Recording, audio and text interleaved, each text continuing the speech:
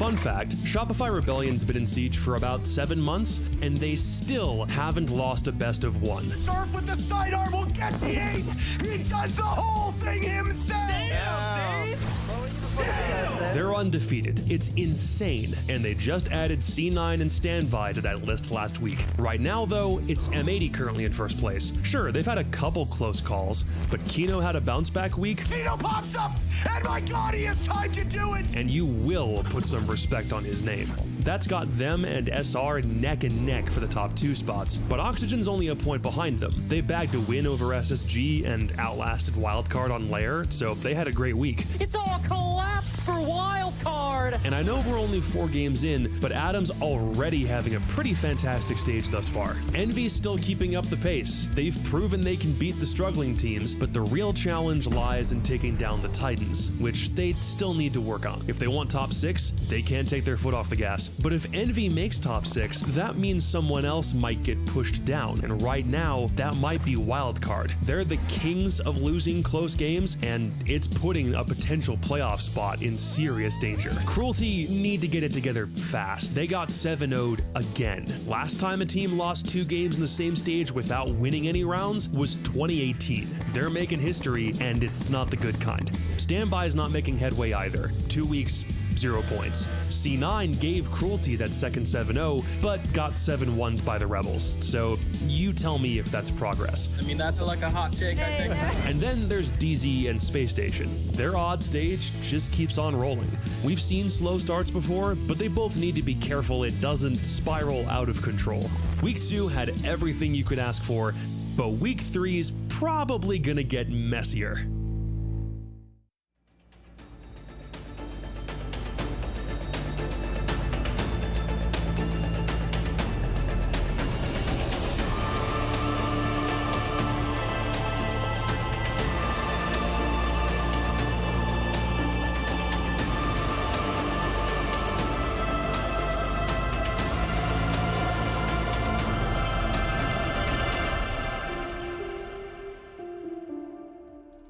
Welcome back to the 3rd week of the NAL, still in our regular stages with 5 best of 1 being played today.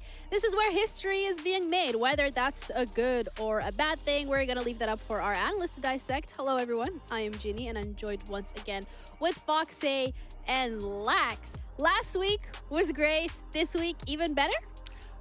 Yeah, I mean, I'd hope so. I mean, there's still a lot, like you said, we're making history in one direction and making history in the other, and, maybe things change going into this week. Yeah, I'm excited for today because we might see a third 7-0 coming down to the board. Slay. Without Cruelty. I'm excited to see. We're making history in the opposite direction, but, it's history regardless. But either way, let's have a look at the standings specifically, because what exactly are we talking about? Well, the fact that there are 2 teams currently at the bottom of this leaderboard that are sitting on 0 points. But a good story, however, Lax, is on the top side of things with M80 at 11 points and SR at 10, both undefeated. Yeah, absolutely. I more want to focus on M80's sake because, again, last stage, they didn't meet any of their expectations. They didn't meet our expectations, and now they're sitting at the top of the rankings. And if they can get their win today against Shopify, that'll just put them that much further up there and securing them a pretty comfortable spot in the top 2. Yeah, I mean, getting playoffs is the end goal for all these teams, right? If you're at the top 2, it makes things that much easier, but still, I mean, we've seen crazier situations where a team makes top 2 and then doesn't go to the event. So obviously all these teams are, it's coming down to the wire. Points matter so much, especially for those teams at the bottom. I mean, with 0 points, it's looking really dire. They can't avoid any issues. They need to start getting some points fast, or else it's gonna, games won't matter that much. Yeah, you need to take a minute. You're good, bro. I'm excited. I'm like, I'm adding emphasis to my way of.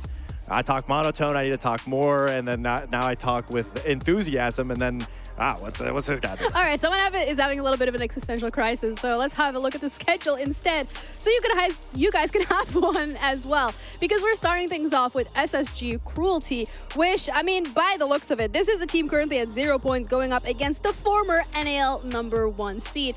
But what I am really interested about, to be completely honest, is M80 SR, because this is going to be that fight, that battle for the top 1 spot, but also to see whether or not one team's undefeated streak is going to get broken. Yeah, absolutely. That should be a good one. Hopefully it delivers like it did last stage with the DZ versus SR matchup. But if I was to look forward to a game the most, honestly, I would say that Dark Zero versus Oxygen, where Dark Zero's definitely struggling in a lot of areas, where Oxygen does seem to be on the up and up. So I think that can be a very balanced game comparatively to what it was in the previous stage. Yeah, I mean, I'm a big Envy believer, so seeing them going up against a struggling Wildcard could also, propel them a little bit more in the standings, securing playoffs potentially.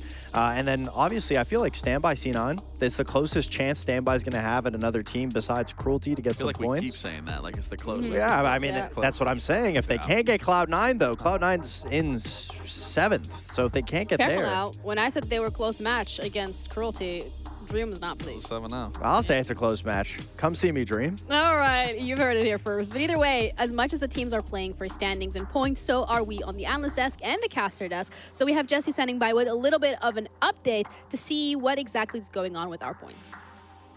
The NA Fantasy League is 2 weeks deep, and at this point in the stage, the waters are starting to get a little choppy. At the front of the pack this week was Surf, who put up almost 200 points with a complete domination over Cloud9 on Cathay, followed by another MVP performance against LFO on Lair. Ginny rode that wave up 3 placements on our standings, getting out of the deep end and into the shallow right in the middle of the pack. But high up on dry land sits Foxay, who snagged first place after a great week from his veteran players, NJR, Ashen, Rexon, and Spirits, who together combined for nearly 300 fantasy points. But that's not everyone on Foxay's roster. His last player, Aiden, ended up earning Fox negative points this week, causing Fox to drop the young rookie in favor of the SI champion, Benjamaster. Benja not only popped off last week, but also has an upcoming schedule of Team Cruelty and Cloud9, the 10th and 8th place teams respectively, meaning Fox could be running away with the lead if those games go the way that we expect. Benja was originally drafted by Jonah, but last week got dropped for Hat. Hat also ended up with negative fantasy points this week, and so Jonah has shifted gears once again and is hoping that by picking up Snake, he can slither out of last place, where he currently sits. Which brings us up to speed for week 3. Will Ginny continue to ride up the leaderboard? Has Fox mastered the game of fantasy? When will Laxing pick up someone from Team Cruelty? Find out all that and more right here on the NAL. Yeah, Lax, when are you going to pick up someone from Cruelty? You give him Pyrox. Pyrox is getting some good points for you. Yeah, you want to make a trade? I'm good. Hey, you know what? It's the opposite of last stage where you guys were at the bottom. So at least, now it's showing that the analysts do actually know what they're talking about. And we're going to be talking about our first game of today, which happens to be Cruelty going up against SSG. This is a roster that has struggled and is making history in one way, shape, or form against a roster that was the #1 finish on the NAL last stage. Yeah, that's what I was talking about. The potential third 7-0 of the season. Obviously for Cruelty, they're not looking like they're in the best spot. I mean, 10th in every single aspect, last place for everything. So that surely means the only way they can go is up from improvement. As for SSG, they were at the top and they've slowly been tapering off a little bit. So, they're trying to get back to that top glory of stage 1, #1. Yeah, you know what? Sometimes they say if they go low, we go lower. But instead, we're going to be looking at the Cruelty roster because there were a couple of changes made here, Lax, with the hopes and dreams of improvement coming into the second stage. But that is yet to be found. I don't really know where to start here. I gave them praise last stage for their game against M80. We all talked about it. We all were singing and dancing for that game. And then it just, fell apart. And then coming into this stage, they made 2 roster changes. I felt, okay, sure, you know what you guys are doing. You know what you want to go for. But given every single game that we're seeing back to back to back, and even this Cloud9 game, getting 7-0'd once again. I mean, you heard Jacob say the last time a team got 7-0'd 2 times in a regular stage was back in 2018. So it leaves me to question of just, you got so many players, teams out there that would kill to be in this position, and then you're in here from a stage 1 to a stage 2 and not showing any bit of uplift in terms of your performance. And if anything, you're getting worse based off the changes, based off everything that's happening. I mean, I don't really have anything nice to say about this team, given everything that we've been seeing so far, and just even anything I've tried to muster out and be like, yes, you guys are improving. Fact of the matter is, they're not. I saw that debate on Twitter where it was like, who would do better, the old Exet with Tommy and, Filthy or Cruelty? I think Exet would win. Absolutely, 100%. You know when your parents are like having a go at one of your siblings and you're just sitting there knowing you're next? I don't know. Either way, because we're going to have a go next at SSG, but first we need to talk about the comparison of the stages for Cruelty from stage 1 to stage 2, because as you already touched upon, they should be improving, but that's not the case. No, and this is what I mean, like comparatively to last stage, they were obviously losing, but the games were close. A couple more rounds could have went their way. They go OT, they get a point. But then you look at this next stage, they make the roster changes. First, they get 0-7, then a close game with Oxygen, which again, something to hold on to. It looked good. It was like, okay, we're going to see some. Immediately 2-7. I think that was good. Came to no surprise. But then another 0-7, and these are coming from, well, not Envy, but Cloud9 being one of the weaker teams in the league. I mean, again, I don't really have much nice things to say. The one thing I will say, Fatal, like if he got given a chance on another team, I would love to see that opportunity, because that's someone that sticks out to me on that roster that actually does perform given the circumstances he's in. But everything else as a whole, I mean, it's rough. It's really rough. I would ask if there's anything positive that you want to say, but you already started this whole rant saying that there isn't, so I will Like I said, I would like to see Fatal get an opportunity on another team just to see what he can become of a player. I think that's a fair enough statement. They're going to go up against SSG, and this is a roster that has been struggling in their own right as well. Something that we've seen from them in stage 1 was absolutely great. They go on to win on that whole stage. They're coming back from EWC, and where is that fire? I mean, it's still there, obviously, but the issues, it's not that hard getting to first place. It's hard staying there. And I think that's what SSG is being tasked with, is every team was looking at them to be the team to beat, obviously from stage 1 to doing well at EWC. Now they're coming home. And that confidence that they've built getting to that point has been almost a double-edged sword and causing them to overlook things. And against some of the weaker teams in the NAL, they can get away with it. But against the better teams, it's breeding bad habits for when they play those better teams. Yeah, and last week as well, we saw a very specific knife kill that kind of just like really highlights the issues that we're seeing from that roster. Yeah, I mean, SSG was smoking Envy, obviously, but situations like this, when you have the overconfidence, you're not droning certain positions, you're playing a little sloppy, knifing your Monty is essentially a round loss for SSG. So the fact that they overlook Aiden in this corner and the Monty doesn't even really bother to check it. And the worst part after it is that no one from SSG was there to trade it. That was the biggest issue. Aiden was allowed to roam there for another 20-30 seconds, which got Envy their first round in. So yes, you look at it, SSG's up 0-3. They're not really going to lose the game, but it's issues like that that displays SSG's overconfidence that could affect them when they play against a better team. And that's not something that we talk about when we talk about SSG. We talk about them being disciplined. So that's just not something that we should be seeing against the easier teams. I would like to see a more confident SSG like we did in Stage 1, where they were just shutting down every single game that they were supposed to win.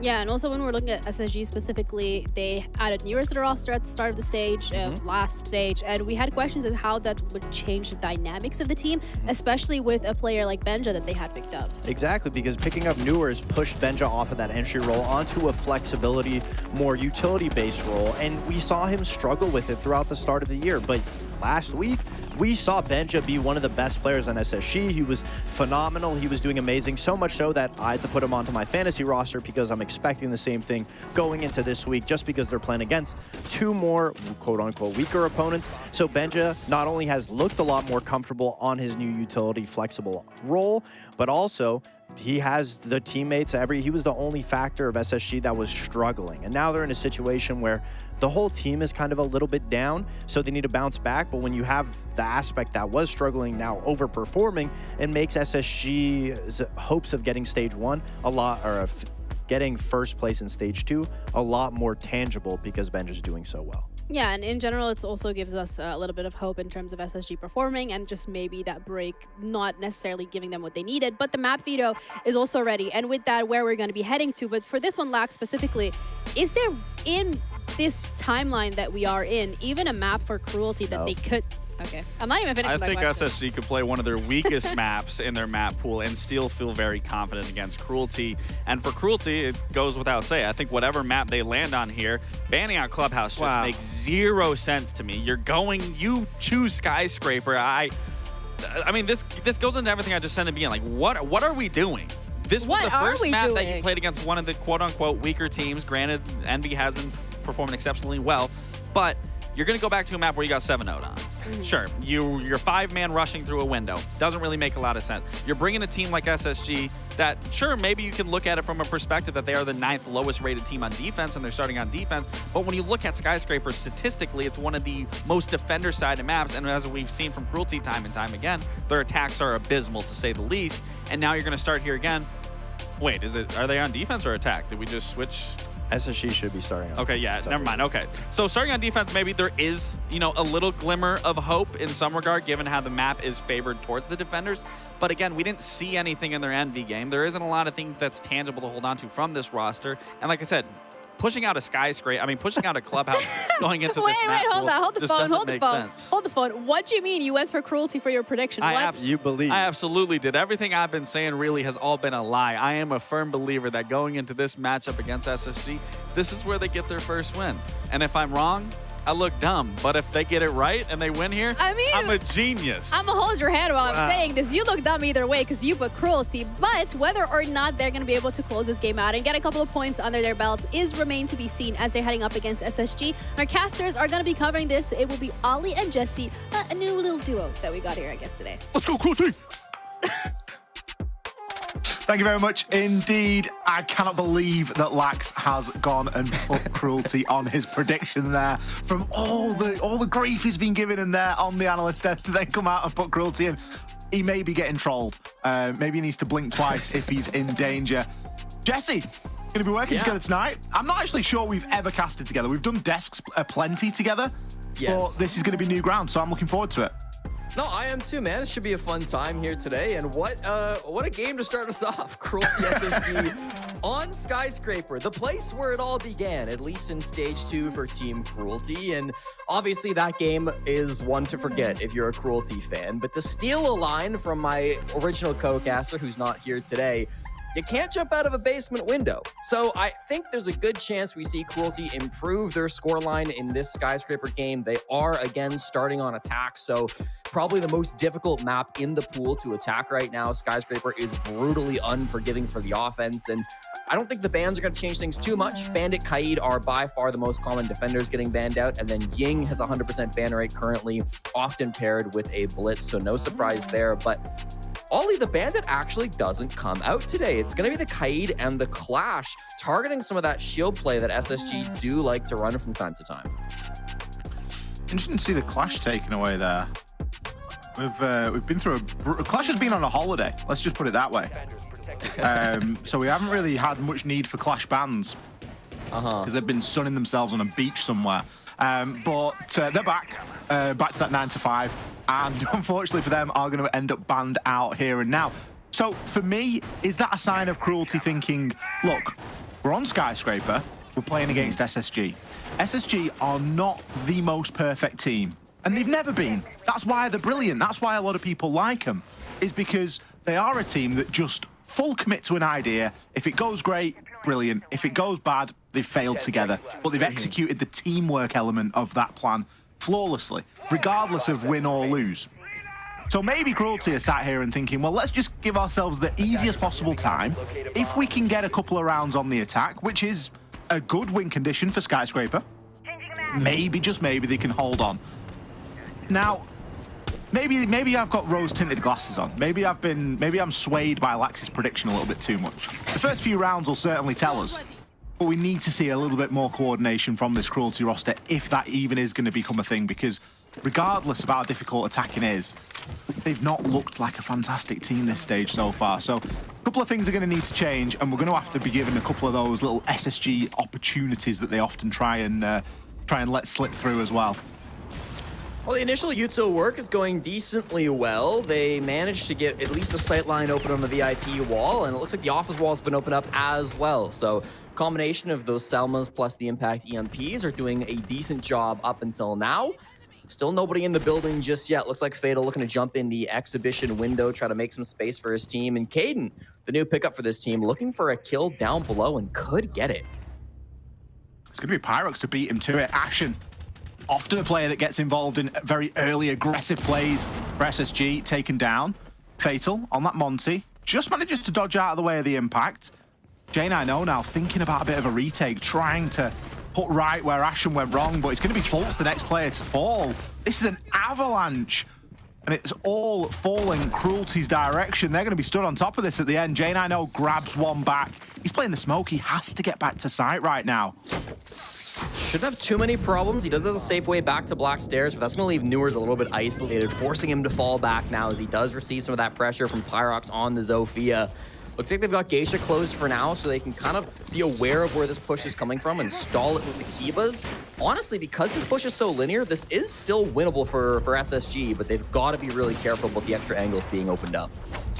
It's the time, I think, that Cruelty have got to their advantage right now. That and the Monty, it can work like a human drone, just bullying these two SSG players around. Brilliant kill from J9O, but immediately in with a trade as Newers falls. Well, there's only one way it goes when a Monty is left and you have a man count advantage. Who'd have thought it? Cruelty coming out here. Is that their first round of the stage? Not quite. Certainly feels like it. Oh boy, it's certainly their first round on Skyscraper this stage, and a huge, I think, morale boost to get that first one on the board up against SSG. No more 7-0s today, and I think that on itself is a little bit of a victory. You got to give all the credit in the world to Pyrox, right? I mean, triple kill, 2K on the entry, clearing out those players off his side. Really impressive stuff from the young kid. And honestly, when he first got picked up by Cruelty a couple of years back down in the Mexican league, he was really the hype player coming out of Mexico. Talked up as this young rookie who's extremely talented. Has been on Cruelty his entire career and has obviously fallen off a little bit. I think has maybe been a little bit less exciting than people had hoped, especially in moving to the new NAL league this season. But he's extremely talented, and I'm glad that we're finally starting to see that come through from Pyrox. Big 3-0 start from him. 10 seconds remaining. Sometimes that's all it takes. A player has a bit of a pop-off day or a couple of pop-off rounds, and you never know. I mean, how often, Jesse, do we talk about 2 rounds being enough on Skyscraper attacks? Oh yeah, they're for sure. halfway there. Now with this Clash ban as well, this is going to start to help them out. Fault's a 75% Clash pick rate on this bomb site this season, going back to stage 1. That's going to hurt them a little bit, losing Roby to the big spawn pick from J9O. But again, this is the bomb site the Clash ban was really targeted on. It's forcing Faults to play the smoke instead of the Clash, which he does often like to play. So we'll have to see where that comes into things. You lose your Ash, which is especially damaging against these Mira windows. Newers placing both of them inside of Exhibition, facing towards kind of that west side of the map. Matumbu, he's got a chance to start working up these Black Stairs at the minute. Problem with losing Rovy so early is that we don't really see Cruelty have a fantastic ability to come back from behind.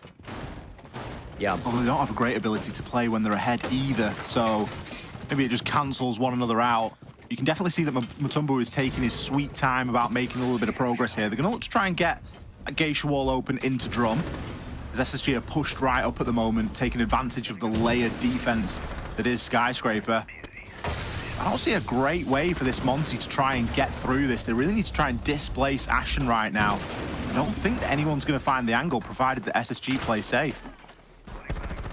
Yeah, SSG not quite safe enough. Fatal good entry on Ashen, his second time dying first on SSG. So evening out the numbers, very important for Team Cruelty. They've got good control of this Drum side of the map over towards Exhibition, and the mirror with those as well to be cleared out as soon as these 2 brow canisters move off.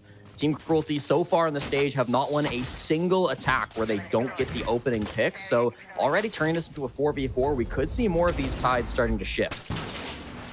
Ooh, Mutombo does just manage to sneak past J90 there. Selma's now being used to try and open up these mirror windows, but that means that they're not getting used elsewhere. So positions like top house stairs going to remain closed. Great kill there from J90, 2 on the round. And he's not done. He can turn his attention now over toward Terrace. Couple of shots in from Newers, but nothing landing. J90 does still have a C4 right now. And as this time continues to trickle, Cruelty very much struggling to find a way through right now and not being given very many opportunities. Fatal will find one onto Fultz though, but again, immediately traded. This is where SSG can just take advantage of that man count that they've got right now. 3 for J90, 2 for Newers, and they are going to tie a bow on round number 2. Yeah, unfortunately, that attacking recovery continues to be a big problem for Team Cruelty. They did the even out count, but in the end, I think they just lost so much steam at the start there. They had a good clear in through the Exhibition side, or I should say the T Karaoke side. But once we saw J90 start to pop off inside the site, that DMR working like an absolute beast coming out from Jack. So good to see him popping back up. Hasn't had the greatest start to this stage. J90, after week 2 last stage, was 37 and 31. He was one of the best players on SSG. Now 2 weeks deep into stage 2, he's -5. It's not really had the same performance that we're used to seeing from him. So good against Cruelty for him to be able to, shall we say, stat pad a little bit and get a strong second round on the board for his team.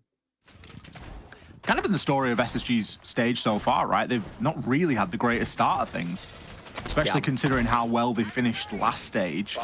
Obviously, expected win against LFO, but then going in and struggling against Wildcard, struggling against OXG. It just didn't feel like the SSG that we'd come to know toward the end of stage 1. But again, I think it falls into the sort of duality that is this roster sometimes, where they can genuinely flip and flop from being one of the best teams to a team that just isn't competitive on the day. Certainly, yeah. And maybe we'll see them start to turn things around in the latter half of this stage. They are always a team that like to finish strong. Their best-of-3 playoff performances have spoken for themselves, so we'll see how it goes. Bit of early information from them with the default cams, but they're all being shot, so we won't be too sad by that if we're Team Cruelty fans. This should be the easiest bomb site to win on the map, right? You're going against Barbecue Kitchen. You're not really going to get attacks onto bedroom and bathroom in 2025 on this map. So this has kind of got to be your way in for Cruelty. They've given themselves a bit of a lifeline by already winning that first round. If they can get a second one here to get on the board, they'll be feeling quite confident. I think a lot comes down to this opening engagement. There's some good drone information right now onto Newers, and it's enough to force him back. Actually playing on this side entirely on his own right now, but finds a brilliant angle and gets away. The dough could be called just coming in too late. No pressure up from those VIP stairs, or those house stairs, excuse me. He's allowed a freebie again onto the Ash.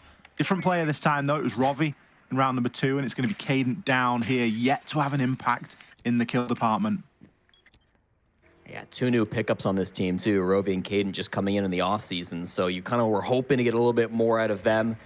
How do you recover a round now down by just 1 man count? Well, they've at least gotten the space for free after the opening pick. Newers has given this up. Benja across the map will find Fatal, and he was holding Diffuse Kit too, so they're going to have to re-pick that one up. This is the famous 5-man in through 1 window strat bomb site that we saw a couple of weeks back from them, and they've clearly taken a different approach. Still not much more success, though. Ooh, a couple of quick kills there from Cruelty. leveled up the round, but Ashen's there to put a very quick stop to it. Thought it might be about to be treated to another Pyrox round, but Ashen said no very much straight away. Another Dokkaebi call just ringing through. Ashen is quite low right now, so if Rovi and Mutombo are able to double up a little bit onto this, they might be able to find some success. They know at least where Nuas is upstairs. Pulse locked into this engagement down. He's going to take a ton of damage there. Toxic Babe canisters are aplenty, though. These SSG players can just dig in and hold these positions. Time is likely going to be a factor in this round for Cruelty. And I don't think that anybody knows where Ashen is, although he may not even get any chance to get in on the action as Rovi gets taken down from above by Nuas. Mutombo, pistol in hand. Is that really the play? Caught between a rock and a hard place, knows there's somebody upstairs, but Ashen creeping around on the bomb site eventually gets rewarded. No recovery of the defuse kit that whole round, too. Fatal dropped it while on Geisha Repel, so it fell quite far down, and obviously that is a bit out of the way, but Pyrox wasn't too far away, and they had 90 seconds to pick up the defuse kit, so I'm a little surprised that never did get recovered by these Team Cruelty players. Ended up being a real desperate push into sight at that point with no possibility of planting, so good lockdown from SSG, I suppose, making sure that they lock down those rounds where they do get the opening pick. It's another opening death now, specifically from Cadence. And this is a guy who I've had my eye on all stage long and who I've honestly really expected more from in stage 2 of the NAL because he was incredible back in Element 5. He went plus 42. He was the best performing LATAM player in Element 5 over the off season. It was that great performance, his great statistics that caused Team Cruelty to pick him up and make him their primary entry. But since the stage started, he has not won a single opening duel on attack. He has failed every time, including on this round, to get that first pick, despite that being his role on the team. So I don't know. I really do think this player is better than he gets credit for. I think we've seen that in Tier 2 leagues. Cadence is a guy that I truly believe could be great, but frankly, so far through this stage, I mean, we just have not seen that from him, and it's been a real disappointment, I think, from Team Cruelty fans. Bit of a difficult team to come into as well. You know, if you think about where they sit and where they typically sit inside, I mean, where they sat inside of stage 1, for example, it's not the environment to, you know, really sort of grow and flourish. It's kind of getting thrown in at the deep end, and if you can't swim, well, unfortunately, you're going to sink to the bottom. And that kind of feels like where we're at sometimes with this Cruelty roster. Still, keeping things fairly competitive here, and a somewhat close round 3. This opening pick is something that has really punished them so far, and I think SSG know that. They know that if they can get a very early, cheeky advantage, and that's why we've seen some of the early spawn peaks. Nothing so far in round 4, though, with around 40 seconds of the round gone. It's actually SSG that are sort of bolstering up the other side of the map in terms of placing a few barricades, even if a couple of Keybers, just to really slow down this Cruelty side, sensing, I think, that you can't go for spawn peaks every round, but they do need something to sap the time away from Cruelty. Yeah, I think SSG just reading into the fact that this is not going to be a full map clear of the top floor. That's what Cruelty have done a couple of times now, and it hasn't really worked for them. So this time they're going a little bit more direct. You've got Cadent down below, and then everybody else still just sitting outside Black, out on the karaoke windows, playing outside Geisha as well, right? They're trying to take their space around this bomb site without too much of a clear. Since finding it's free, Pyrox will take this and now finds a player in Drum who should be dead to rights. Well, that is unless you knew us, and you're just going to swing around and instantly find the head. Unfortunately, we lost Caden as well during that, I believe, to a DC, so the round will continue regardless. Nuas isn't finished. Can we just stay on Nuas, POV? Looks like no one's going to kill him tonight. Fatal. Bit of a chance there, just putting a couple of pot shots in. But a minute left. 5 versus 2. Ashen still creating horrible angles with these Keybers. And why not? He's got the utility to do so. They know exactly where Fatal's going to be coming from as well. They know that he's going to be tucked inside a shrine, especially as he pre-fires and gives that position away. But realistically, what's he meant to do? He needs to try and find something. There's not a single gunfight right now that's going Cruelty's way. The last player is on the karaoke rappel. This looks like one of my ranked games. I'm sure someone always ends up on that rappel. Just doing nothing while we're all grafting, trying to take control of the map. Oh dear, Rovi. Little tactical timeout, is it? Get yourself tucked. have a little bit of a conversation at least, trying to figure out what's been going wrong in these last few rounds. This is not going to be winnable anymore, so was taking attack, now maybe deciding he wants to go for the fights. All right, at least you shut Ashen up a little bit, hey? I don't think anyone is ever going to shut Action up. That's fair. I think that's a physical impossibility. Oh boy. Especially now, baby, getting the final frag. Obviously with the DC, that's an unfortunate round, but I even still think the rest of that push should have maybe gotten a little bit more for them. That player inside of Drum in particular, it was false. He was tucked in on the left corner, just inside of Drum. And yes, he's playing mute. Yes, he's got the close range shotgun. It's not an easy gunfight, but there's nowhere for him to go. If you do still have the Buck alive in that situation, he can pressure from down below. You can hold the cross from inside of Terrace, and that is a freebie pick.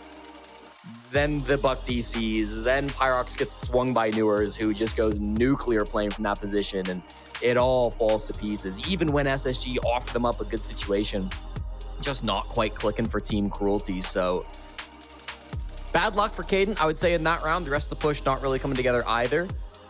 This tech timeout, I wouldn't say it's good for them, but a silver lining at the very least is maybe you can get them out of this rut, get their headspace back on track, because this is a team that I feel has been a bit emotional this stage, and they cannot let a bad couple of rounds like we've seen here get to them.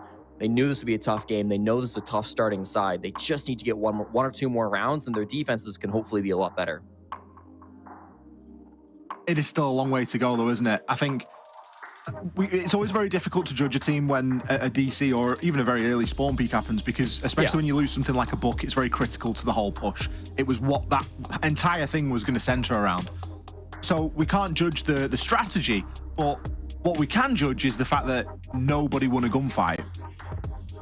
And that, to me, is a bigger alarm bell than whatever that strategy would have been, and had we seen it come out or not. If the DC happens or not, it doesn't really matter, because strategy is one thing.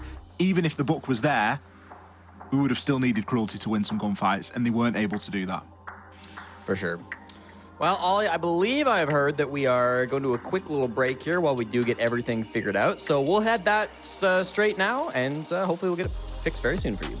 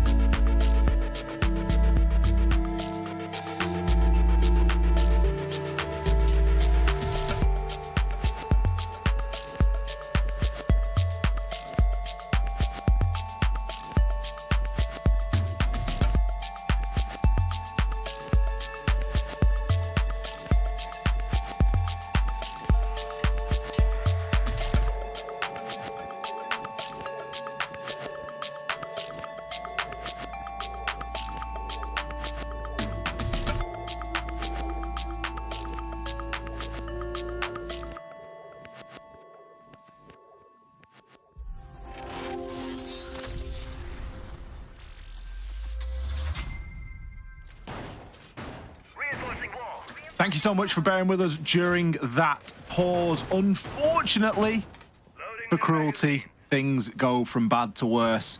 I mean, they didn't really start off bad tonight. They got a round. They got round 1 on Skyscraper against SSG. However, Caden has lost power and unfortunately cannot regain power.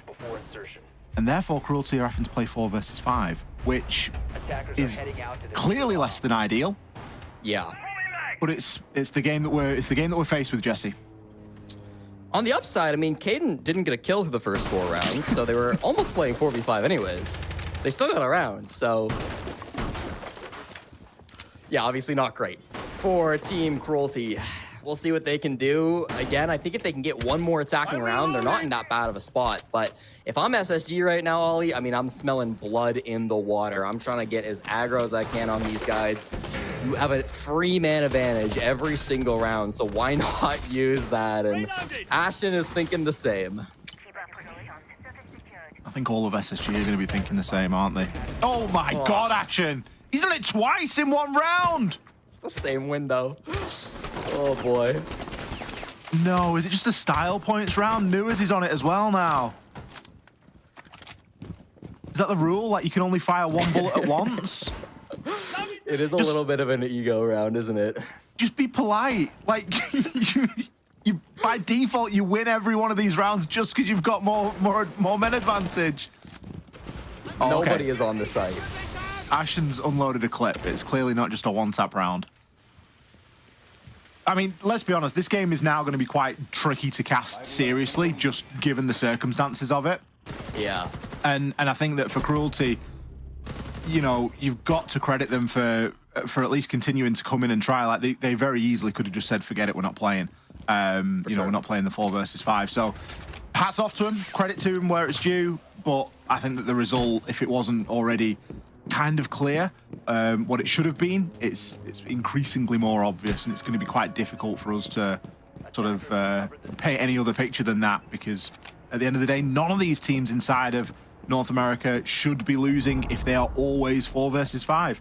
You know, if you've got that advantage, some of the best teams in the world, they should be able to deal with it. So we're not expecting anything other than an SSG win here. It kind of all just depends on how long Cruelty want us to watch for, because Rovi is roaming quite extensively. Yep, he'll give his position away and maybe tempt SSG to go for him. You know what? I honestly, okay, I mean, this is not really worth bringing up, but in theory, it's probably better to go grab the fuse kit and hit site than it is play the 1v5 over towards Karaoke. Not that he's hitting site, but, you know, in theory. Also good to see in this round that if pro play doesn't work out for Benja, he's got a promising career as an IT technician, giving them a little bit of tips. Attackers have recovered their diffuser. Attackers have dropped the bomb diffuser. Got a great final kill from Ashen. Big 4K on the round. That'll look nice on his stat sheet. Does Ashen need the kills? I'm not sure how he's doing this stage. I mean, he's not in dumps by any means, but listen, if you can go for top frag of the NAL, if you can start to stat pad as much as you can, comes into this game on 33 frags, which is higher than anybody else in the server. Not quite the highest overall, but you know, it's always a stat line he's looking to chase. Well, it's going to feel good at least. We have an attack? Oh, goodness me. They're taking a tack time out here. We're having a Cruelty tack. Is this like how to 45 seconds on how to play 4 versus 5?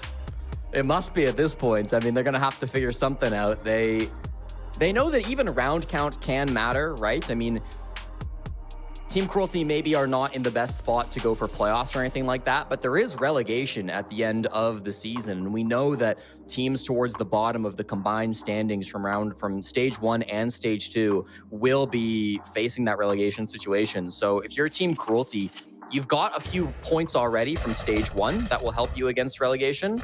And now in stage 2, I mean, even getting a few more round counts can absolutely make the difference when things get tight towards the end. So I respect the fact that they are still taking these last couple rounds serious, even though they're not in the great situation. They're going to take their attack timeout. They're going to try to come up with some answers. Space Station Gaming, frankly, are not going to be playing the best siege of their lives in this spot. So I think there is an opportunity for Cruelty to maybe get a couple more rounds, and hopefully they can capitalize on that. Yeah, like you say, it's understanding what they're going to deem as a win out of this fixture. And it's not going to be 3 points. It's not going to be getting to 7 rounds before SSG do. It might just be picking up another 1, another 2 rounds, because with relegation on the horizon, that's something that is gonna come to matter. And I think they've just got to deal with the hand that they have been dealt thus far. Final round then for SSG on the defense. Chance still for a 2-4 half for Cruelty. And if you can take advantage of some of this sort of SSG aggression, and let's be honest, we've not really seen SSG playing properly in that previous round, probably because they don't really have to. It doesn't mean that they didn't get the job done and get all the kills and do what was required of them, but there wasn't too much strategy in behind it all. Early Lion scan, Nua's primed and ready for a bit of a run out. Again, SSG wanting to give us this aggression early on and really not let Cruelty gain any headway. It's going to be Pyrox just tucked around the corner. Nua's didn't have the patience, or maybe his spidey senses were tingling, but he is going to dip off for the time being. Should be able to make a full rotation back to site. I mean, just that in itself is criminal, that he's been able to make that full rotation after being droned, after someone being on the window. There's no one there to punish from Cruelty. Potentially from Pyrox, he now takes the space, but I mean, yeah, he got past multiple people holding the cutoffs there. Matumbo in the window, the big one here. Unfortunate they couldn't secure that frag. That was definitely going to be an opportunity for them. Now they kind of need to make a choice, right? Do they commit to full clearing top against all these Kibas and all the 4 players that are up above, or are they just going to try to rush in for the site down below? Vertical pressure will be very strong from SSG if they try that, but I don't know if I love their chances pushing above either. I think it's a very difficult position they find themselves in. Another Lion scan goes out. No one really being given the reason to move right now. Ashen is put very low, but will easily get away. Hops himself over the stairs and can get down onto that first floor level. Good chance of an engagement right here for Nuas, as finally we see a kill come in for Cruelty. No. Haven't had a kill for a very long time. Nuas, you shouldn't be allowed to play like this. Bangs one on the window. Brilliant flick onto Matumbo and lines up another inside of Geisha. Fatal. The diffuser not in his possession. He's fighting shadows on this top floor. He's got barely any info. We've got Fultz tucked in as well. Not going to be an easy 35 seconds at all. Takes a little bit of damage on the way out. SSG now know which way he is at least heading. He's going to try and move and see if he can make anything happen through drum, but SSG are too well disciplined right now. They know that losing a round against Cruelty for them would be bad enough. They want to come in 7-0 like some of their team or fellow teams have inside of the NAL. They definitely don't want to give any options up. 5 seconds left. It's a wrap, I'm afraid. And SSG are going to finish that first phase 5-1. What we could do, Ollie, is we could allow Team Cruelty to draft 1 player back from Space Station. That way it's SSG in the 4v5 disadvantage, and now Team Cruelty, despite still picking? Probably... I think I got to take Ashen. I mean, you lost your primary entry. You could get Ashen. I know Newers has been very hot. Newers is maybe a bit more of a thorn in your side, but I think you switch to the attacking side. You grab Ashen. He's been their best attacking player so far this stage. Oh, they're going to defense. Never mind. What do you think that Ashen trash talk could be to his own team? That's a great question. I think that could be fire. It could be. It's going to be one of 2 things, isn't it? It's either going to be like really generic, or he could just be like hitting nails on the head. You know, he could be real pinpoint with the sort of BM that he likes to chat. Well, I mean, unfortunately, we would never know because he's sitting right next to them all. So it would just be in-person trash talk. He wouldn't be typing much. Well, that's true. He would just take his headphones off and look to his left and say, "Jade, I know you're horrible," or just scream at him. Something like that after he clutches a big play. I would enjoy that quite a lot, I think. We should do that. That's what that should be like some sort of show match at a major sort of thing, you know? We just completely mix the teams up. Yeah, get them to play against their current teammates and see what the trash talk ends up being.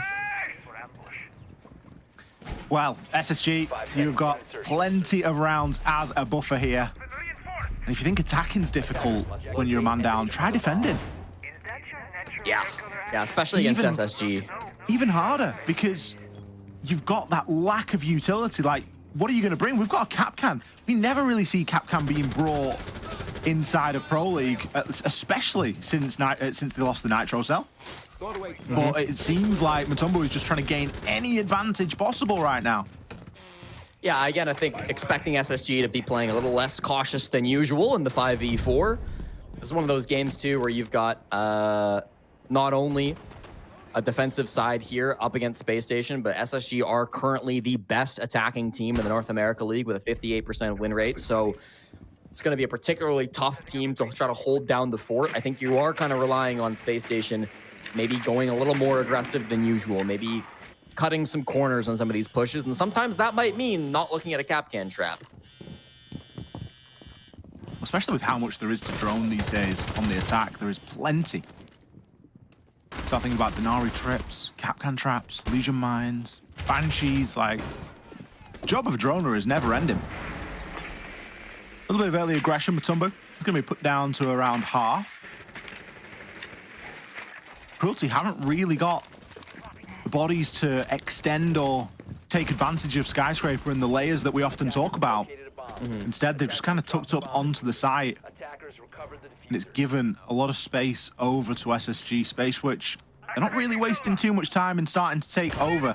Nuez is a great option for a line here in onto Dragon, and a freebie for his efforts, finished off by Fultz. So that's the opening pick. All right, Roby answering back with one, finding Ashen. Just as I was hyping him up, maybe he is playing for Team Cruelty. Early death down below. He was playing all by himself. We heard a Candela go out, but it wasn't for anything. Now with these Toxic Babes, you can start to try to stall the last 60 seconds. You don't have quite enough stall to make it happen fully, but with a couple of picks, I mean, this is doable for Team Cruelty. It is. They're going to have to get some kills, though, and they've not got any utility to rely on to do that. Benja takes Mutombo down. Pyrox super low now as well. Robbie's full, and he's still got 2 Toxic Babe canisters, but they haven't been deployed yet. Pyrox finds one, but immediately is dealt with. Robbie, the same. SSG just working that man advantage right from the word go. Map point. Just another day in the office for Space Station Gaming here. Undoubtedly one of the easier games that they've had to play all season long. Nice little warm-up. Tomorrow they'll be going up against Team Cruelty. Or sorry, they're going up Cruelty right now. They'll be going up against Cloud9 in the second game of the day tomorrow, which I think is also an opponent that Space Station should be expected to beat. But Cloud9 have started to get some wins under their belt. They won their first game last week, also against Cruelty in a dominant 7-0 fashion. So hopefully that'll be a good game coming up on the docket tomorrow for Space Station Gaming. And then if this week goes well for them overall, I think it starts to set the stage for a big bounce back for SSG. We've talked about it a couple of times now, but didn't really have the start to the stage that they were looking for, with an early tough game against Wildcard where they only got 2 rounds, only 3 rounds against OXG. As probably the best team in North America a few months ago, people were expecting a lot from this roster, and they didn't really show it in the first 2 weeks, but this third week definitely feels like SSG getting back on track to where we expect them to be. Yeah, it's that time for a 6-point week, isn't it? Let's be honest. Oh, yeah. I think anything less than 6 points out of this week for SSG, and there'd be some pretty unhappy faces over on that team, I'm certain. So a big week for them, just because they're teams that they should be beating. Doesn't always mean that they're going to, and it's still a game that you got to prep for. It's still a game that you got to take seriously. You never know what might happen. You know, maybe you're going to lose your power and you're unable to play. Happens. It does. It does. Better be getting those backup generators and storing some fuel for them. Well, power going out for SSG would be so bad too, because they're in a team house, right? It would be everybody. I think, well, it'd be Fultz, wouldn't it? It'd be 1v5. I think he's the only one that's not there. Yeah. Now that would be cruel. That would be horrendous. Honestly, though, I give him a chance if it's 1v4 versus Cruelty. If you gave him, like, if the round could only last 45 seconds, yeah, I'd give him a chance. Loading new Meg. I think he's got a shot. Pyrex have been softened up a little bit earlier on here. It was quite an early Dokkaebi call. Nuers has fallen. Another couple of kills coming in here for Cruelty. They've got an advantage right now. It's short-lived, though, as Ashen is going to be the final player alive. Cruelty have very quickly dealt with this SSG push. I feel almost guilty for not paying enough attention to what was going on, because a lot of these rounds have been very slow, and you know, SSG have just been sort of picking apart slowly but surely, but this time they tried to inject a little bit of pace, and it's really caught them off guard. Ashen now left with not an impossible task. Got a minute and 15 seconds and a bit of information. Can find the first at least. Gets lined up for the second. There's always the worry of that Geisha run out as well. The diffuser not in his hands. Close player as he hops in. A super shorty at close range isn't going to be very kind to him. He goes head to head with it. Goes for the Vendetta. Is he good for one? He's good for another. 45 seconds to find the next two. Now he's going to start to use his utility. It's a smart play from Ashen. Doesn't want to give the game away too early as to where he is. Can't afford to get wrapped up in this player on the Deathmark tracker at the moment, though. Should be able to move through and recover the diffuser. 35 seconds left. It should be a fairly straightforward crossfire. Some on-contact play required right now from Cruelty. Another Deathmark tracker is going to go out. Ashen eventually meets his demise as Cruelty, quite rightly, just continue to back up toward the site and play that as a team. That would have been a tough way to lose the game, to put it lightly. Thankfully, Cruelty locked down the 4v1. I was joking about it a little bit earlier, but this time, Cruelty do prevail. The 3-man advantage is good enough for them. And it all comes off the back, in my opinion, of Pyrox. You know, he got quite confident, I think, after that first kill onto Nuers. Prior to this round, Nuers had one death, a 10.0 KDR, which is ridiculous to say out loud. Finally, Nuers enters the building all by himself. He's got nobody supporting him at about 2:15. Pyrox gets that first kill, and I think that's the spark that Cruelty needed. Then he starts getting a little bit more confident. He's holding aggressive angles. Rovi gets into it as well, who's been one of the better members on Team Cruelty today. 6 and 7 coming out from him so far in this game. So we see some life on the side of Team Cruelty, and I think it really does come down to Pyrox. Both rounds that Team Cruelty have won, Pyrox has gotten a 3K at minimum. I think it was 4K round 1, 3K here. So maybe it's a bit of a one-man show at the moment, but that's all you need against a team like SSG, who maybe won't be taking this game as carefully as they've taken some of the others. Attackers are heading out to defuse a bomb. I'd like to think that they will take it seriously at a point. You know what I mean? It'll be fun and games until maybe if Cruelty get another round, I think that's the point where they'll turn it on. We'll start seeing the tack timeout. Pyrox, is he going to go for it here? We love the boss G. Benja, first player taken out. Instantly now, the fact that we've no Caden doesn't matter because it's a straight 4 versus 4. And that has cost nothing. Well, 1 slug out of the boss G, but I'm sure that we can afford that in this day and age. Fatal, he's primed and ready for another jump out here. It looks like Cruelty are starting to bring a bit of aggression. The captain looking to replicate the young gun, deciding maybe against it though. This is what I'm saying, man. If Pyrox gets a little bit confident, once he believes in himself, he can make these plays, and it's those plays that are going to even out the scoreboard. Now you go to a 4v4, you're back on even footing. Fatal in a difficult position. If they know he's here, or even if they just hit him with a logic bomb, he's got no way out of this, so he's got to be really careful with his current position. Ooh, finds one onto Fultz though, does go for the jump out, and he's got a Kiva to ensure the cross. Gets away with it, but doesn't need to back up too far if he doesn't want to. You can see he's in 2 minds right now. Does he go to the top of house stairs and does he continue to play? He's got utility there in Dragon as well. He's got a couple of ADSs, he's got some Kivas. He can make himself safe there. SSG really starting to fumble these last 2 rounds. They're getting opportunities like the one we just saw, but they're not able to do much with them. Lots of movement on Team Cruelty is keeping them on their toes. They've got to find some value with these Candelas. That's going to be their way back into the round. Ooh, great C4 from Rovi. Takes Ashen down. The Candela's good for nothing. Nuers will thread one onto Pyrox. With a minute left, there is a chance. He's had a good game so far, picking up some very important kills. Multi-kills at that, and has leveled this one to a 2 versus 2. Rovi, no C4, Fatal, the next player to fall. Rovi has a bit of information here. He knows exactly where one player is, but doesn't want to give the game away too early.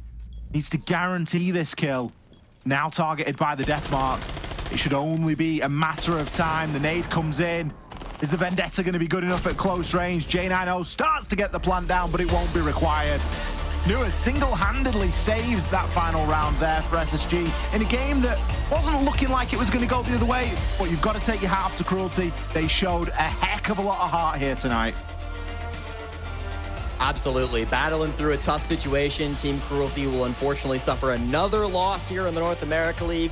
Strong bounce back game from Space Station. Looking a lot better than what we've seen from them previously. Maybe not their toughest opponents, but still should be feeling good and confident after a game like that.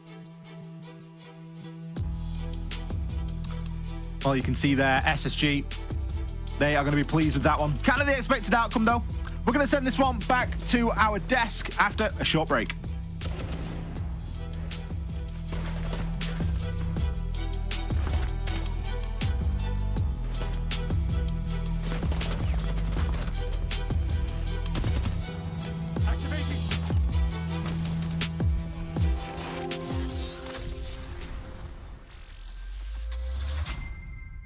This is Forrest, and this is Fracture Series. Who's Forrest? Like, I'm just like myself, honestly. I'm just a normal guy. Like, I go to the gym, lifting heavy weight, and pushing myself, you know. I also like playing chess. I played like 2,000 games of chess. Let's not get the wrong idea that I'm like a chess master or anything. Like, Forrest comes from my old Xbox account I used to have. I got banned on it, unfortunately. So I had to use my dad's Xbox account. I've just used it since then. Is he proud that you took over his language? Yeah, he thinks it's funny. I mean, I love Siege. I've been breathing it and bleeding in it too for like the last, like, literally decade of my life, so I'm just a Siege freak. So growing up in Tucson, like, there's really not much to do here. There's just desert, trees. You know, I would just go to school and then come home and play games. Like, I've always been a gamer my whole life. I remember my dad giving me a joystick and playing on an old Microsoft computer of like this shooting game in space, and I thought, like, this is amazing. My dad is my biggest supporter. You know, he's always seen like the vision of like what I'm trying to do. You know, like, go chase your dream, and he's really given me that freedom for that. And my grandma too. Yeah, my grandma was proud, and she always is proud. She looks at the tournaments I play, she looks at the pictures I post. Astralis. Call Out and I have been like basically just butt buddies. It's like our whole Seeds careers eventually led to us like making like an amateur team, and like we would get on every day and scrim and like VOD review sometimes and make new strats and like just get better at the game. And that gave us a lot of credibility over time. During like that 2019 season, we eventually made Challenger League. We played so long and you finally get something. 21 December, November, it was a pretty bad time for Siege for me. And I remember like I quit the team for like, I quit like Ape. If it wasn't for that to happen, like that space I needed to really like convince myself that I should keep playing Siege, like I can't like let this slip ever again. Like I gotta like make sure like I'm in this. I think the moment to prove that esports can be a career, getting that contract offer from United, and here's a tangible salary, and it was a pretty good salary. Your family? Yeah, my family, you know, like, you weren't kidding. Like, they were like, no, like, wow, you were not kidding. I played sports most of my life, so like, yeah, that competitiveness and teams has always been there for me. I played like basketball, baseball. I kind of treat like esports the same thing. Like, it's a team environment no matter what at the end of the day, so. Oxygen from North America takes out one of the best teams in the world. Our team Oxygen, like by default, we have a lot of experienced players. We come from a lot of different identities, but at the end of the day, like, we all really do resonate and share the same goal, which is to be like the best North American team. You know, with our experience, we carry ourselves. Like, we already set the expectation. Like, we know we're good enough, but we have to prove it. I guess my leadership style, like, make sure everyone's having fun at the end of the day. Like, I'll push your buttons a little bit because, like, you know, light a fire under them. Like I need more from you. Like let me do that. As being the game leader, I think I've had enough experience to like feel the signs of like what's good, what's bad, and what direction the team needs to move to get better. As a leader, like, all I care about is like how do we keep progressing? Like, what is the next step? I want to prove this year for Stage 2, we are a good team, and you can't sleep on us, because if you sleep on us, like, we're just gonna take you down. Truth be told. Okay, I think my cats are fighting right now. I can put them in the other room. You guys want? Okay, I'll put them in the other room. Let's cut. Yeah.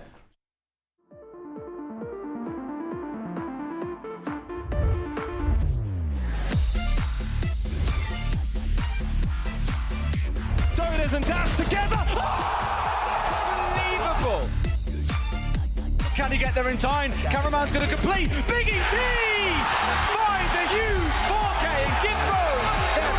There's only 4 seconds left. There's no way. Whilst not easy, is potentially winnable. no. Give him a 1v1 and they've given him both. They find the down as well. Yesterday they took the crown from NA. Today they take their kingdom from Blacktown.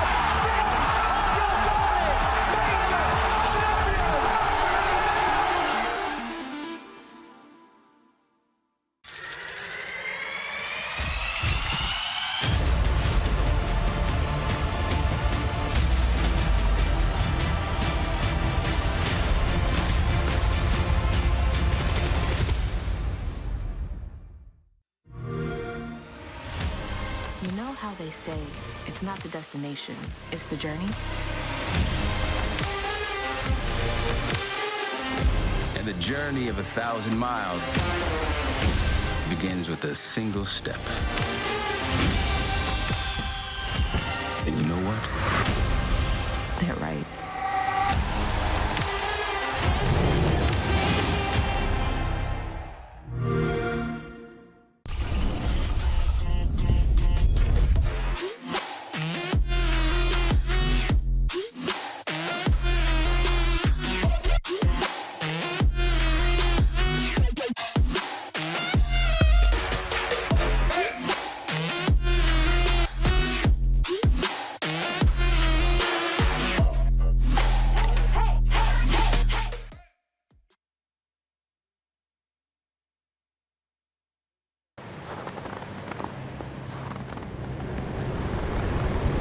Keep an eye out for contact.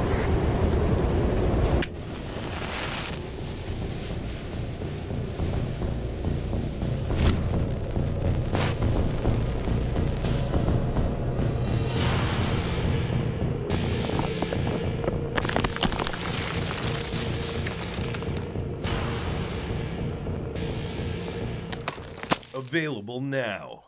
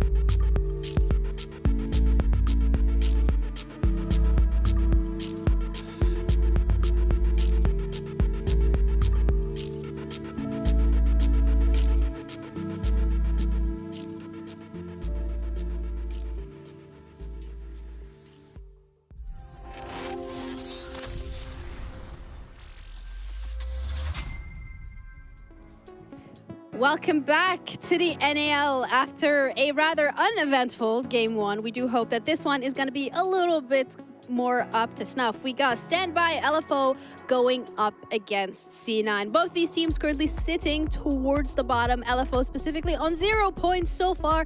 But you know what? This is the game where they could maybe, potentially, possibly make a difference. Yeah, I mean, we talk about LFO and every single year, and we're like, oh, this is finally the one for them to get points under their belt. I mean, eventually they'll have to play against Cruelty, so that's their closest matchup. But that being said, Cloud9 is the next closest matchup for LFO to try to bounce back. Relatively, they've kept all of their games close, besides their last one. As for Cloud9, they've looked like they've, had their own struggles since getting Hat on the board, but they got their win under the belt. So maybe that will be able to impact their confidence in the upwards trajectory going into this matchup against LFO. Yeah, you'd absolutely hope so. And as you already touched upon C9, this is a roster, Lax, that has made a change coming into stage 2. And we were like, okay, C9 had maybe not the stage 1 that they were hoping for, but yet they still performed well. And we thought that they could improve on that onto this stage. Yeah, and you said during rehearsals that no one else heard, but you said things were heating up, and I actually love that you said that. Kind of was hoping you were going to say it again so I could get that toss, but no, I think the fire has definitely been lit underneath this team. I mean, getting a 7-0 versus Cruelty, sure, you can, in some sort of fashion disregard that it was Cruelty. It wasn't the most competitive team, to say the least, but to still 7-0 a team, you still have to be executing flawlessly, winning your gunfights, sticking to the executions, the pre-plan, everything going as planned. And that's the fact that they did do that. So the fact that they are actually accumulating a decent amount of points, not just from an overtime loss, but getting a good solid 3 points, does only light that fire underneath all of them. That gives them that, motivation of when we're all on the same page, when we're all working together, we can achieve greatness. So that should be enough going into this game to get that overhead of Standby, but there's still some questions. Yeah, especially considering what we've seen from the first 2 weeks. I mean, last week specifically, as you touched upon, it's getting there. It's baby steps, but also something to really keep into consideration when it comes to the NAL. You don't have enough time to make baby steps. You got to go leaps and bounds quickly as possible. And when we're looking at how they perform specifically against Cruelty, I mean, that was great. Yeah, I mean, again, it goes into question of with that Cruelty game of what that really does look like. And then when we want to talk about players and specific in those matchups, we have to talk about Hat. We have to address the elephant in the room because it goes back to what we were talking about with this roster change originally, swapping out Packer, their IGL, and bringing Hat more of a flex player on what that was going to look like.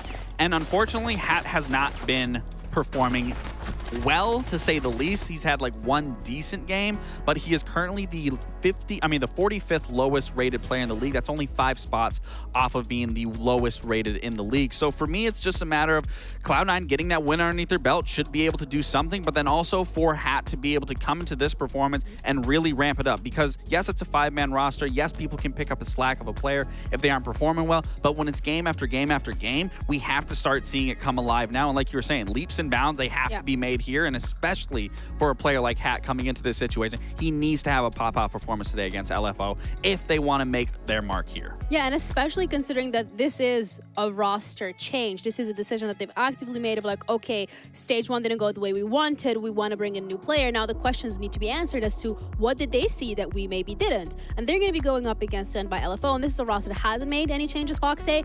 But also with that, we haven't necessarily seen too much of improvement because they're still at 0 points on the bottom of the leaderboard. Yeah, and it's been very impactful or very eye-opening for Standby LFO. I mean, we talked about all throughout stage 1, having a lack of veteran leadership has been, a big downside for them. And obviously you can see it time and time again. Yes, they have kept their starter games close, but we always talk about it that eventually they're going to get to a point where they get exposed. I wasn't a believer in the Standby method and the way that they wanted to go about games. And against Shopify, that was exactly what we saw. Again, same issues, lack of awareness and understanding where they can get picked from, where they can die from, and what is the win condition. And that was so transparent against a team like Shopify Rebellion that can take advantage of that. They can understand, oh, this person's out of position, we can execute on them. And Standby, they're just not in the positions to make a play happen or play safely enough to avoid that, and they just hemorrhage the first kill, they hemorrhage the rest of the round, and that's their biggest issue. If they could just stay alive or spend a little bit more time preserving their characters, they would be able to at least go into the later half of the round and have a better chance, see how it works out, because they do have good individual players. Yeah, but I feel like as well when we're looking at Standby LFO specifically, it starts from the entry. Like the issues start from literally the first second of the game. Yeah, I mean, that's what we were talking about. These are all of their entry statistics for the last 4 games that they've played.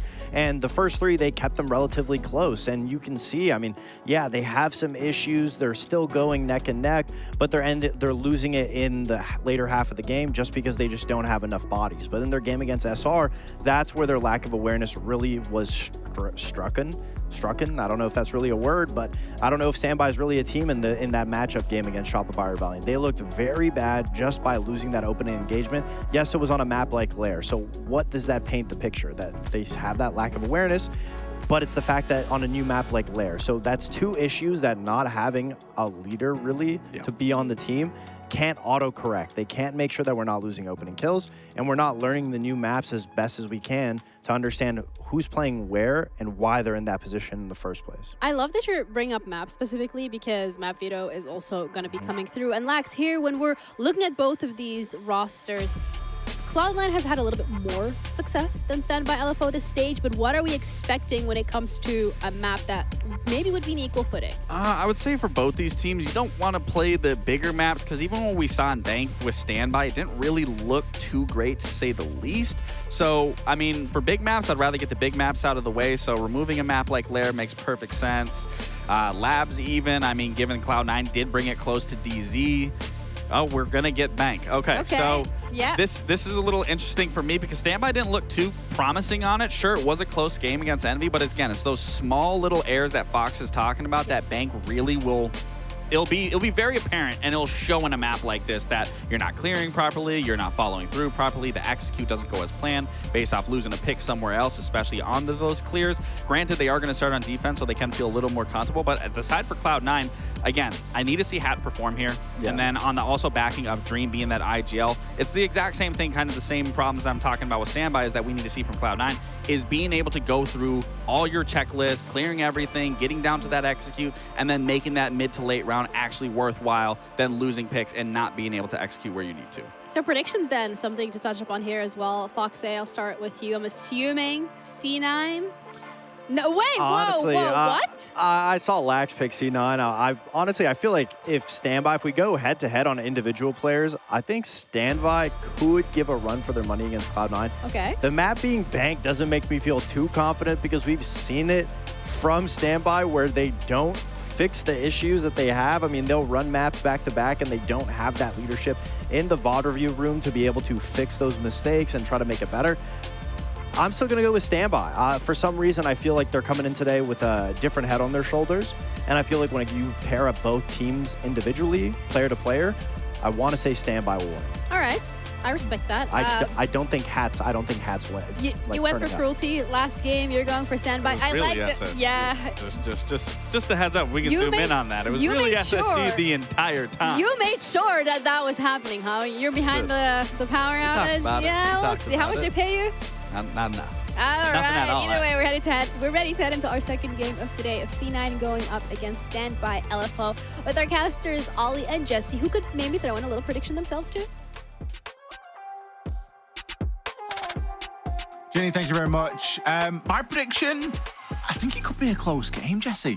I really do. I think if you look at where these two teams generally sit inside of the leaderboard, you know, we're not expecting absolutely nothing out of them. It's not like Cruelty are playing again. We're expecting Standby to get a couple of points this stage, and I think they've just got to find their footing. I think this is going to be their perfect opportunity to get that done over C9. But whether it's going to be a full 3 points or not, I think time will tell.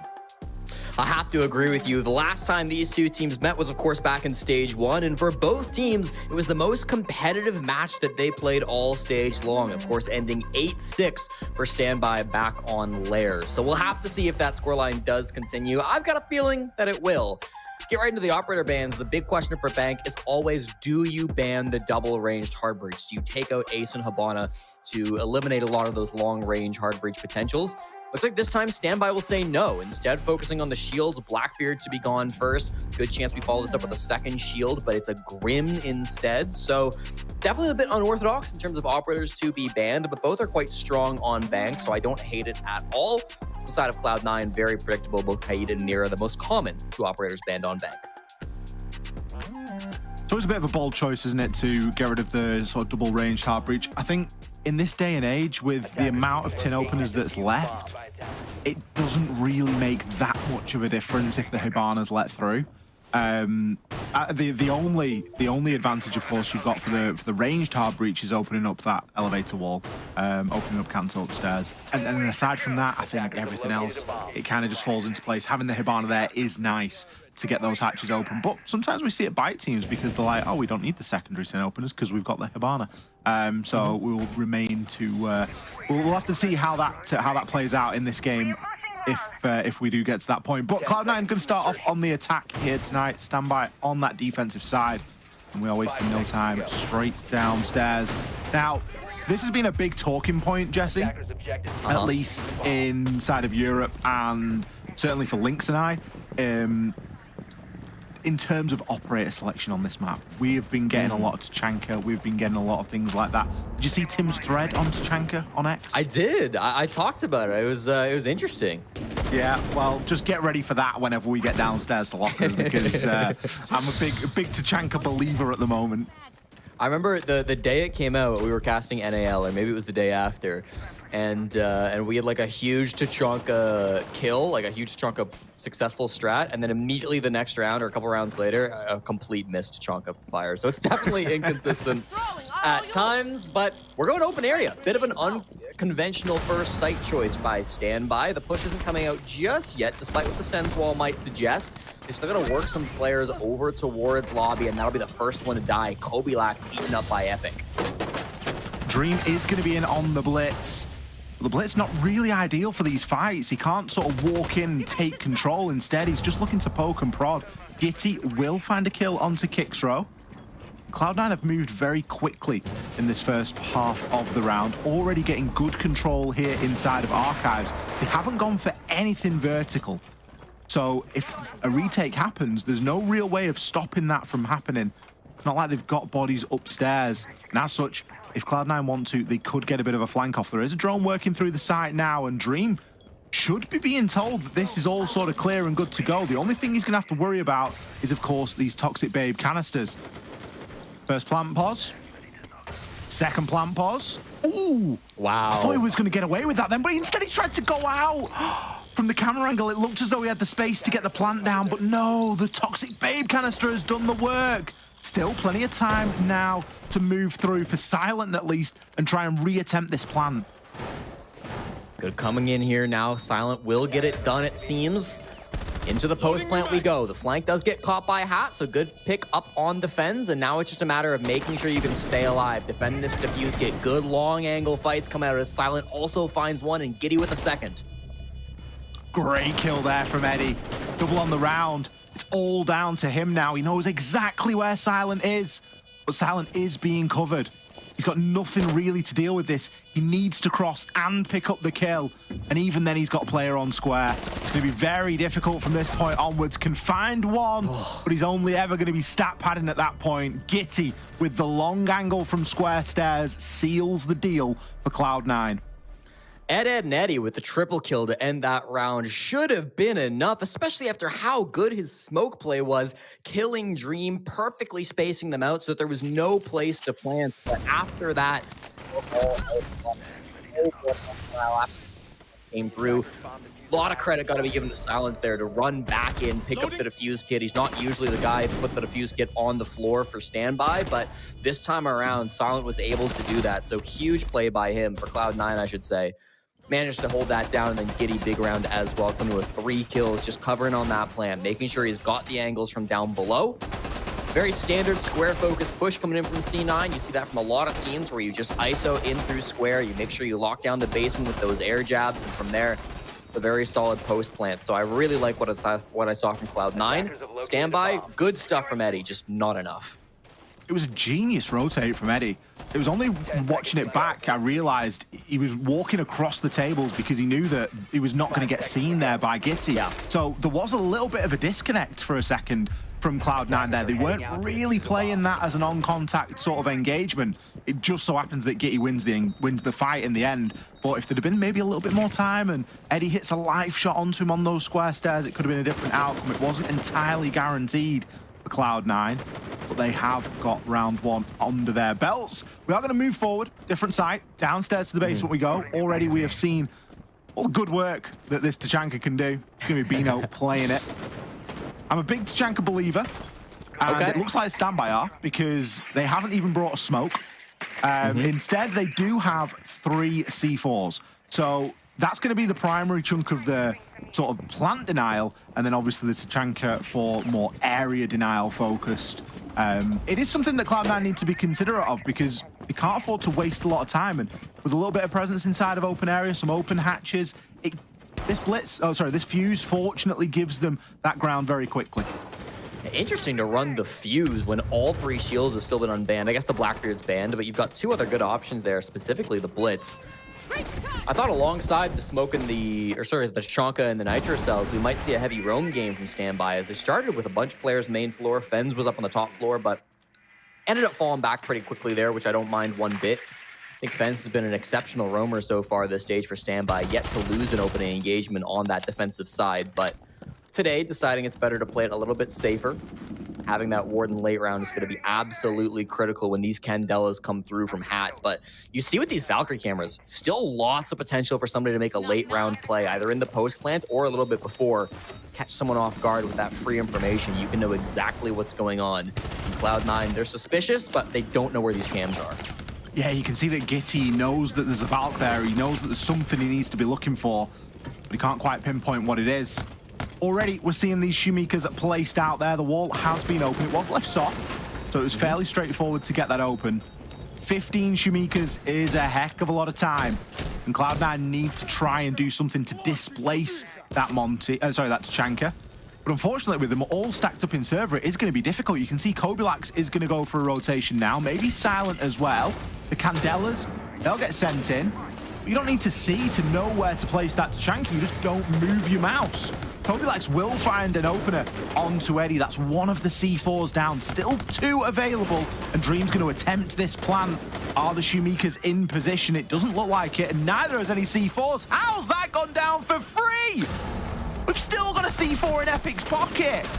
Eventually, Hat gets taken down on the long angle by Fens, but this is going to need to be a retake. Epic starts with a successful kill. The Valkyrie camera's still alive, giving them that confidence and information to make this work, but they haven't got all the time in the world. They need to deal with Gitty inside of open area. He's tucked right now, and he doesn't need to give the game away. Peeks at the perfect time, takes Epic out. 15 seconds left. Fens, he's on that counter defuse. Is anyone going to stop him? Dream eventually peeks from the bottom of blue, and that should be the round. All wrapped up here for Cloud9. Nice little post-plant play coming out from C9. I mean, you said it. The plant denial not coming through. 2 Nitro cells and still 9 Tachanka fire grenades to come through, but none of them able to land on that plant as it goes down. Even if they do manage to toss out a Nitro or something, there is time. They planted it about 25, 30 seconds. So there's time to pull off, try again once the Nitro gets blown. So I really like that push from Cloud9. Standard, default as it gets, going through server, make sure you have top floor control too. But honestly, 2 back-to-back kind of low map clear pushes from Cloud9 that I think get executed really, really well. Only 1 kill in that round 2 coming through from Giddy, and he did technically die right at the end there, but I think the late round post-plant kills from Giddy have been really impressive through these first 2. Currently sitting at 4-1, top fragging the lobby. I know we're only 2 rounds in, but Giddy's been a guy who has had his struggles with the North America League in the past, but today I really think he's hitting his stride. Good start so far. I think Standby just need to do a little bit more. They're seeming a little bit passive at the moment for my liking. I don't know if they got baited by the shield just running towards them, anticipating it to be a blitz. But when it's a fuse, you don't really need to just drop off straight away. You can sit there and challenge. You need to be worried about the guy behind him, sure. But it's not like the fuse is going to do any damage to you. You know, it's not like the blitz is going to bear down and is brilliant in a 1v1 in the right hands. I think Standby just needs to stand the ground a little bit more, particularly on that defense. They're not really going to have much of a choice on this top floor because it's top floor. You have to defend it. You've nowhere to run. There's nowhere to hide. There's only a couple of C4s, so we do see C4 kills on this top floor, but it's usually a late round decision to drop down into tellers and make that happen. So I'm expecting to see them hold their ground a little bit firmer here in round 3. Yeah, well, I mean, this is a nightmare attacking lineup to go up against, too. I'm sure you've seen it. You've got 2 blinding operators, both the Ying and the Blitz. You're going to have 2 global operators, Dokkaebi and Finka coming through, and then Kobe with those track stingers is going to be very annoying to pull anything off. Looks like they're going to jump into stock now, and this push will begin. Dream pays no mind to the FNAP. That isn't going to concern him. He's got a Finker LMG behind him. He just needs to run down these players. On the stairs, always a difficult engagement, and we never see the shields do well. But fortunately, Cloud9 are able to take advantage. Fenn's left very low. Silent low as well, but with an adrenal surge coming up, he will be able to stim himself and the rest of his team. As we've not seen half of the round yet, already so much action. Half of the players in the server taken out and another to add to the tally. Gitty, you mentioned, Jesse, he's having a great game. I think that's a bit of an understatement. Really well done on that push. I mean, they came in fast, they came in explosive, and it didn't go exactly to plan. You know, it's not the cleanest play. You lose your shield immediately with Dream on those stairs. Thought he had the blind off initially. It looked like a zombie couldn't see, but still ended up losing the first gunfight, but it didn't seem to matter because everybody was there together. Silent was right behind Dream, able to clean up those frags, playing so nicely with that Finka LMG, just racking up the kills. And then, as you said it, Giddy, 2 more on the books. A fantastic game coming out from Jesse Auger, the secondary support player on Cloud9, playing very well, and it's a full 3 site rotation where Cloud9 will win every single attack, prompting an immediate attack timeout from standby. This has not gone the way I expected, X. It really hasn't. But again, I think it comes down to, I don't really believe that standby have played the best game that's in front of them. Cloud9 are being very reactive, and they have recognized a couple of things very early, and that is that standby hold very little map presence and aren't really interested in roaming or lurking or contending for control. And so Cloud9 have gone, brilliant, we are going to take everything as quickly as we can, and we're just going to use shields to do it. And the way that the ban phase has already gone, regardless of what got banned inside of the second bans throughout this first phase, you can't remove all the shields. Yeah, you might be able to get rid of the Blitz, but there's still going to be the Monty, there's still going to be the Fuse, and they're tools at the moment that Cloud9 are using. Now, you've got to counter that, and you've got to say, well, what are we going to do to sort of combat this? And I think there has to be a decision made by standby to be a little bit more active, because these rounds are happening quickly whether they like it or not, because Cloud9 are bringing the pace. The least they could do is be ready to meet that pace out there on the roam a little bit more. It's actually not going to be a shield at all banned out, too. It will be the Ying, which was brought twice in the first 3 rounds, so I think it makes sense. The Ying was very impressive over those 2 rounds where she was brought, so complete logic coming out from standby. Meanwhile, Cloud9 have chosen to ban out the Clash. Not an operator that was brought even once through the first quarter, so a bit of a disrespect ban, saying, we saw what you played rounds 1 through 3. We didn't think any of it was a problem. Instead, we're going to remove the Clash, which is an operator that from time to time standby have played. I know Eddie has played a little bit of Clash on a couple different bomb sites here. It's not a hugely popular operator for them, but we do have a little bit of history seeing standby play the Clash back in stage 1. So maybe a bit concerning if you're standby to see that ban come through, but it shouldn't maybe change your plans up too much. You're going to be the ones who want to change those plans anyways. You need to start, I think, correctly identified, X, taking that map control, fighting them a little bit more early. Don't let them get set up and go for those plants, because the defuse kit focus, other than round 3, was really strong from Cloud9. I think Kobe like saw the player behind the desk, and I think he was just sort of playing the baiting game like, oh wait, I've not seen you. Definitely. Should be a freebie, and it is. Let's make sure he's dead, Kobe likes. Why not? Don't rat. Oh no.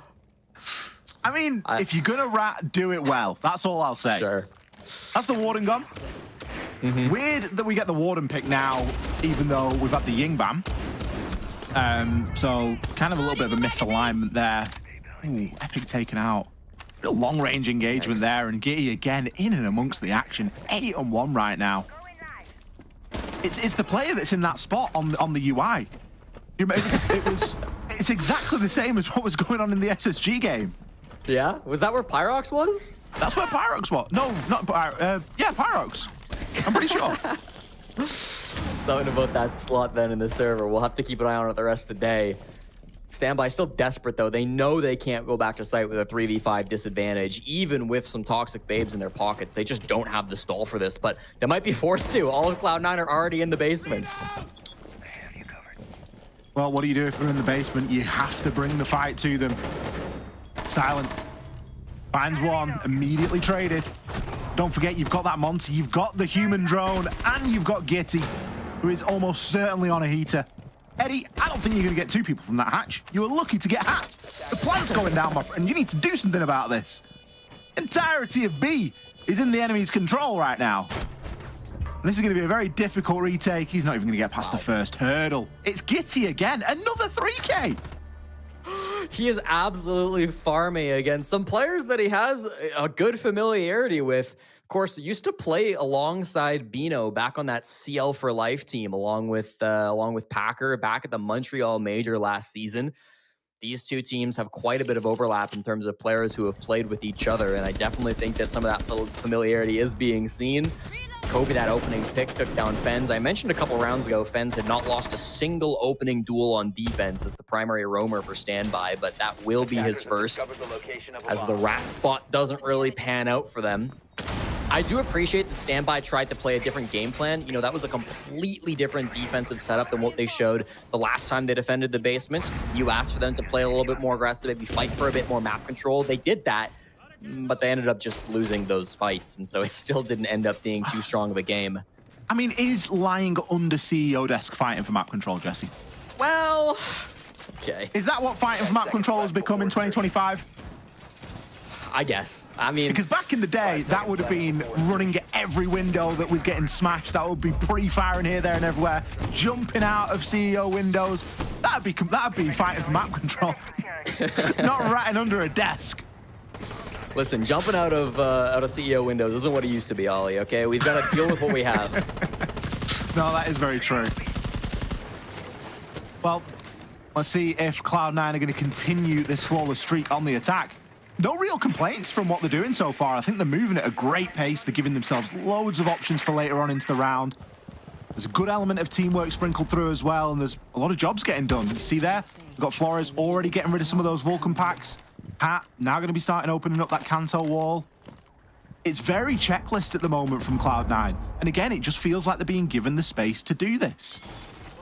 Yeah, it does feel like Cloud9 are going for a bit of a different push too this time around. It's tough for Standby to adapt when Cloud9 keep giving them different looks, and this is going to be probably a more top floor focused attack coming in from them. I say that as they've got Gideon on the ram, and that's kind of what it's looking like based on operators. But at the same time, Dream is in the exact same spot electrical, so Square Rush worked once. It's something that they could try again if they're feeling up for it. With these smokes, it's going to be doable. Square pressure is here now, and Dream's in the bomb site. And that just comes off the back of it being told that there's a lot of information, and Silent knowing that he can pick up 2. This plan gets stopped midway. Eddie immediately traded. Kobe sees to that. The diffuser is still cold though. There's over half the round remaining, and Epic and Kixrow have to try and hold on. And they don't know really what's going on right now. Silent is on a tear. He's barely moved from outside of printer window and already finds himself 3. Pat picking up that final kill. Again, Cloud9. I mean, you don't need to be guessing because you know that they're going to be playing on the site. If Silent gets a good bit of information and feels like he can hop in and pick up 2, why not? There are some huge gaps right now that are getting exploited. And it's honestly all coming together as a team for Cloud9 too. Like Silent is able to jump in printer window and get those 2 kills, in part because Dream is walking in the square door coming in on the blitz, right? A blitz is in, that's going to be your primary focus. Everybody's looking that direction. Open things up for Silent. Nobody's looking towards printer. He makes that move, gets the 2K entry. And if Cloud9 aren't working as a team, if they're not all pushing at the same moment, those types of plays will not find the same level of success. So there's gaps that are being exploited by Cloud9, absolutely, but I also think you got to credit this team for the timing that they've been able to put in together consistently. This has actually been one of the best attacking teams in the league. A 52% attacking win rate from Cloud9 this stage is well above the average. So this has kind of been a trend we've been used to seeing from them. Now 5-0 on their offensive sides. It's been these early attacks that have really gone their way. Silent and Giddy kind of leading the pack in terms of who's getting the kills, and that has been a standard from these two as well. Giddy, a 113 attacking KDR so far this stage, quite good for a support. And Silent, a 162. I mean, this has been a team that's been thriving on the attack all season long, and we're just seeing that again now against Standby. You really can't fault the teamwork, can you? It's the speed at which they move. As soon as Silent's ready to hop in, Dream's immediately there. And the rest of the team just collapses onto the site because they know that that's the play. They can continue doing that. They'll take rounds off anyone. It's not easy to play against at all. Let's see how they fare here in round 6. Chance for a flawless half. Silent, unfortunately, does lose his shock drone. He knows that Fenrir is still playing inside of open. Will be able to get the FNAT on the second attempt. And has still got some great information. He's been so self-sufficient right now. The drone eventually will get spotted. But I think it's Dream's time to shine. He needs to hop in through that printer window and see if he can run down that Fenrir. Yeah, long drop now. Kickstro gets out the second he sees that Monty's jumping at him. Shot the drone. Good to not die. This is a very anchor-focused setup from Standby. They've got Nitro Cells, they've got the Chonka, they've got the Echo, they've got so much util to deny a plant. They don't need to be going down and fighting players up early with this operator lineup. Tried both styles of defense for Bank. Neither of them worked, so go back to the basics, go back to what you're most comfortable with. The more time this takes for Cloud9, the more difficult it's going to be to make the push happen. The Yokai blatant on Dream's screen, but he's not looking at the top. Instead, his attention's focused on the server stairs, and a possibility for Eddie just gets missed. He's not able to capitalize on the Yokai burst. Ooh, I do like the C4 placement on the door, though. It gives Monty a very difficult decision. He push through and risk tanking the C4 or even risk dying. That hatch should be open now. Vulcan Pack at the bottom is really cutting off the retreat at the moment as well. C4 eventually dealt with. Monty can get into a tussle, backed up by Hat. Silent was down, but is recoverable. 50 seconds. There is time here for Standby to try and choke this out.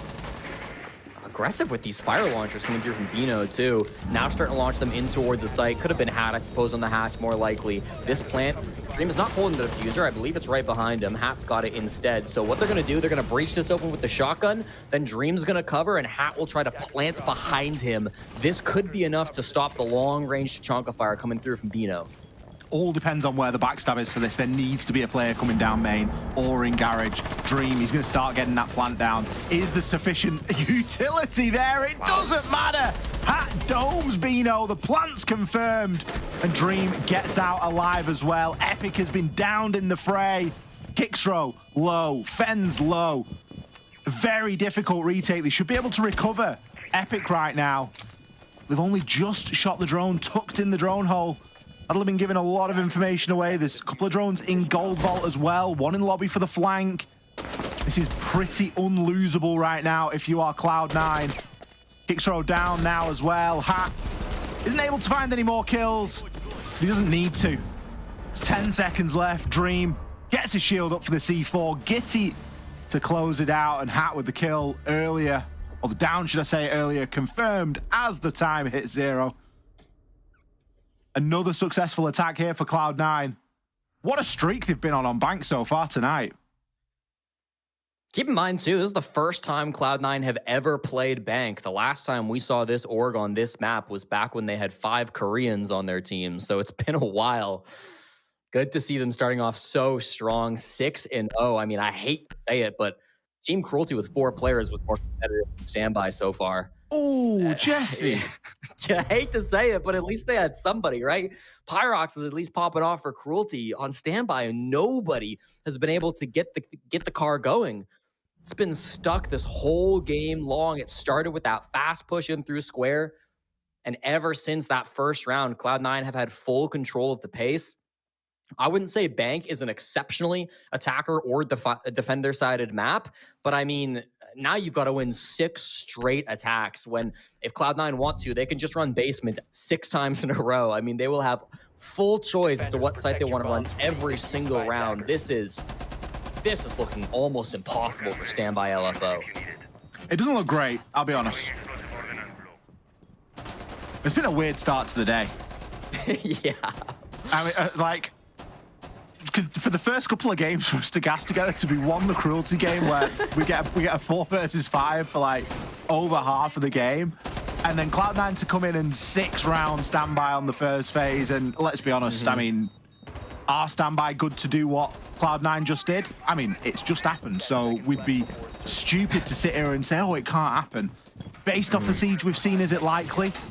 I'm not going to say so. It's not just a lack of sort of cohesion that we've seen from standby. They haven't been winning many gunfights either. And if the team play that Cloud9 demonstrated on their attack translates to the defense, I mean, just look at the state of the lineup that they've got. I mean, it's borderline unlosable just based on the operators they've chosen.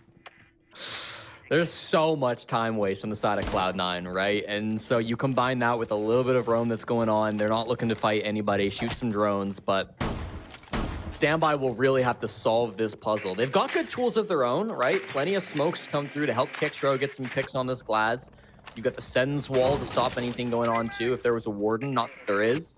The Blitz can cause some chaos. You got Fens on his favorite operator. So Standby have a good lineup here, I think, to try to make a push happen. I will also say Cloud9 have been kind of rocky on the defense. I've really liked their attack so far at this stage, but they've allowed the most plants of any team on the defensive side, and they've got quite a bad win rate if they don't get that entry on defense. So there are some statistics that show Cloud9 being a bit weaker on the defensive side, but I mean, 6 rounds is going to be tough.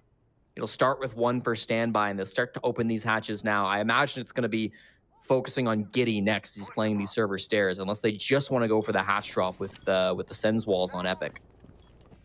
Well, the hatch is open. Hat is there to support.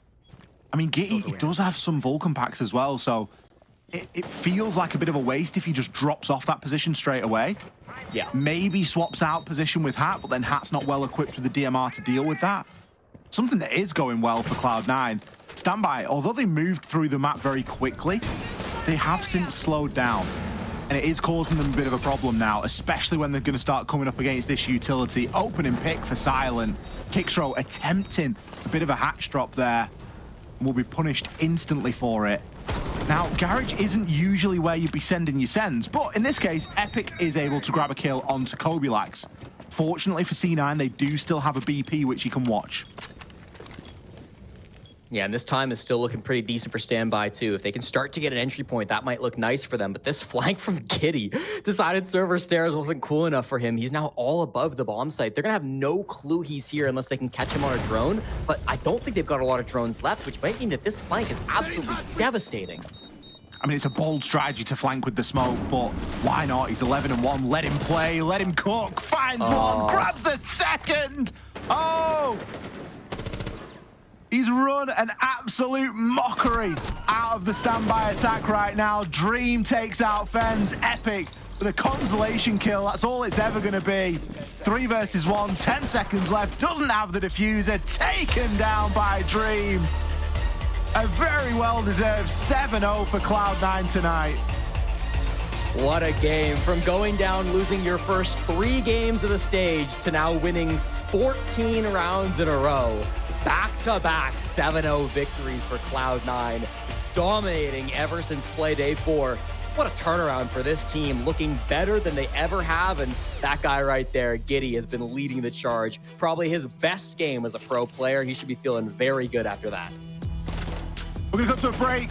After that, we'll be back with our wonderful desk. Don't go anywhere.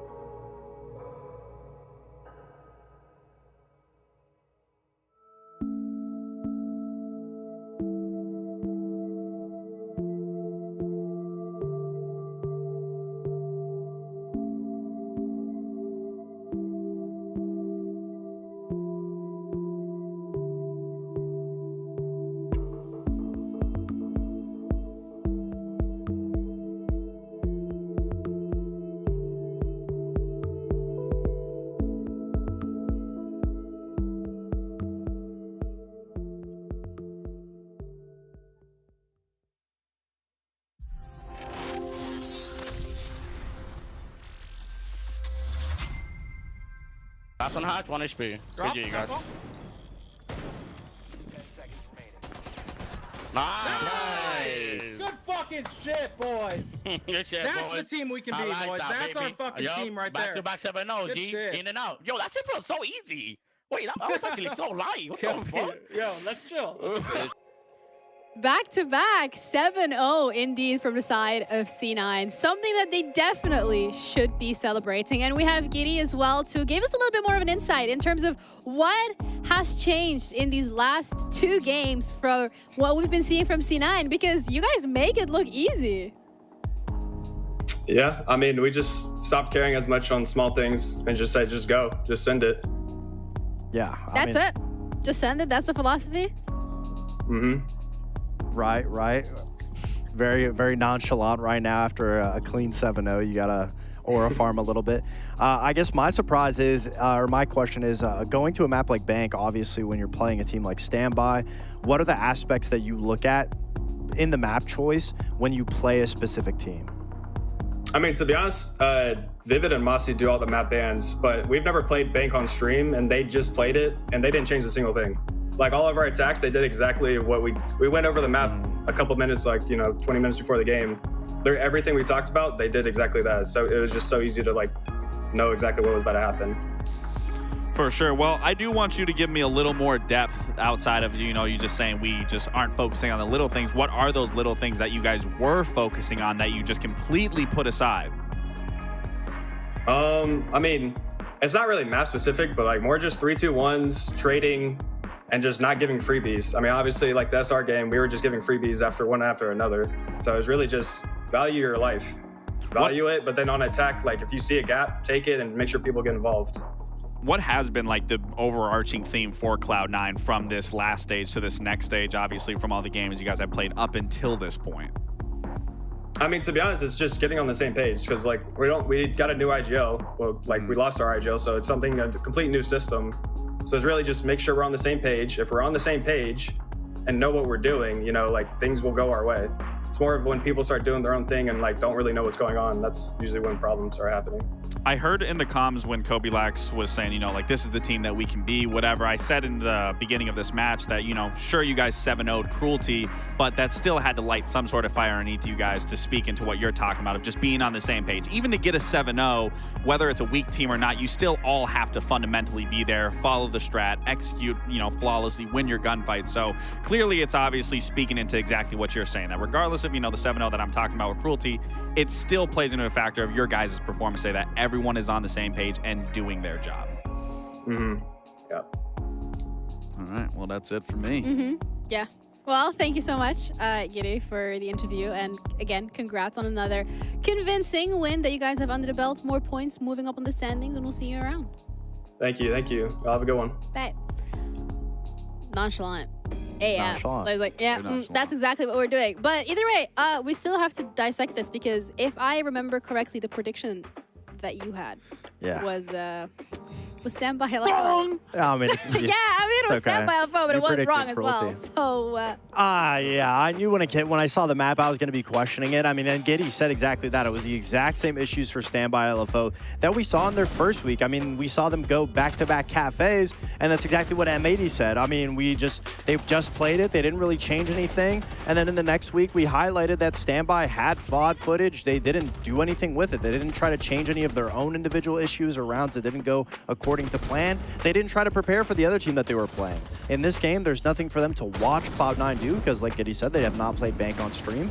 But for Standby, there's a lot they could have improved on, and they just did the exact same thing. And again, comes back to the issue of they just don't have any veteran leadership or anybody that's holding them accountable to swap strats up, to change things, to VOD review, to play together. They're just showing up. They're playing the spots that they got on the piece of paper that they know where they need to be, but they don't know why they're doing it. And that's Standby's biggest issue.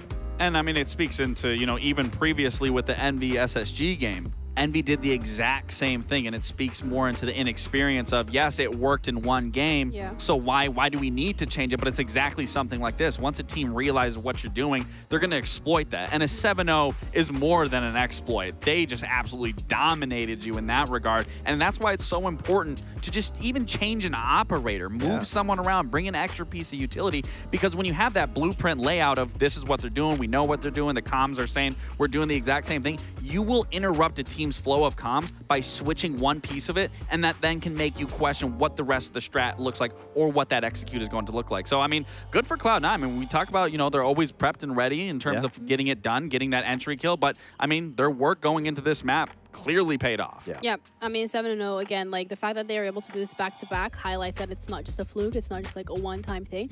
They're able to replicate it, but from the side of LFO, I think, as well, just having them change things up. But to me, that also brings in the question of the resources when it comes to time. Like, do they actually have that? Are they able to dedicate that? But either way, I mean, they kind of gonna have to do it. It's on the plan, coaches. That's just not one person. To just do the exact same thing over and over, anyone at any point in time can make a call and be like, I want to bring this. Maybe we should switch this. Let's do this after round of losing. So then that's also on the coach to be calling a timeout and being like, we need to switch something. And for the fact, I mean, nothing was being changed from round to round, or at least from Cloud9 standpoint, didn't look like anything changed. It begs the question, who's talking? Yeah, it also begs the question, when is it going to start changing? But for that, we also have another game coming up, which is hopefully a little bit more exciting. It is DZ against OXG, and this is quite an incredible game due to the fact that DZ has kind of been more on down trajectory. OXG has been coming back, so we'll see which one is going to be able to equalize it out today, coming up after the break.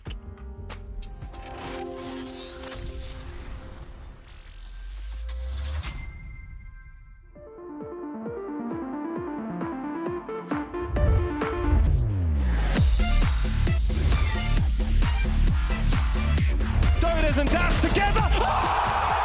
Unbelievable.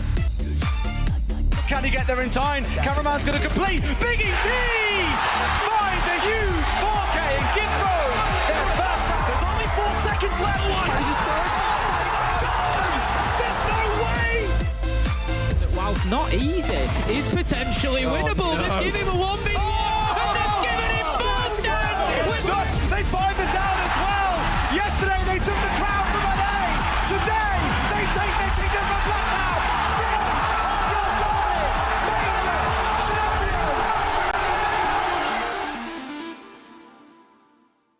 Hey, get your binoculars. I see you looking. Who they wanna be, you can see it in their eyes. When you turn it to the king, then the hate comes with the prize. We did it again, we did it again, we did it again and again and again. We did it again, we did it again, we did it again and again and again.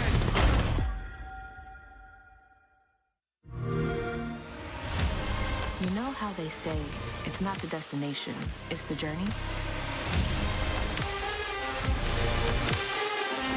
And the journey of 1,000 miles begins with a single step. And you know what? They're right.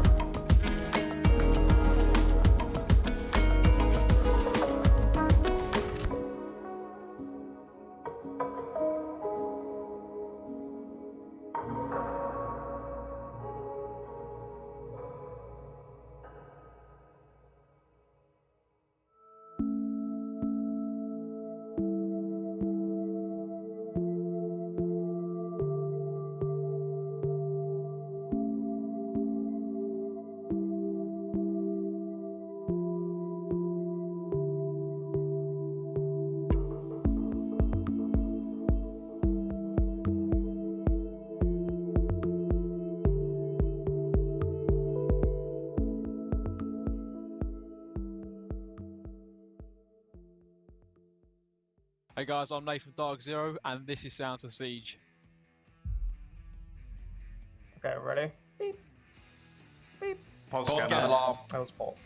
Nah, I got that. That's mine. But I said the scan. You didn't say scan. I said pulse scanner, bro. Don't try and twist words. Whatever, you can have it. Yeah, good boy.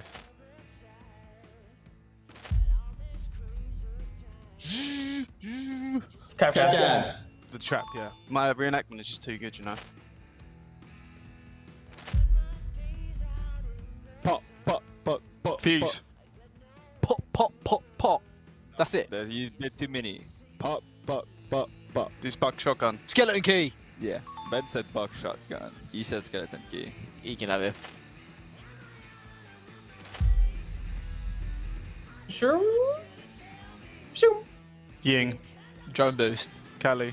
Okay, hold on. Ready? Bum, bum, bum, bum, bum, bum. Shoot. Huh? Is it blitz shield? Literally, as I was about to describe it, you said blitz, and I was like, oh.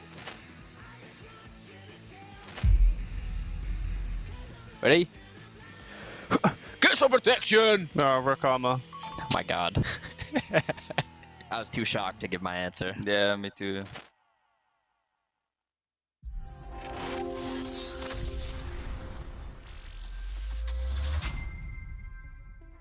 Welcome back to the NAL for our third game of today, where we hope to be able to promise you that this one is a little bit closer than 2 games that we have seen earlier.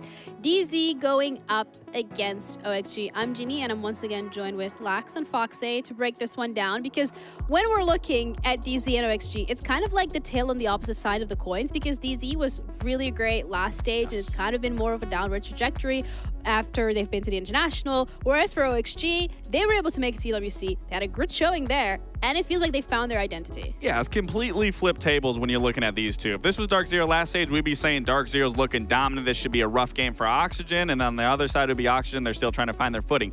Exact opposite now. Oxygen is doing very well. They are progressing. They are looking significantly better after their game versus SSG. And then for DZ, I mean, from the get-go, you know, they're saying that they're looking at how their play style is. They want to change things. They're dropping significantly in ranking in terms of stats. So it really begs to question who is going to be the better opponent in this matchup in comparison to last stage. Yeah, one thing that they say is if it ain't broke, don't fix it. But I felt like, for DZ's side of things, this is a roster that we would continuously highlight and praise for their versatility and their consistency and just every single player being able to show up. But it feels like that's kind of like a little bit lacking in this stage. Yeah, it just doesn't seem like the same DZ that we've been talking about all throughout the year. And obviously, their game against M80 was a prime proponent of that. I mean, round after round, it felt like Dark Zero was doing the classic Dark Zero. They get into the map, very aggressive, very fast, and then they set up.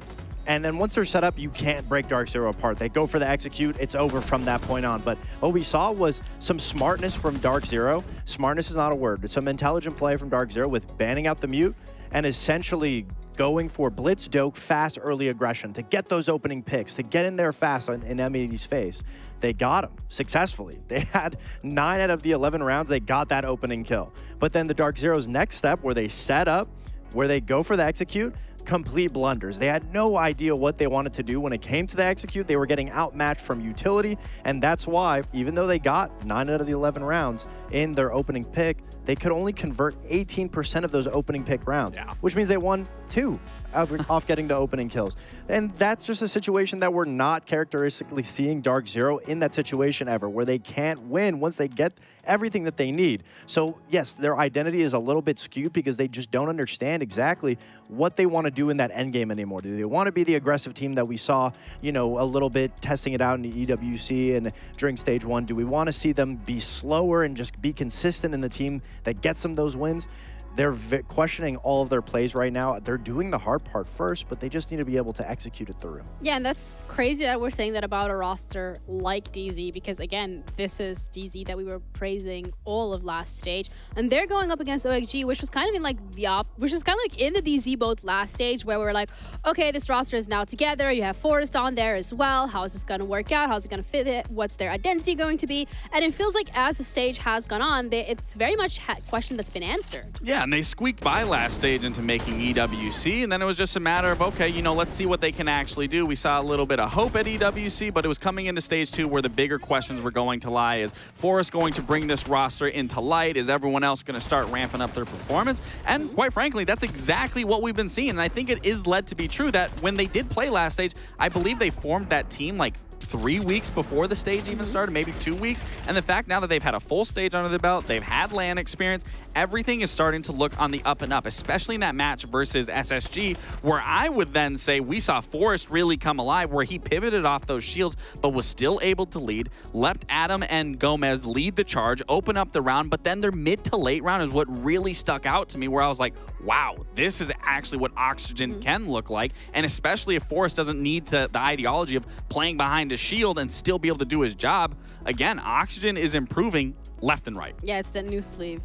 It's the new sleeve. He keeps showing it. Yeah, he keeps showing it. It's a new sleeve that has really highlighted and added on to those individual performances as well. When we're looking at every single one of these players, it's been a difference, quite a big difference for some of them as well when we're looking at stage 1 to stage 2. Absolutely, and this is what you want to see. You want to see the majority of the team improving. Yes, unfortunately, Grixer is having a little bit of a fallback, but that's okay because he was picking up a lot of the slack from the previous stage. So sure, it's not great, but we all know how good of a player Grixer is at the end of the day, regardless what these stats show. But you have to look at the bigger picture of everyone on the team is either a minor improvement or a major improvement, and that speaks into exactly what I was talking about. Previous stage, they had 2 weeks together to try to muster out something. Now they have a full stage. They're going into this stage 2 looking significantly better, and going into this matchup where Dark Zero, to get this rematch, to get this win underneath their belt, will just paint that picture even more, that more time truly does help improve a team. I think the biggest outlier when you look at all their stats and just the way that they play is having significant entries now. Adam has been playing amazing.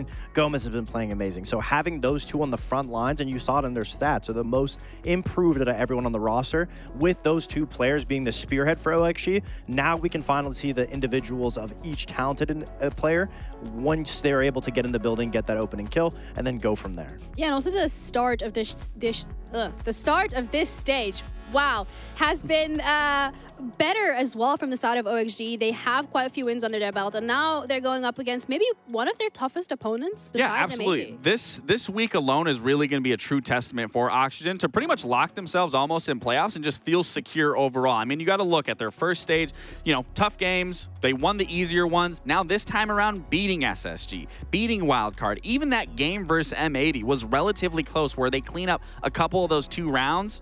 We probably see a different result. We see them taking that win over M80, and then they could look like the flawless team so far. But fact of the matter is, this is a rematch against DZ compared to their first game where they played DZ and did lose. So I think they can rewrite history here in terms of winning this matchup and then bringing that into their next game. Well, for them to be able to do that, they would have to pick a map that is advantageous for OXG. So in that regards, what do you want to see? Honestly, I would be totally fine with seeing a map like Lair again, get a little bit of rematch, get that head-to-head going. But for the side of Oxygen, honestly, maybe even a Cafe, maybe DZ wants to, you know, bring them to it. Nope, they're actually going to remove it. So never mind. I think one of the bigger maps is definitely where OXG wants to go to, just because Dark Zero look a little disjointed. They're getting the entry kill, so if you're on a smaller map, it's easy to do so, and then it's easy to play together. DZ's biggest issue right now is they're so spread out once they are in the building, and it looks like their identity is a little skewed. So on a map like Lair, which is a consistent map for OXG, they're constantly, you know, bringing it to the wire when they get on that map. It's a good call to go to there, especially since that's the map that DZ's been struggling on since playing against SR in stage 1, where teams have understood exactly what they need to do to be able to shut down Spirits on that entry. And now, if Dark Zero's on a big map, they don't have that late game to rely on each other, and they lose the opening kill on Spirits, DZ's in a very bad spot of it. Which this is the worrisome part for me. When you look at Dark Zero in terms of, you know, they're doing too much, in my opinion, trying to fix things that aren't broken, as Ginny just said.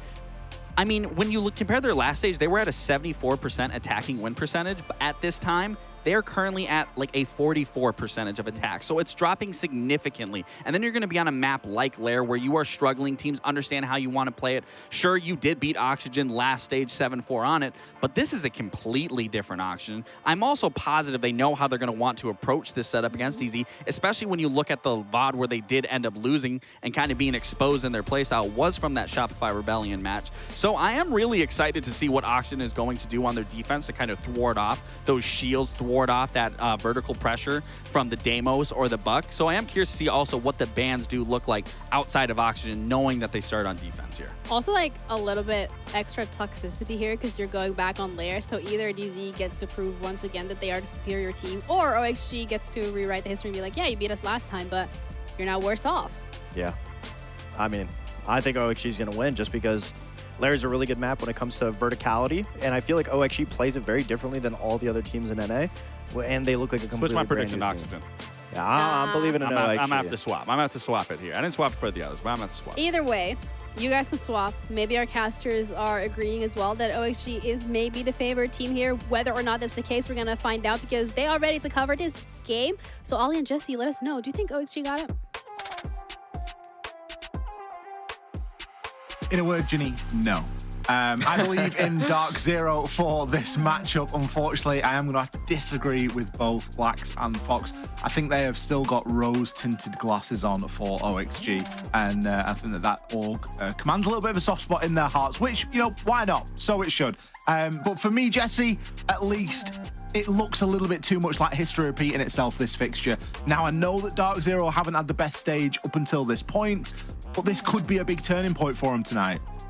Yeah, you're not wrong at all, Ollie. I mean, Dark Zero have won the last 6 straight maps up against OXG. The last time Oxygen beat Dark Zero was March 16th, 2023. So it's been over 2 years since we've seen OXG take down Dark Zero. Now, of course, Oxygen have entered this season with a very different look. They've changed a lot of things up, and DZ in the last 2 years have also made their fair share of changes. But history does suggest that this will be the game that Dark Zero get back on the horse. They start looking like that top North American team that we know that they are. Interestingly as well, they are headed back to the exact same map they played in group stage in stage 1, going to Lair here with Dark Zero starting the attack and OXG on the defense. Operator bans are a bit of the wild, wild west when it comes to Lair. Ying and Bandit could be our first 2 removed. Just given that we've seen the Bandit now, I have to imagine Kaid will be the second operator taken off the board. And with the Ying, I should say, often you will see a Monty follow from that. Could see some kind of a shield get removed. I also think Deimos is a great operator on this map if you want to take that off the board as well. Dokkaebi, I mean, a lot of good attackers. Again, really no solid meta here. If you keep naming him, you'll be right. No, okay, I'm not. I got both of them wrong. We didn't get as far as Azami or Glaz. All right. I think Azami's I mean, you ban Azami on any map. Honestly, it's very impressive, and it's something that you don't have to deal with. Just about every single site on there is fantastic for Azami. I think the game is just built around that up.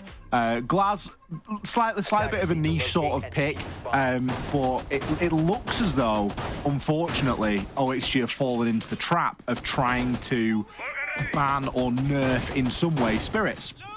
However, you can't really do that because you'd need about half a dozen bans if you were going to try and nerf Spirits properly, because he's got such a great ability to play multiple different operators. Yes, he is known for his Glass. Yes, he is known for his Ying, but that isn't the limit of his skill. And I think that's something that you'll just end up, chasing yourself around in a circle if you try and make that happen. Because let's be honest, it isn't going to. You're not going to be able to fully disable him.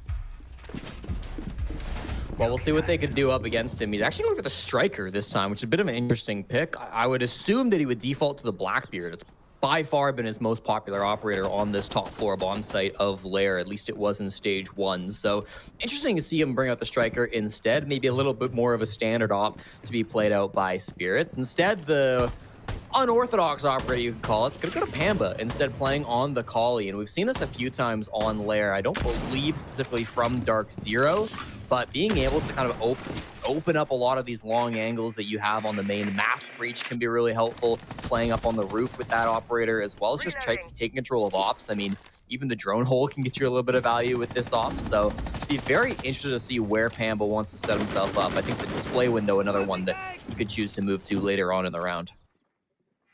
Something I will say about the way that DZ have played so far this stage is it's almost like they're playing a shadow, because they're obviously worried about something that has happened at some point, and it's changed some of the way that we see this team operate. And so far, it hasn't really been for the better.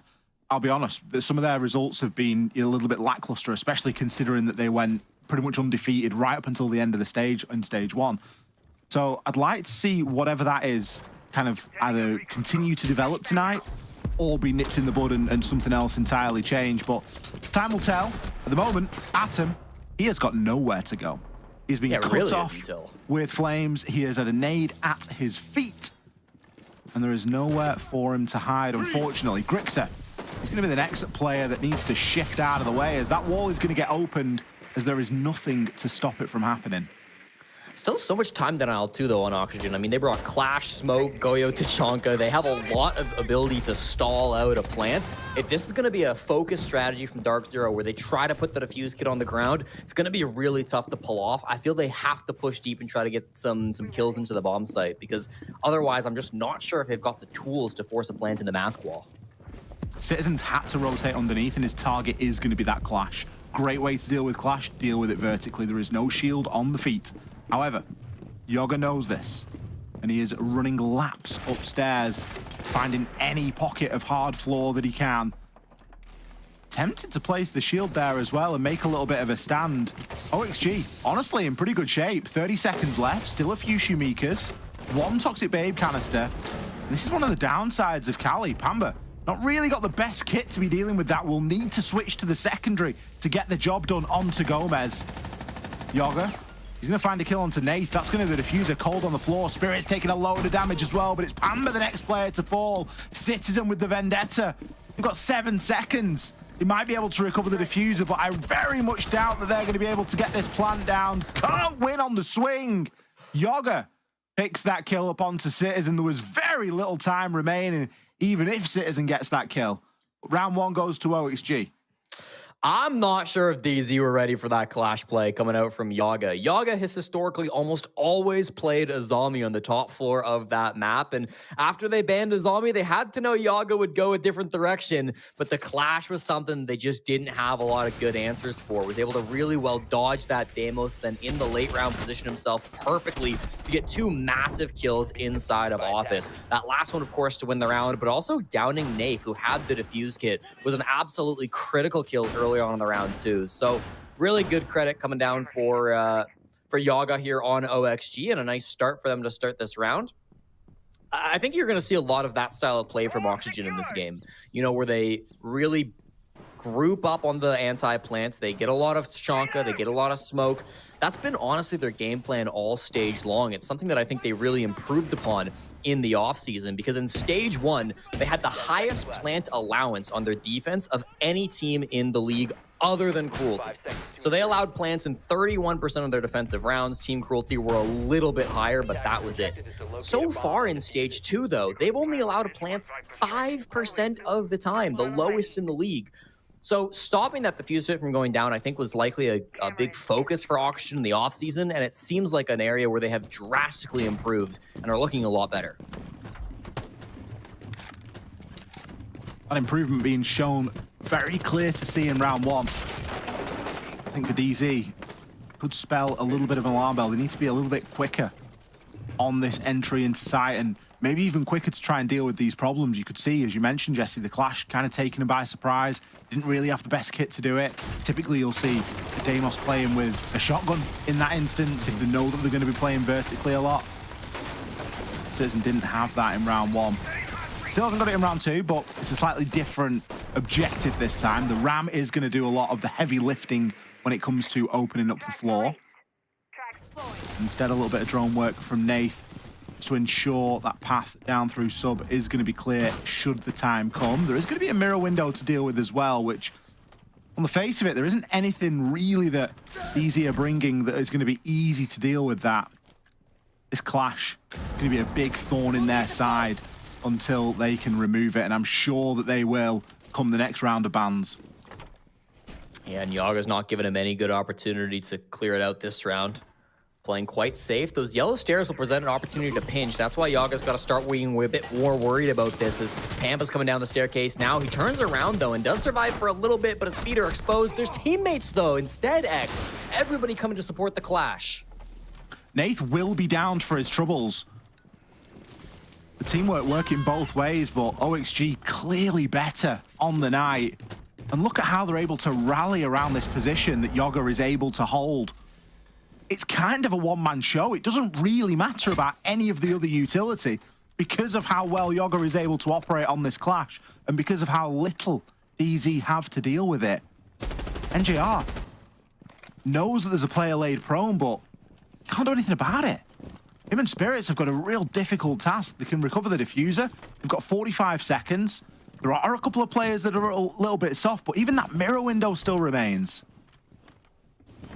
They need some kind of a desperate play. You're going to move Spirits over to the other side. No, they're choosing to group up instead. NJR is going all the way around with 25 seconds. He's going to go over towards Supply, try to get a plant down inside office, but the time will be so low. He has to get like a free kill here or something. They know he's here, though. Well, he's got the shotgun. He's got the chance. Going to try and nade out the barbed wire. Looks like he's got a bit of info at least, but doesn't take long for Yoga to rotate that clash around. Both of these engagements really broken up now. Spirits taken down. No opportunity for a trade. It's Grixer to find that final kill. OXG, they're not even letting DZ in the building at the minute. No, and it comes off of such strong teamwork, too. You see, go back down inside a garage where, yes, it's Yaga up on the clash, but then there's so many people swinging around him. Yaga's smart not to overextend to get himself killed, but honestly still playing quite aggressive on the clash, getting right up in the face of the Blackbeard as he's entering into the doorway, then getting right up in the face of Pamba as he walks down the yellow stairs. Somehow through all of that, ends up surviving, which causes so much of a chaos. In the 2v4, DZ go for the rotate. I think that changed their win probability from 0% to maybe 0.1. That really wasn't going to be saving them, unfortunately. Situation was just way too bad after they lost so many bodies in towards Garage. So really nice start from OXG. All of you thought maybe the desk was looking at this team with rose-colored glasses, but it seems like they might have had the right read on this game. Okay. It's Lair. So we can add that into the mixture. I think we're all expecting OXG to do fairly well here. We know that DZ has an ability on this map. We know that it's a map that they can play, want to play, like playing. Yep. I think when we see the Clash band out, we can start judging from that point onwards. Or, I mean, even at this point, they know that that Clash is going to be brought. So there should be things that they're bringing. And already you can see, okay, we've got the Capital, we've got the Nomad. We've got a little bit of stuff that we can try and deal with this Clash with. Let's try and target it a bit more vertically. There's been a couple of role switches as well. We've got Spirits this time on the Deimos. So they are working on it. And I think this is going to be the acid test, you know. One round, fair enough, didn't expect it. Second round, didn't really go their way. Third round, there's kind of no excuse now. You need to come up with a better solution. Bunk's wall is a massive problem this round for DZ. The mirror window got popped, and you saw Nafe immediately retreat from it. It's going to be really awkward with no Ace or Habana to try to get that open now. Might force them to go for a full top floor clear, which is quite tough on a map like this. So often we see teams try and fail to clear the top floor. A lot of players still over towards green as well, so they could try to shortcut it. This map is really double-edged sword, where if you clear top, you often lose a lot of bodies, and it often goes poorly. But if you don't clear top, I mean, it's so easy for the defense to deny from Vert. So there's no easy path to attack this bomb site. Dark Zero will have to find one of them, and I do think it's going to revolve around at least pressuring this top floor early. Yeah, they're going to have to go head-on with that Clash, really, aren't they? They've not really got another option. Dokkaebi call, usually a signal of some action happening, but at least at this moment, nothing really going on. Gomez is caught up on the death mark, so he at least knows where Spirits is, and Spirits knows where he is, but there's no engagement immediately off the back of it. DZ, again, taking quite a bit of time. He plays C4 on the doorway as well. Gomez really giving himself quite a few options of getting out of jail right now. Pamba gonna hit another call. Opening pick this time in favor of DZ, but it doesn't last long. Spirits will finish Gomez off, but not before he gets Pambazoo. They have lost that Dokkaebi, but the calls have been used, and they have been good for 2 kills on the entry. Nice little pipe kill coming out there from Spirit. Keeps them in the man advantage, means Dark Zero can start to work towards this.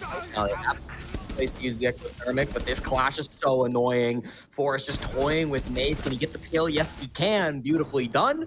Leaves Grixer all alone on site, but he's only got to deny for 30 seconds. Doesn't have a C4 to do it with, though. It's going to be very difficult. NJR from the Vert. isn't going to be needing much of an invitation to pick up that final kill.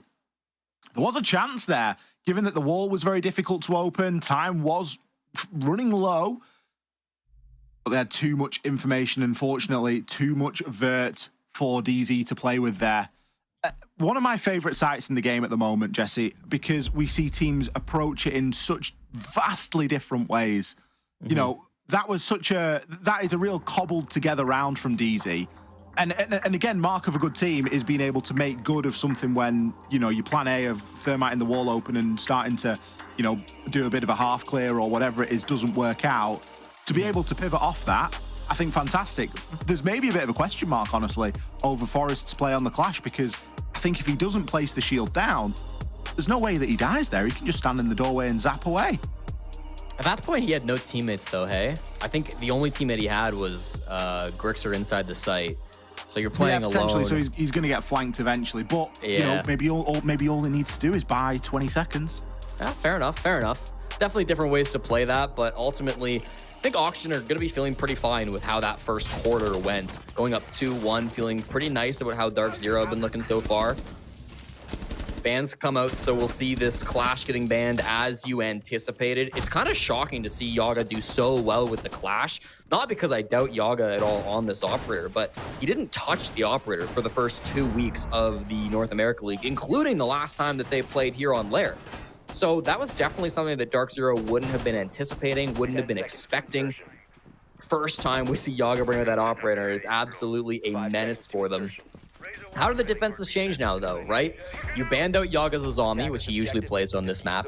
You banned out his Clash, which he's been playing so far on this map after you banned his main operator. What does he go to next? How does he switch things around? He's going to play the Pulse for our 4th round, going back up to the top floor, which is a really exciting choice from him. Not currently playing down below, but some real opportunities to get some cheeky Nitro plays, especially after banning the Deimos. Pulse shotgun as well, by the way. Ah, a little bit of a... I mean, it's a connoisseur's choice, isn't it? It's probably the most troll shotgun in the game, but some people make it work, don't they? I think this is maybe going to be a better test of DZ and where they're at the moment, because they've had more of an opportunity at controlling the playing field right now. They've removed the thing that they've been finding to be the biggest problem, which has been the Clash. That will buy them a little bit of time, but there's still quite a lot to go up against here. Already, these Shumikas, they are cutting off inside of Ops Room. And DZ have learned from their previous mistakes of only playing Thermite, and this time instead have opted to bring the Ace, and it's going to be Pamba rocking those Selmas. Can try and move in through Ops. Nath able to call that as clear with the drone working at his feet. Can use the tin opener to open up now onto the top of Rocket. All looking a lot better. It's important that early progress is made, because if not, you are just going to get snubbed out. Yaga, without his shield, is useless, Jesse. Taking out first blood. Yeah, you died of spirits on the roof. Not an ideal way to start this round. Something he'll have plenty of time to think about while he's on cams. Now, this push from Dark Zero is not free. They still really need to get into the site, and Adam's in a strong position. They've got lots of plant denial still with Grixer and Forest. So what is the entry point if you're Dark Zero? Looks like they're going to bang their head against the single door. Atom not being given a reason to move right now. Barbed wire, he's got a couple of goo mines in his pocket as well. Citizen can try and find a slightly alternate angle right now and clear the desk. But how much info have DZ got at the moment? They're not entirely sure on moving through. Grix has still got all 3 Toxic Babe canisters. Forest, 9 Shumikas left. Will Citizen's patience pay off? Yes, it will. Catches Forest, just wandering in and around the site, but again, immediately traded. Atom doesn't need to move, but can. Isn't being pinned down at all. Instead, a Splinter Cell group of DZ have gone for a slightly different approach. Opened up that wall into storage. B is wide open right now. 22 seconds left, but tucked in behind the display.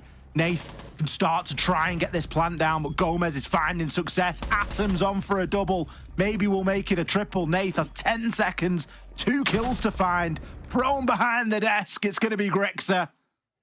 As OXG prove, they don't need the Clash to be successful on that top floor. Yeah, great recovery despite losing that first pick. Still able to really group up and play like a team. You saw how strong the trades were, even when something horrible goes wrong, right? Forrest walks into the room where Citizen is holding. He goes down on the Tachanka. That's your power player to hopefully stop the plant from happening. Immediately, Adam is there to answer back, kill Citizen right afterwards. That is absolutely huge. That was the disaster moment, and then there's an answer right after. And once they were in that 3v4, once Dark Zero had lost a couple of numbers, honestly, as soon as Citizen died, Nafe was all by himself. He was playing inside of Mezzanine. He had the defuse kit, but his whole team was focusing over towards display. They were inside of inside the green hall, looking into our 6 room. And Auction at that point had to make a choice, right? Do we stop the plant from going down? Do we heavy focus on Nafe? Or do we shoot the guys who are actually going to shoot us back? They chose to focus on the DZ players, Spirits and Pamba, that were bearing down on them. And while I think Nafe could have maybe gotten a plant off, there was a Koyo that was scaring him a little bit. It wouldn't have really mattered in the end because he's not winning a 1v4 post plant. So I think Auction should have done a really good job of just focusing where the threats are, answering those threats really quickly when they do become a problem, like that trade onto Citizen, and then when there's a lot to deal with, just isolating one side of the push and destroying it, frankly. Looks like Atom's getting ready to send himself out that window. he's got that nervous look about him. Mm-hmm. Ooh, he had a bit of info on a yellow ping there, maybe a really early ping off a default camera, but doesn't look like anything's going to come of it, at least for the time being. OXG still lead 3 rounds to 1 at the moment. I'm feeling like they can play a little bit looser at the minute. Yoga going to be inside a warehouse again. It's where he saw so much success in round number 2. This time he should be a lot easier to deal with. Atom just being a bit of a nuisance at the moment. A little bit of drone hunting, a little bit of presence. It's that phantom pressure. Can often cause attackers to spend a lot of time on a clear. But fortunately, they have Spirits on the Blackbeard, so the clear should happen fairly quickly. The Rambugi drone's already ripping open the floor. DZ going for much more of a top-down clear than we saw him previously when they attempted kind of just a walk-in through sub. Yeah, very different strategy from Dark Zero this time around. Might leave them a bit more exposed to the clock, as the plant denial late round could be strong for OXG. They do have Grixer on that Echo. It was actually his Yokai cam that was giving those early pings to the potential jump out from Adam. This push is pretty telegraphed where it's going to come through, right? You've got heavy control of filter at the moment. Nafe with the fuse kit is just opening up the hatch into Toxin now, so that is a possibility if you want to drop there with the fuser, but you have to expect the stairs will be the primary focal point of this push. There'll be Dread Mines there, there'll be the Armory hatch to watch out for too, and an opening pick now for Adam. Nath falling on the Capital, not ideal. I don't think we saw much, if any, of his utility used. We maybe got a tin opener, but certainly no value out of the firebolts or the smokes. With no other smokes in the lineup. It's obviously pretty key. Atom, a brief chance onto Spirits, but Spirits knows how to navigate that. Will dodge out of the way of the throwable, and while Pamba is there for the catch. Much better team play this time from DZ. It was the team play that did it for OXG in round 2, and it looks like it might be team play right now for DZ, but Forrest grabbing that kill onto NGR and leveling things up. With only 30 seconds to go and Pamba still upstairs. This is essentially a 2 versus 3 on the site. And with Gomez taking Pamba down, a lot rests on Spirits' shoulders at the moment. Citizen able to burn the laser gate, finds 3. Another really important kill. 9 seconds though. Where's the kit? Citizen eventually starting to get that down. Gomez needs to plan this push. He only needs to kill Citizen. But if that diffuser gets planted, he's got to grab both. Spirits pushes him to the floor on the Monty and provides some excellent cover for the plant going down. And there is a reason why Spirits is considered to be maybe the best shield player in North America, if not the world. I think especially when you put him on an aggressive shield, the Blackbeard or the Blitz, he will play it absolutely perfectly every single time. Holds things down in the 2v1. And even before then, making the space for his planter. He knows that, yes, while that might be traditional to plant on a shield, I'm a little bit better covering from this position because I don't have to hard hold an angle. I can stare at you and you're not going to be able to do much to me. Good recovery from Dark Zero. A round that honestly shouldn't have gone their way. It was another jump out from Adam. I say another. I guess it was patience in the early round that he didn't jump out of the yellow window. He eventually did. Grixer on the Echo was calling for an information, and he eventually called for Adam to jump out the yellow window, which is where he killed Nafe, down into the defuse kit once again for OXG. But somehow Dark Zero recovered. They re-picked up the kit. They rallied around that garage push. It was scrappy. It was messy. Pamba up above wasn't able to do a whole lot, but just with that strong push from Spirits on that Blackbeard and a massive multi-kill coming through from Citizen as well, Dark Zero somehow put that round together.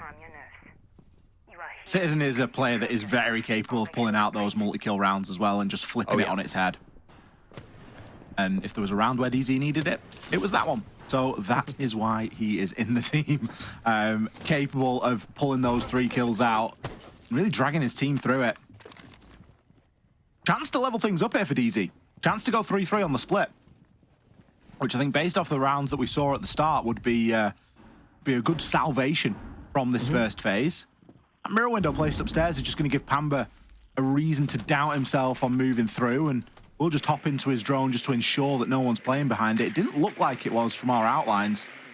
So kind of strange place for utility to be spent there from OXG, I guess, but it's done something to slow DZ down. There's actually a Valkyrie camera in there as well, but the Citizen on the IQ, I don't expect that they will last too long. Yaga's up here, and if he's not careful, he might get caught. I'm not sure if he'll have a safe way back. Obviously, filter stairs would be his direction, but I'm not sure if it is currently being held by Dark Zero. He's just still roaming around the hallways. Could find Spirits. There it is. Good catch on the Nitro, and then hits the deck. Nicely played by Spirits. Finds that player, but does get traded. Force on the hard angle will take him down, and I think you're happy with that trade if you're Oxygen. Sure, you lose your Valkyrie, but she can hop on cams, and the real spear point to Dark Zero has been removed. Slight overcook there from Spirits, wasn't it? He's just overheated a little bit. He's had a really good round, and then he's gone looking a little bit too far. Gomez taking Citizen down as well, the star player of round number 5. Nath needs to get this kill onto Atom. Him and Pamba trying to work this mid floor. Pamba knows that someone's just round there, or at least he has the inkling. With Gomez on this flank, I don't think anyone's going to be anticipating this. There's only one drone being watched right now by Citizen. It's in bunks. Spirits isn't watching anything. That would tell you that there's no flank drones available, and well, it could mean that these OXG players can get slippy, and that's exactly what Gomez will do. Atom as well, adding on to the pain. NJR grabs one, but at this point, it's likely to be an exit frag. Doesn't have the kit, that's on the floor, halfway across the map. Instead, he's got fire and brimstone to get through, and 3 kills to find. Tanks a touch of the fire damage. He's got 30 seconds. He can move and try and recover this diffuser. But it's going to be very difficult for him with basically 0 information. Surely no hope now. Gus uses information. There is one Titan on the corner. That's Adam, and he will win the fight. Perfectly played by OXG. Just some nice aggressive play in that round. Never even got to the basement, despite that being where the bomb site was, and it comes off of the entry players, both Adam and Gomez, praised by Foxay for their improvement between stage 1 and stage 2, and I think it's really showing itself in this game how good they can be. We saw the first couple of kills go down, and then the kill feed, we saw Gomez got a pick on a Citizen, and I thought, oh, that's kind of odd. Where did Gomez get that pick from? I look and he's top floor somehow. Ended up rotating up the yellow stairs, over through bunks, up green, and then right back down the blue stairs to get that frag. A ridiculous journey that he went on to make that happen. But, I mean, that's the no fear mentality from OXG, right? They can play aggressive when they need to. They can fight you in that early round to ensure that they won't let you get to a strong execute position. Going up 4-2 now on their defensive side, sets themselves up pretty nicely for this second half. Laird does somewhat tend to lean for the defenders, so I do think this is very much in the realm of possibility for DZ to bring back, but they'll be climbing a bit of a hill here to do it. The Tachanka ban. We're finally there, Jesse. Tachanka is now seen as a bannable operator. This is brilliant news.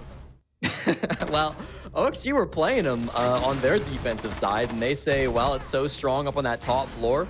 Back when Force was running that operator, we don't want you to do the same. So clearly just a philosophy they have. It is an operator Spirits likes to bring on that top floor, so it makes sense. I think every team that plays Lair has got a Tachanka player for this top floor. The thing that, the alarm bell for me that you've now allowed through, at least for the first couple of rounds, is going to be that Azami. Because they're as difficult to deal with as the Shumika launchers, because if you get someone playing in behind that desk, it can be a fortress. It can be very tricky to try and remove them. And DZ already setting themselves up quite nicely. They've got deployable shield placed there as well. So that area, if that's where Azami's going to play, it's always going to be a bit of a nightmare. But DZ at least get their chance now on the defensive side. Shows what they are able to do here. Before it becomes too distant a memory, it really is worth crediting Oxygen with that round 6, because they ran it back, and I don't think we've seen many teams run a bomb site back this stage so far.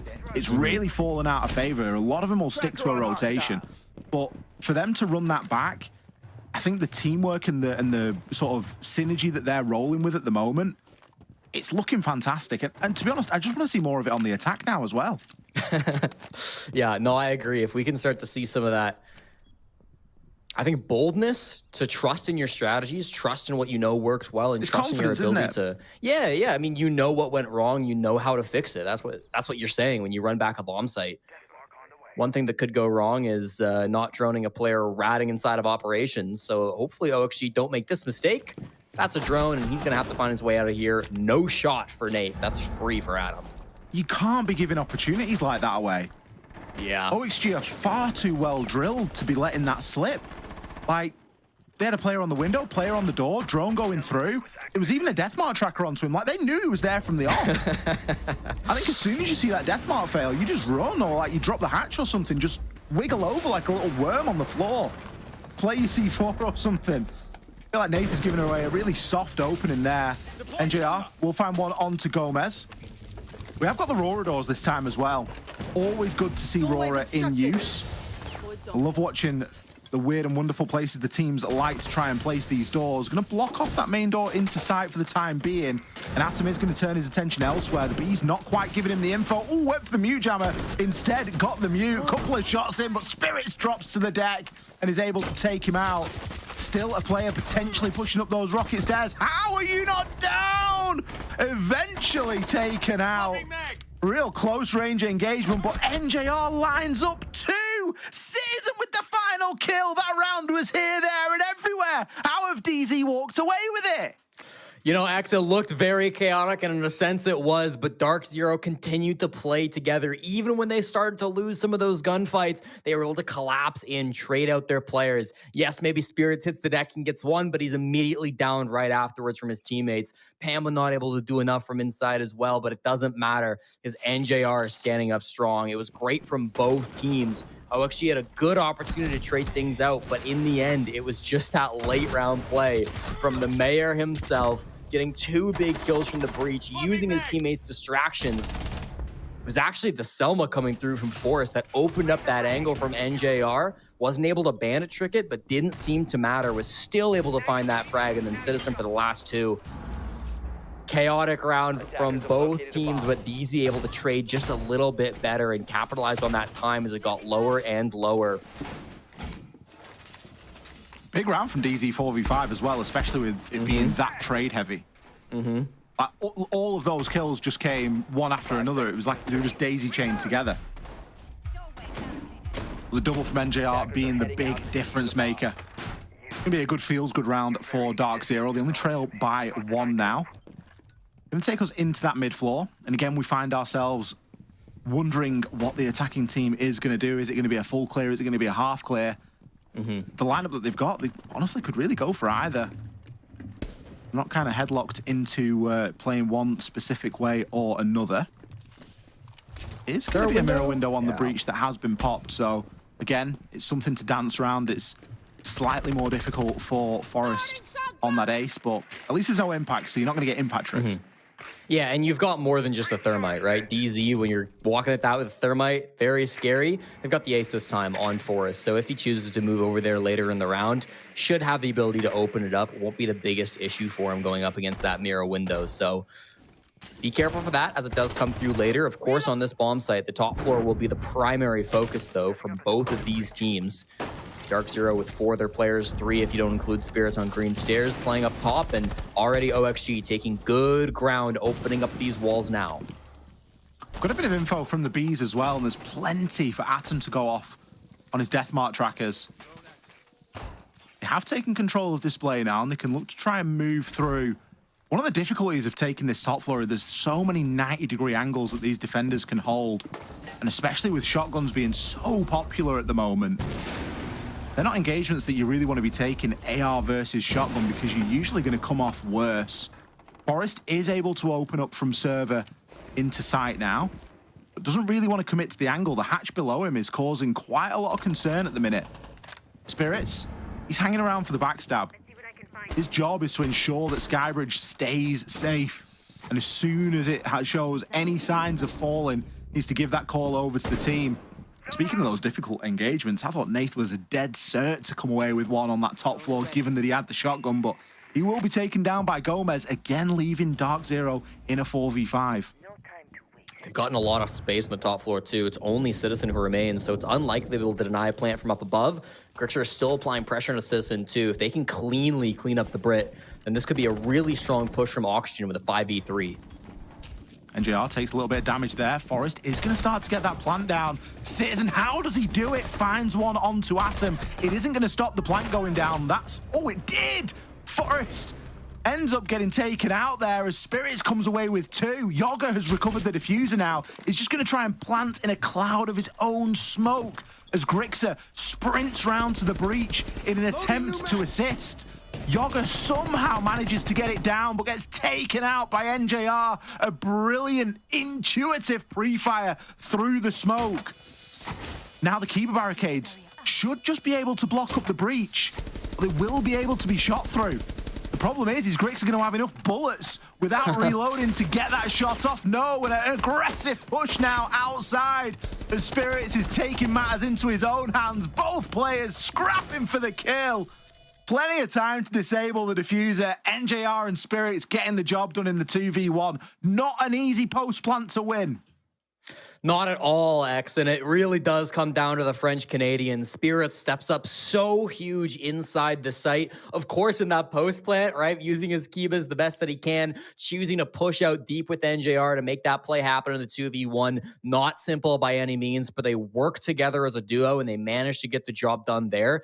Even before plant happened, though, Spirits was having a massive impact on the top floor, delaying a bunch of time and denying the plant the first time it was going down. When Forrest tried the first plant for OXG, it was Spirits to get the long angle and get that denial. And I mean, you're the one who mentioned it might be coming back to bite Oxygen that they didn't ban out that Azami. It was brought in round 1, it's been brought in round 2, and it'll be brought again in round number 3. Not only are you enabling one of the most powerful defenders in Siege to continue to play, but you're giving it to Dark Zero, who just had an R6 share skin come out for this operator, which you can buy now in the Rainbow Six store to support DZ if they're your favorite team. Just feels like it might have been a bit of a mistake letting this operator go through. How much you get paid for that? I need to get on that. Listen, I'll expect my check in the mail, Dark Zero, okay? I tell you what I will expect. I'll expect my SSG t-shirt because Lax had one on earlier. It looked quite nice. I got a DM from SSG about some potential shirts, but nothing ever showed up, so maybe it's in the mail. Yeah. I think mine's coming across the sea, coming across the ocean. On the slow boat. It'll get there. DZ somehow, well, we know how, but they have leveled things up here. 4-4. We had an inkling that this might happen. They've shown a lot of strength and depth so far, and there's been some pretty big standout performers, let's be honest. Citizen double positive. Pamba, not really one of his finest moments, to be honest, this game. 2-9 at the moment, and getting taken out on entry again. I mean, DZ have won the last 2 rounds, 4 versus 5, so there's nothing to stop them from winning this one. But it's not a great trend. It's not a stat that you really want to be too proud of, consistently losing that opening pick. Yeah, it's great that you can recover on the odd occasion that you do, but it's becoming a little bit of a trend in this fixture. Yeah, it's been weird. Of the 8 rounds we've played, only 2 of them have actually seen the entry team walk away with the victory. So see if that trend continues, it gets traded right back. So the door is open now for Dark Zero to come back from another 4v5. Fuse kit gets dropped, this forest dies once again too, so it'll need to be recovered. Nobody's really in the position to do so. Yaga in a tight spot as they know his position. 2 players able to make a swing on this hallway. Do they want to? Do they have to? Oh boy. I think that's a massive oversight from Dark Zero. They've given away 2 kills there when really they ought to have just retreated back to the site. The win condition was already met. Losing Nath now is just adding on to this pain. We know NJR's a fantastic player. And he's had more than a moment in the sun here tonight, but it's going to be Yoga to take him out and guarantee the round for OXG. I think at the point where you take down the ace as the opening pick, I know that you're defending basement and Ace's value is somewhat limited, but it is going to come down to opening some walls later on in the round. DZ just flying a little bit too close to the sun, really committing to that roam game, not happy with just one body, and they really paid the price for it. Yeah, I'm not so sure about that, right? Being able to play top floor, there was already 90 seconds off the clock, and then it ends up just being everybody falling to pieces. You got to give credit to Oxygen as well. Yaga got some really big kills. He's only going to be at about an even stat line. I think 6 and 6 after that round comes to a close. So you won't see it on the scoreboard, but you combine his good Deimos play in this second half with how strong the Clash play was in that first half. And I really think Yaga has been a standout player for Oxygen today. Might not be the flashiest, might not always get the kills, but he's been a guy who's extremely experienced. He's had a lot of time to play on this Oxygen squad and on other teams throughout the years, and I think you're really seeing that on his versatility, on how many ops he can thrive on. OXG choosing to take their tactical timeout now as they have just edged a very narrow lead of 1 round against Dark Zero. It's the first time that they've seen success on the attack so far tonight. It's been very much a DZ show up until now. It hasn't been through lack of trying, though. We've seen some very competitive rounds, round 8 in particular. Certainly a round that OXG could have walked away with. As it stands, they just need to tighten up a couple of things.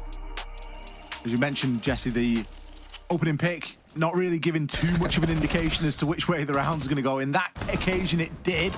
Yeah. But again, it's something that's been relatively even throughout the course of the whole map. It's only since that Dark Zero have gotten onto the defense that they've really been suffering on it. So being given the opportunity to talk there as well themselves, I think that's going to be a topic of DZ's conversation is let's just try and play a little bit safer in the early portion of the round because, you know, we've got this when the trades come down. Both of these teams have displayed brilliant trade potential tonight. 100%. And honestly, like, I think it was touched on by the desk when they were talking about what map we might go to. They were saying a bigger map, which Lair is quite big, might favor a team like Oxygen because you know that DZ are strong on the entries. They have the highest opening pick rate in the North America League. But if it's a big map and DZ are quite spread out, then you can make sure that you trade those back and there's nobody else really playing with that player that got the entry. It means that even if DZ are getting some good picks, and Oxygen are too, for both teams, it's not as simple as locking down the round as soon as you get that first entry. There's still so much more to do on a map like Lair than just get the first and it all crumbles. That's not quite how this map plays. Azami does get taken out, so we will no longer be seeing Dark Zero's newest skin in the game, unfortunate for their marketing department. Deimos as well. That operator that Yaga was using so well in the previous round does get removed too. I think it leaves us in a fairly level spot, doesn't it? Yeah, I think so. And I guess that's kind of the point of having 3 bans. It's just nice when it transpires because sometimes you see it and you're still kind of like, well, yeah, I still think it favors this side or that. I think in this instance, we're kind of dead set down the middle, which is exactly what we want for this fixture. We've seen too many 7-0s and 7-1s tonight. we need to get back on schedule with an overtime, I'm sure. And there's no reason why this game won't go in that direction. Slightly slower from OXG here in round 10, though.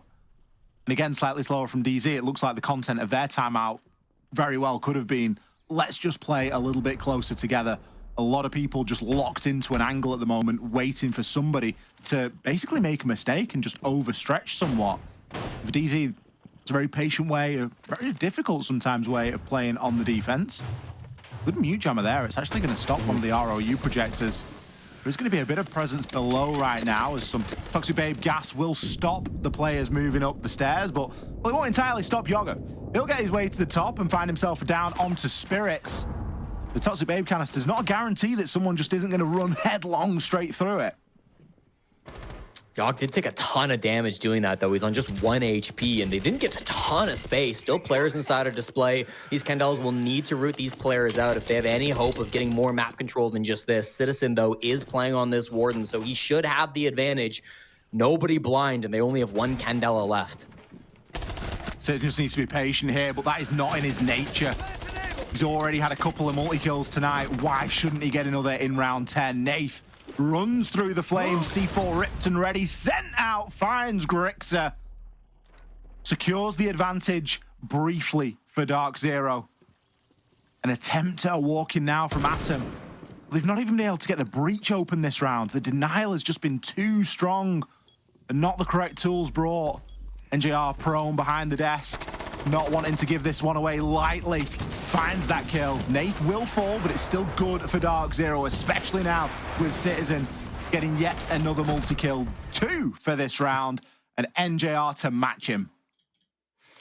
Nice little lockdown from Dark Zero. Everything was being played for that bathroom clear on the side of OXG. They really wanted to get some kills as they pushed in through bathroom, pushed in through the display window, make something happen of that. But as soon as one player goes down, then the Nitro, so perfectly tossed by Nath. I was thinking that might get 2 or 3. He only gets 1, but even still, more than enough to come out from him.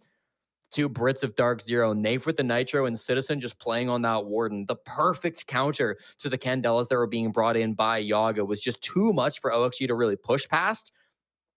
And then they're in the 3v4. They're in a tough spot.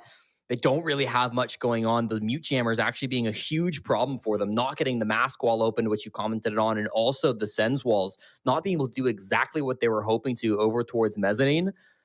I know it's not the sexiest operator in 2025, but you go back to maybe a Thatcher in a spot like that, could have solved a lot of the problems that they were going up against.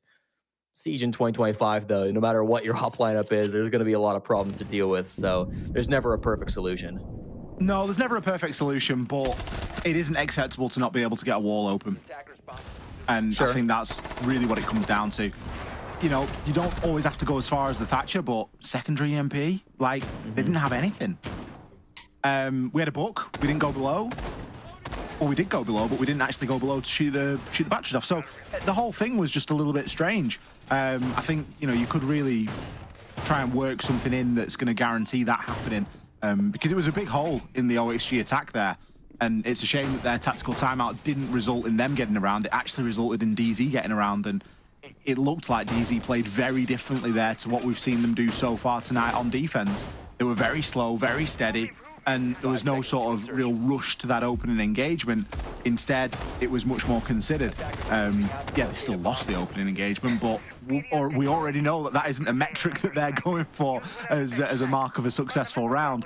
It really comes down to that positioning, and they were able to hold those positions for a good deal of time inside of round 10. 5-5 then. One team to guarantee some points at the end of this one. Whether it will be a full 3 or a split of the points if we do go to an overtime, we will find out. But at the moment, there isn't too much that's separating these two teams. No, it's been extremely neck and neck the whole time. OXG, as we've continued to say, have not lost an opening gunfight since we've swapped sides. Even if it hasn't done the most for them, this top floor was one that they kind of struggled on. Despite getting a lot of good control up on the top floor, they killed everybody but Citizen, or forced them all off, and then despite getting the plant down, couldn't do much beyond that. The post plant was too strong. So without the Azami, post plant might get a bit easier for them. That top clear as well, maybe not being the biggest of focus anymore. Yaga will find the entry onto NJR, and another one from Gomez as he is not known. It should be coming his way, but he can't quite hit it. It's his teammate instead. Yaga, great second pick now to be able to shut down onto Spirits, and it's panic mode for Dark Zero. Get back to the site ASAP. Yaga snatches it out from under his nose, doesn't he? Gomez takes all the damage and Yaga takes all the glory. And why not? He's had a good game so far. As you've already mentioned, some of his value isn't going to be seen on the scoreboard, so it's only fair that he gets to pad it with a few kills nicked from his teammate, or at least baited and set up for his teammates.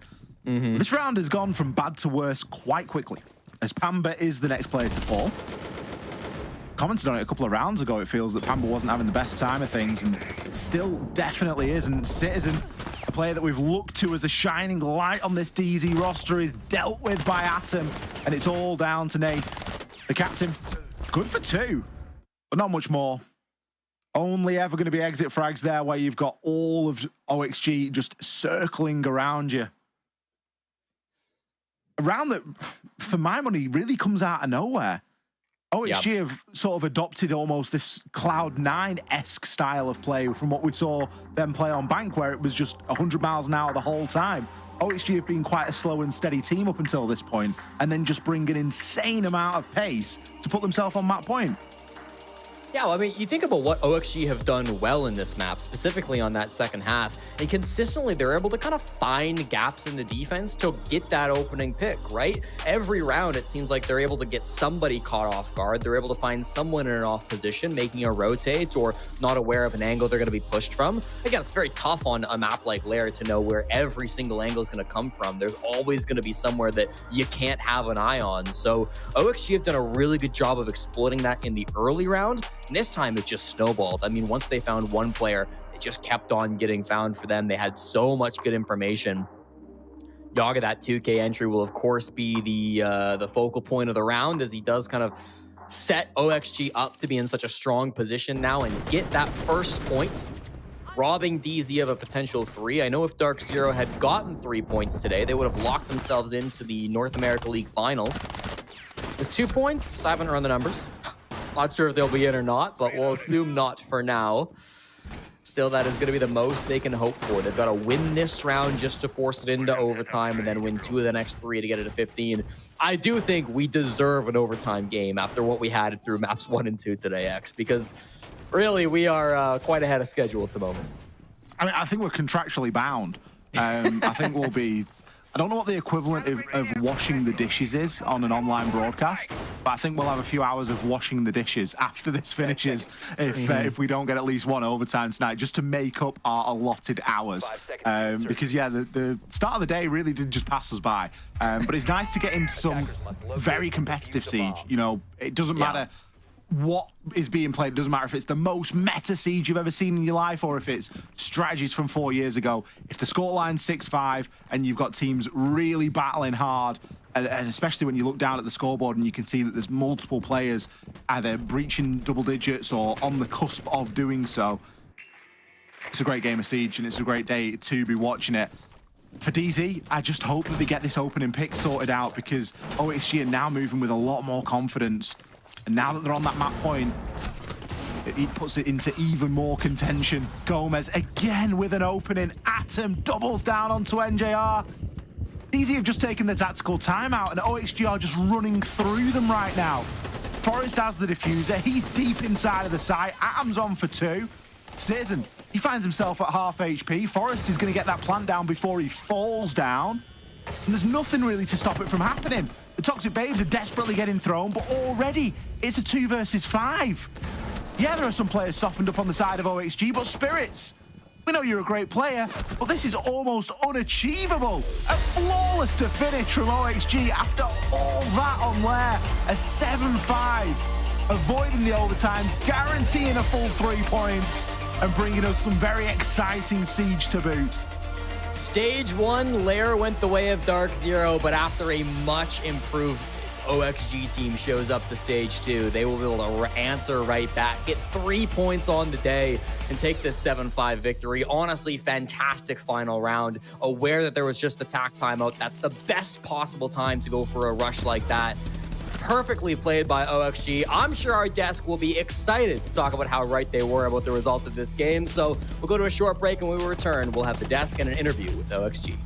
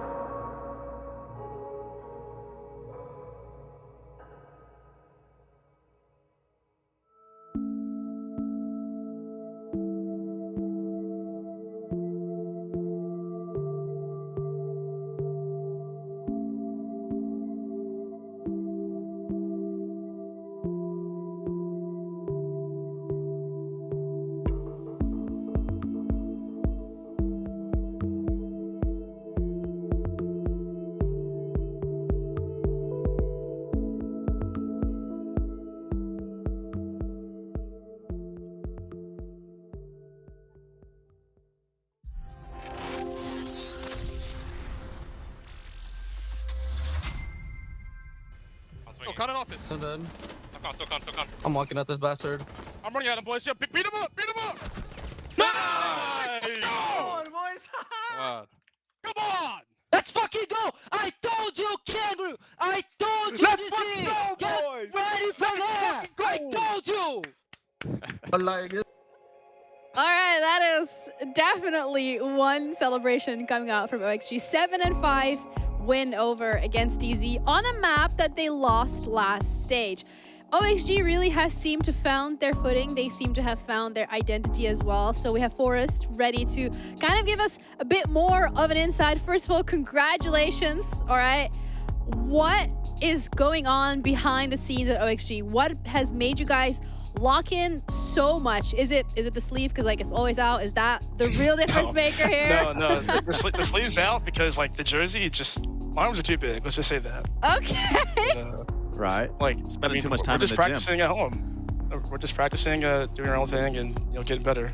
So when it came to this matchup against DZ, obviously, was it expected for Lair to be the map, considering that's the map that you guys lost on last time? If so, was there a little bit more extra prep that went into it? How was the prep for this game specifically?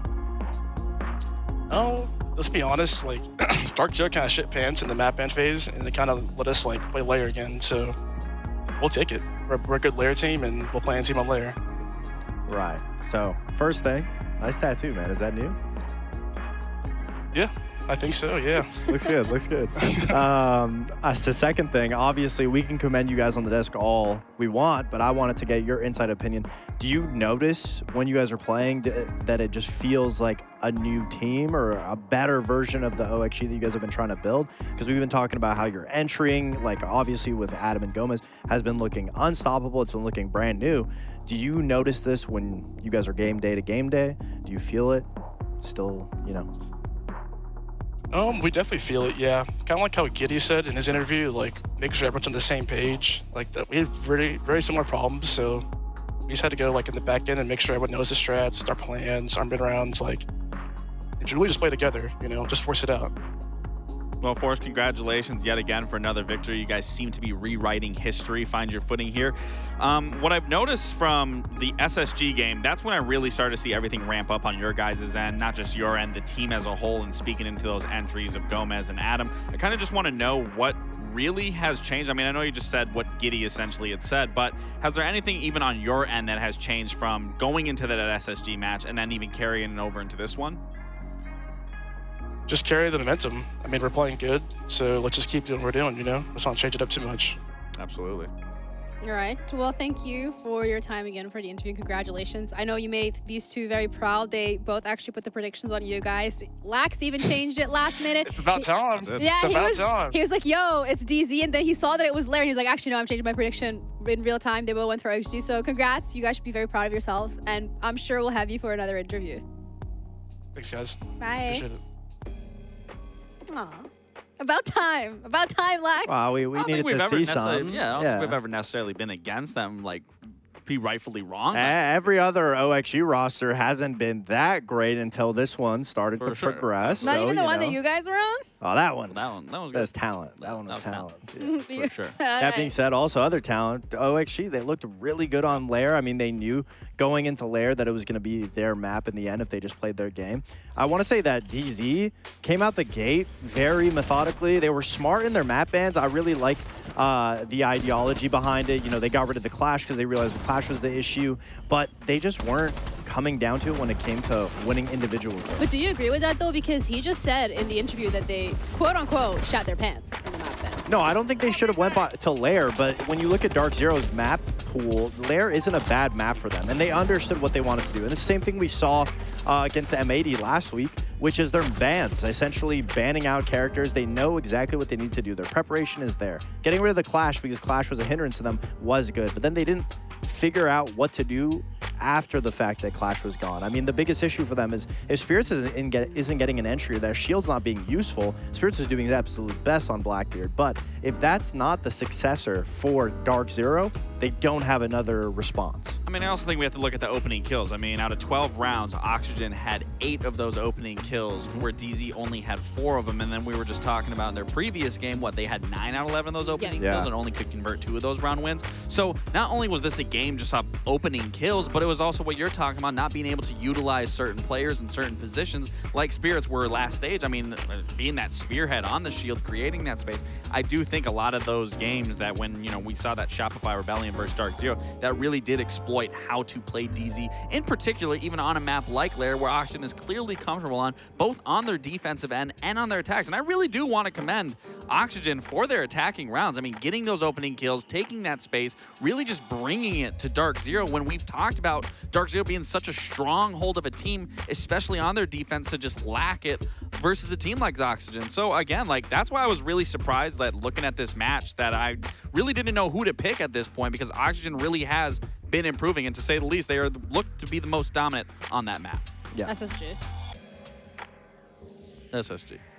Either way, I mean, it's really great to see the fact that OXG finally has found their footing, and it's not just like the fact that we've seen it in one game. It's the fact that they've replicated it consistently against teams that historically have been better than them in the standings, especially for OXG, a team that always does well when it comes to teams below them in the standings, but it's really punching above their weight that they struggle with. So promising from the side of OXG, but also 2 more games left for today in terms of what we're going to be looking at, because this was only our 3rd best of 1 of today. We still have Envy against Wildcard, which I think is also going to be a closer matchup, and of course M80, Shopify, Rebellion fighting for that #1 slot. Yeah, Envy, I mean, I've been a believer in Envy since the roster joined the NAL, obviously. They've been looking pretty good throughout this stage, but again, we want to see them be able to beat one of the quote-unquote better teams, because they have been beating up on the lower teams. We just saw them get stomped by SSG last week. Now they're going to get up against Wildcard. So Wildcard's a good testing ground. It's a middle-of-the-pack team. If they can get a good win under their belt against them, then it shows that Envy is progressing in the right way, that we want to see a newer team slowly but surely get there. Yeah. Absolutely. Absolutely. I'm looking forward to that game, and hope you guys at home are as well, because we're going to take a quick little break, and then we'll be back with our 4th best of 1 of today, Envy against Wildcard, coming up after the break.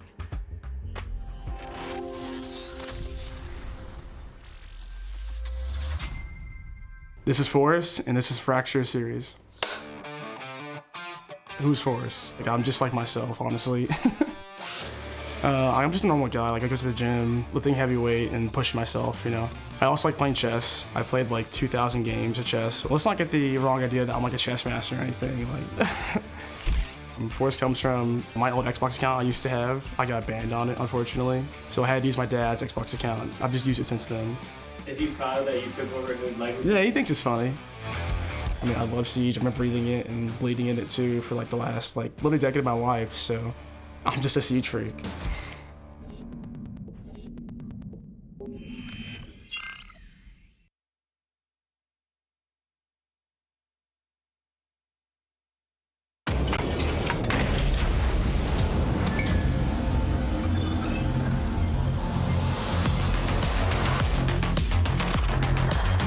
Now Shepard with a quadra kill. And now it's all up to Basetto. Basetto slaughtered by Shago. I don't even think he knew what happened. And Philippe will see. CDS steal that round for Furio. Are you ready for this? Bangu, are you kidding me with a 3rd getting taken down? And then the drop right below. And it's just in the face. Penta are going to the grand final. This could be difficult. If the swing Mason a 2nd, Mason a 3rd! Ryder, oh my god! Wow! Pre-day holding up for the blood.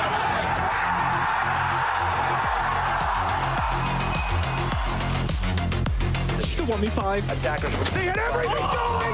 1v5! For a second though, just didn't fully commit. Waiting to pop the last available second. Was hoping he baited them out! Soliton's down! Pre-day's up! He's also down!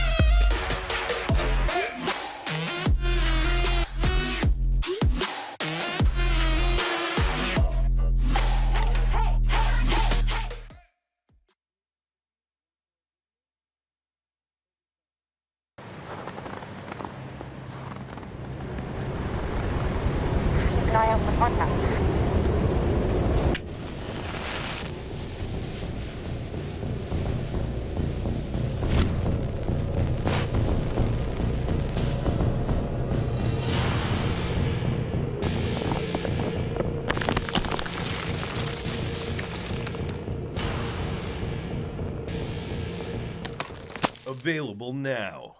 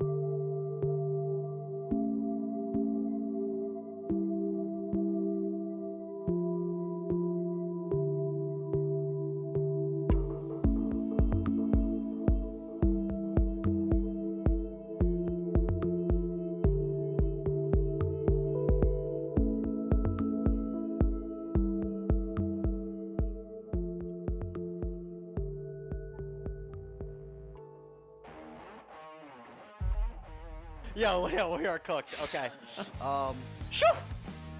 What? Bro, that is actually not a sound of the game. What? You just gotta read What through are the you? lines. Read through the lines. You're in the box right now. You need to get outside the box. I'll reenact it out. I'll reenact it out. I'll reenact it. Here I am. Is it the throwing yokai? No! Can we steal? Yeah, screw it. Let him steal. Is he repelling? Leo, you are useless. Bro, you suck at this.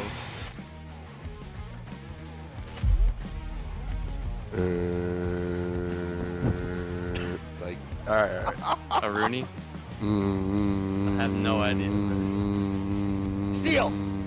It's a Thunderbird! No. Damn it! Is it a Capcan trap? Yeah.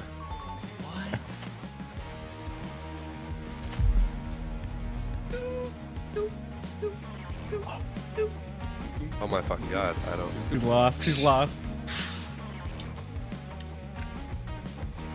Steal! Pulse! False. No! Oh. Dang it! And then the glasses, bro!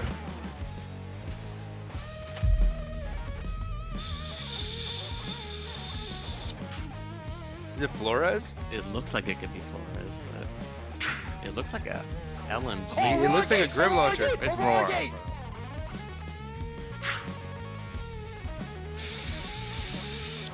Hibana? Hibana, it's Hibana, bro. Oh, let's go, Snake! Let's go! It's Hibana, it's Hibana.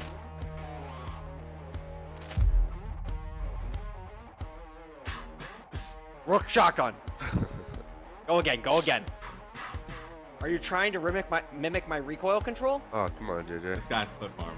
Oh, Buck. Buck shotgun. Thank you. Leo, you are awful. Last round takes all. Give me this one, bro. Well, make it fair. Leo only gets one guess.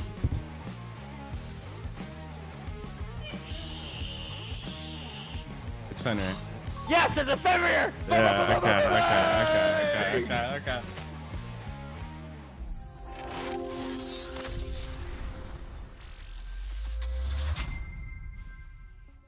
Welcome back to the NAL for our fourth game of today. Envy against Wildcard. Envy already had a little game of themselves, Sound of Siege, and Lax was only able to guess one correctly, which was the final one. So, you know, you take it all. Welcome back, everyone. I'm Ginny, joined with Lax and Foxay. And Envy versus Wildcard is a pretty significant matchup here for the standings. Envy has been at the top for the entire time up until last week. They've been able to beat down on teams that are under them, but it's really the teams that are above them that are a little bit more difficult. So this is like the middle pack, like the perfect proving ground. Yeah, if anything, I think more pressure is actually on Envy, given how they started the stage, given how well that they look, but then once they actually met that upper echelon of looking at like SSG, they look like one of the bottom teams. And it's not to say that Wildcard isn't a top team by any means. Sure, their performance isn't that great, but I wouldn't count them out, especially going against a team like Envy. I think Wildcard should be in the driver's seat here, where Envy still has a lot to prove. Yeah, and the Envy has that roster under lock, and they've been doing quite well, especially in the first couple of play days. Maybe last week, a little bit of a wake-up call in terms of what they need to potentially change coming into this one. Yeah, I mean, we addressed it, obviously. They went up against SSG, a top team, and it just looked very bad for Envy. But I'll tell you why it looked bad. I mean, it just looked like Envy went into it with a game plan, and when things didn't go their way and they started to lose rounds, instead of focusing on a different game plan or playing together, they individualized. They started playing alone, started playing a little bit more ranked-esque. And obviously, when you look at the players on the team, that's honestly where they've learned when things go wrong, is to play a lot more ranked-oriented Siege. And you can even see it when it comes to their opening kill engagements. They struggled on being able to trade.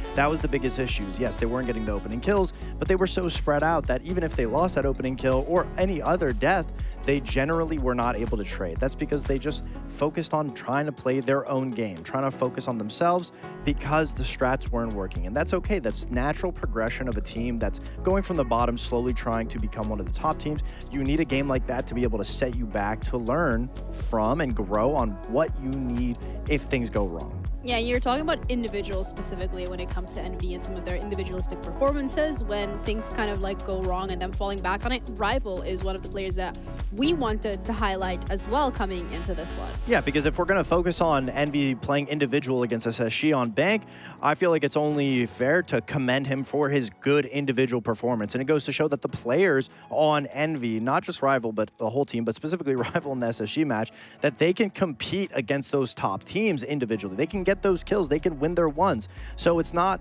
all hope is lost. They just have good players that, you know, sometimes can win games, sometimes can't. They have the good players. Now they just need to be able to wrap it up. They have the good strategy. They just need to figure out what to do when things go wrong, figure out some backup plans, and Envy will look a lot more solid.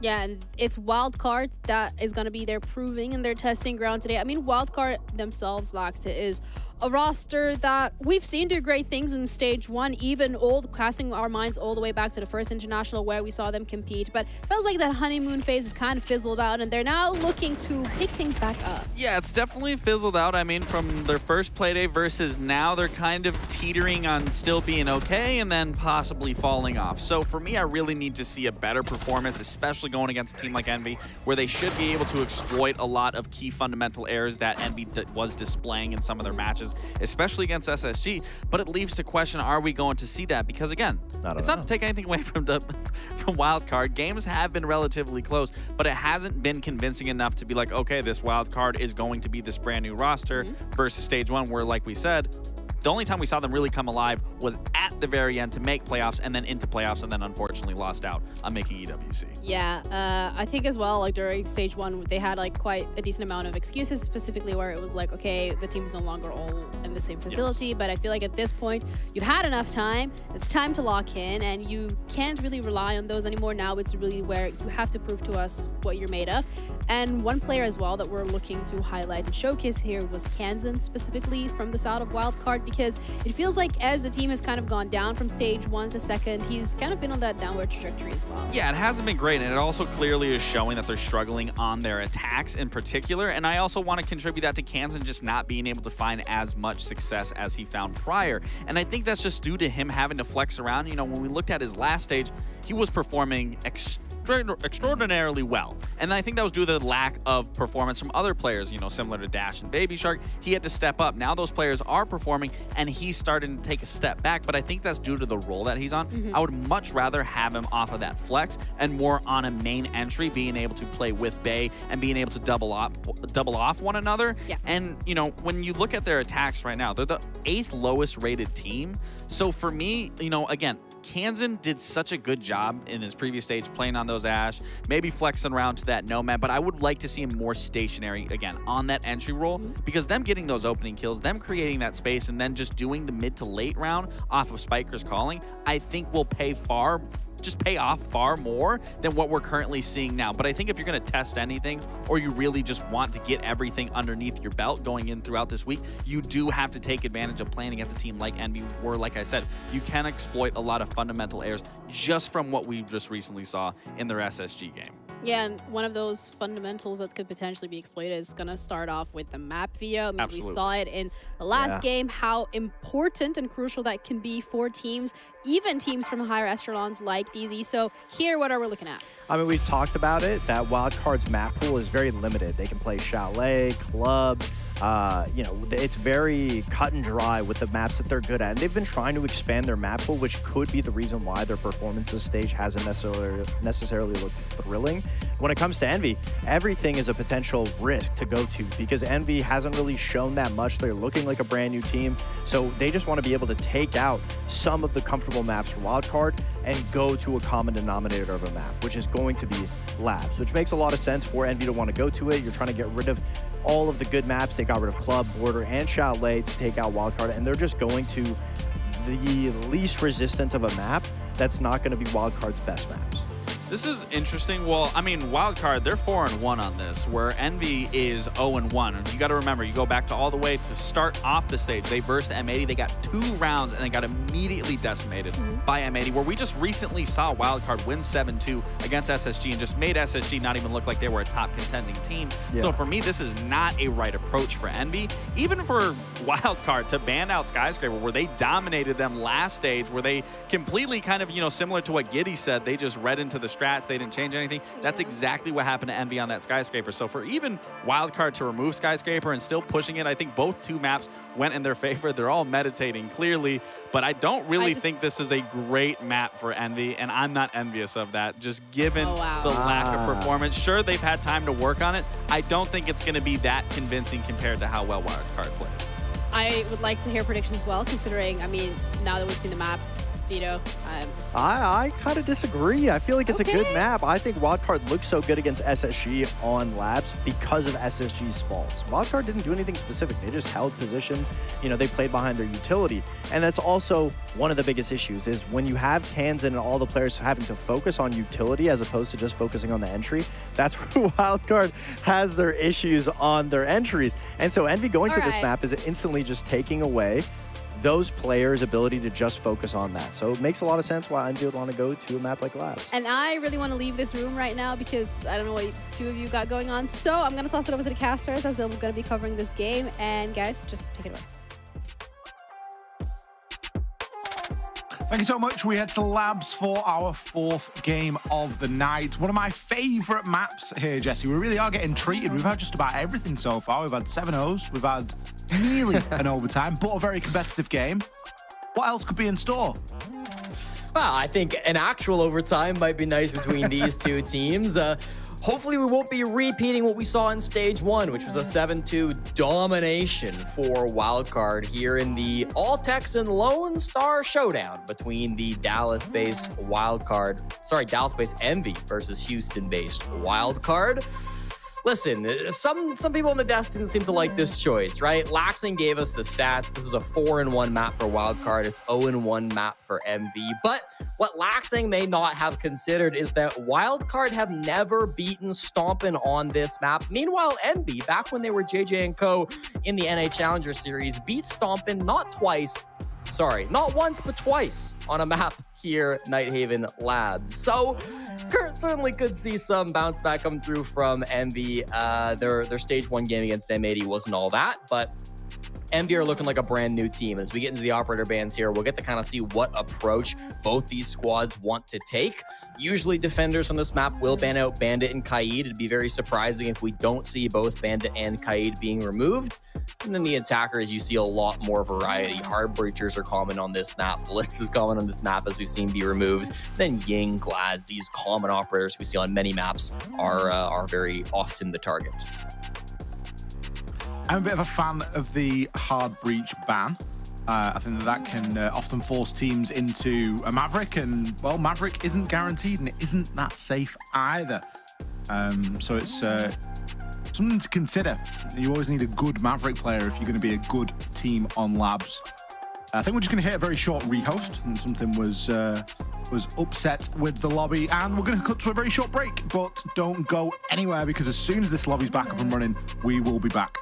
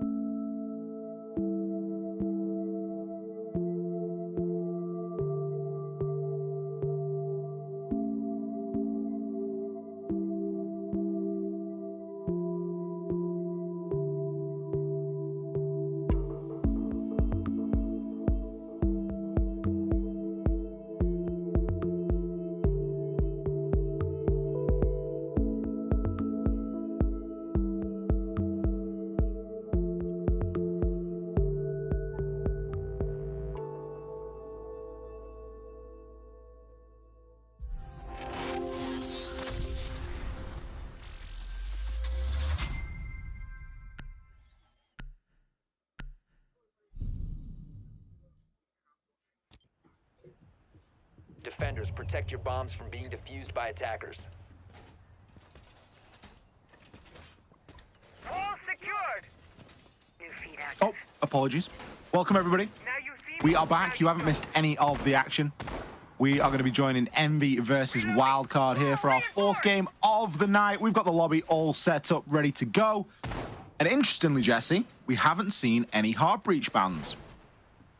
Yeah, a little bit of an unorthodox thing to see on Nighthaven Labs. We've seen it before so far this stage. There's been a real smorgasbord of banned operators banned on the attacking side, but generally hard breachers have been the focus throughout both Stage 1 and EWC on this map, so definitely interested to see the meta shift a little bit. Maybe teams feeling like the wall's going to get opened anyways with Maverick and can openers, Habana tricks these days too, and even with Ace being able to open the full wall.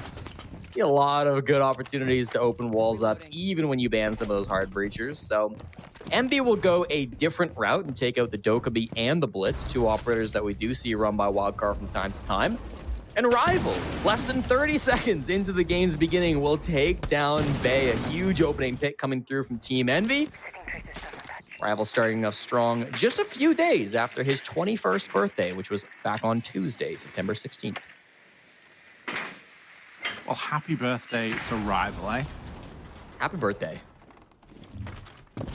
Unfortunate to lose the old Nomad straight away. Certainly gives a little bit more flexibility to these defenders.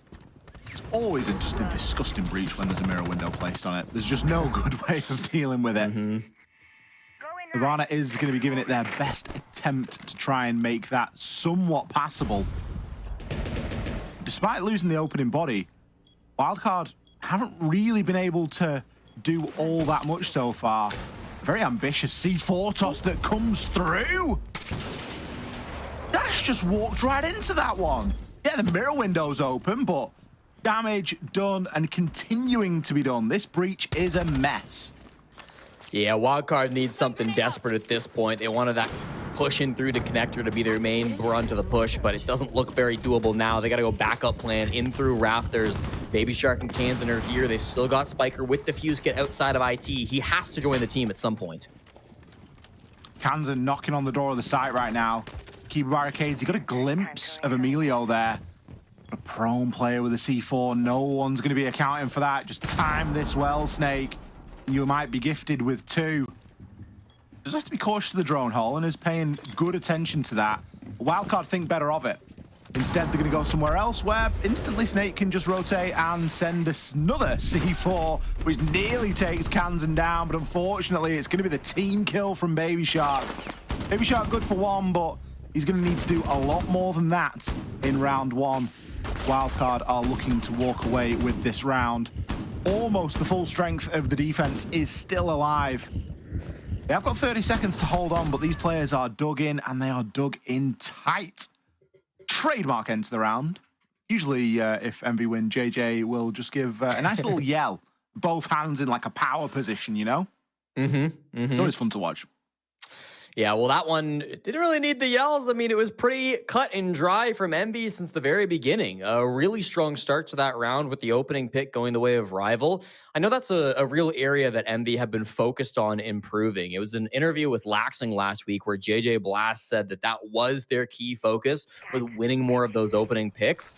Last week, they won just 33% of them. They do have the lowest entry win rate in the entire league right now, so I know that's going to be a point that they're focused on and something we'll continue to watch throughout this game as well. But if you can take the fight to your opponent, get aggressive with some attempted spawn peaks, get some early frags down onto important players like Bay on that Nomad, like the Nitrocell landing onto Kansan, it's going to make all the difference in the world for Envy. So take these rounds and make them as easy as possible for yourself. Get yourself that advantage, then lock things down nice and simple.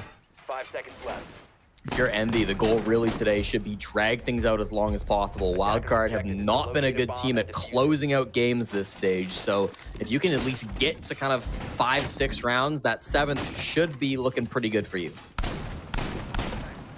I always enjoy seeing where players are placing these Denari trip gadgets. Still relative, well, it's still pretty much brand new in terms of siege utility. Did you catch the Brazilian broadcast where they place them on underneath the tread of the stairs on bank, like there's a lip on the stairs, and that was catching players out. On Saturday, might have been Sunday. It all sort of rolled into one the weekend, but there are some fantastic placements for these trips, and you don't always see them come through, but it is just another thing for attackers to worry about. And when you've got a team that is maybe a little bit more overcautious or kind of heavy on the drone game, it sounds like a small thing, but when you compound it and add it up with everything else, it really can do quite a lot to slow things down. At the moment, the site looks fairly empty, and Bay's recognized that and has already got himself into single breach. Got to be a little careful. You are in Animus now, but there will be fast retreats back to site. Emilio up in warehouse, and you got storage as well being played by Snake for good vert angles. So there are still quick routes back to site, but yeah, as far as getting in right now, things are looking pretty good. A Yokai gets cleared up by Bay, so that opens the door up for a potential plant. Dash is just behind Bay here on the Aurora, and as he's closing the gates, X, I mean, this could just be a fast execute here into tank. One of the advantages of Aurora, Dash actually goes down in the process, though. He was the diffuser holder. Those Aurora doors have now been opened up, and there's no real way for recovering your downed teammate. JJ, he's got a plethora of cameras to flick and continues to do so. There was no real backstab on this. There was no real vert control or pressure. And as such, Wildcard have kind of petered out a little bit. They will get a kill onto Rival, but with 2 players above Animus tank, it's a very difficult transition to make. If these 2 players on Envy are able to stand somewhat firm, they might be in with a good chance right now. Kansan will find Aiden. Cautionary stun out as well. Baby Shark still good for one. Snake left with a lot to do and unable to pull it off. Wildcard, despite having the diffuser down in pretty much no man's land, do manage to salvage the round there.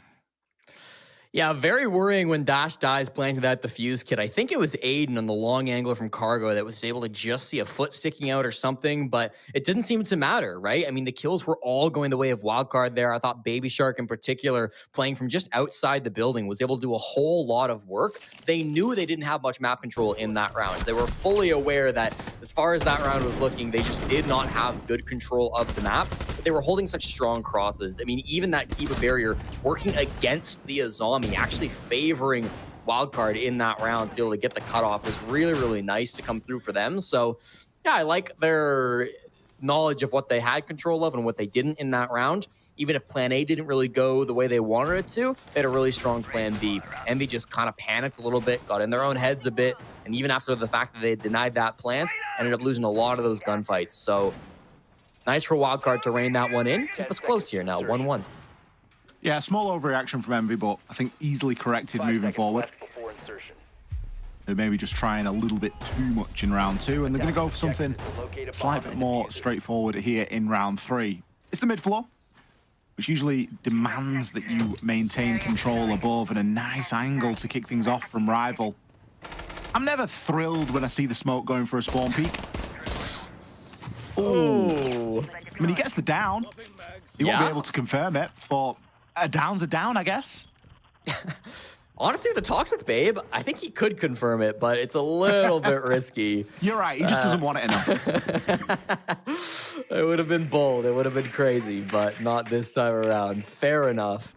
You're right. Losing the smoke early would have been pretty devastating. Getting the kill on Thermite would have been just as huge. There are still cans being played by Dash, so it wouldn't have been instant game over, but Thermite is so good on this map. Opening that IT wall is absolutely critical as it opens, and Dash is in position, so is Baby Shark. We could be in a fast push situation. It's just Rival playing inside of storage at the moment, so he would need to be able to dodge those Candelas. Here it comes. I'm kind of worried about this because the diffuser's miles away. It could just be a big bait from Wildcard to try and force a reaction, and with the stance that Baby Shark's now taking, he's almost expecting someone to kind of just send it out of the breach.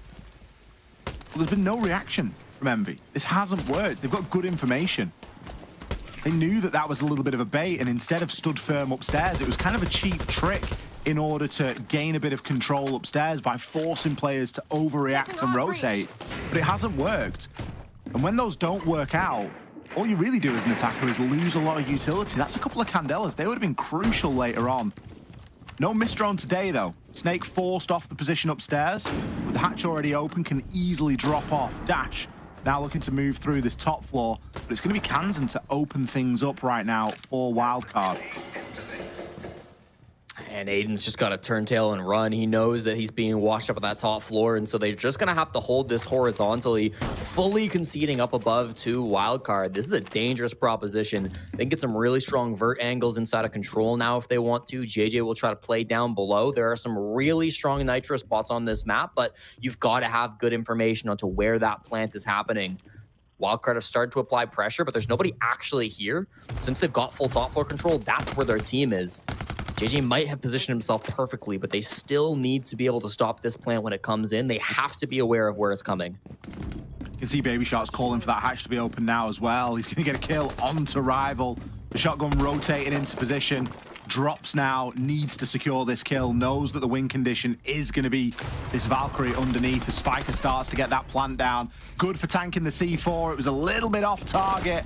Baby Shark already 2 steps ahead. Snake has stopped the diffuser going down in its tracks, though. With only a couple of seconds left to go, he has to stay alive. Drops to the floor, somehow manages to do it. How was he able to sneak into the site at that particular moment? It should have been entirely locked down by Wildcard. And that is absolutely tragic, Ollie. Snake in the 1v5. JJ is not able to do anything with the nitro. There's just Spiker on 1 HP planted the defuse kit. Snake wins the fight onto the dash, who could not have the proper cover, kills Spiker, and then nobody else is really in a position to help. Kansan's inside control, desperately trying to get to the site fast enough. Baby Shark we saw down below getting his 1 kill, and Bay was holding from up above. He was inside of rafters. Nobody was really able to respond to Snake, who was just playing in lounge that whole time. In a really powerful position, and the one thing that was not being considered by Wildcard was the one thing that came back to bite them. Absolutely insane clutch coming back from Snake. Wildcard, I mean, they gotta be kicking themselves to lose that 1v5 round. Snake has no business walking away with it, but there's just no reaction at all, and the time is way too low to do anything.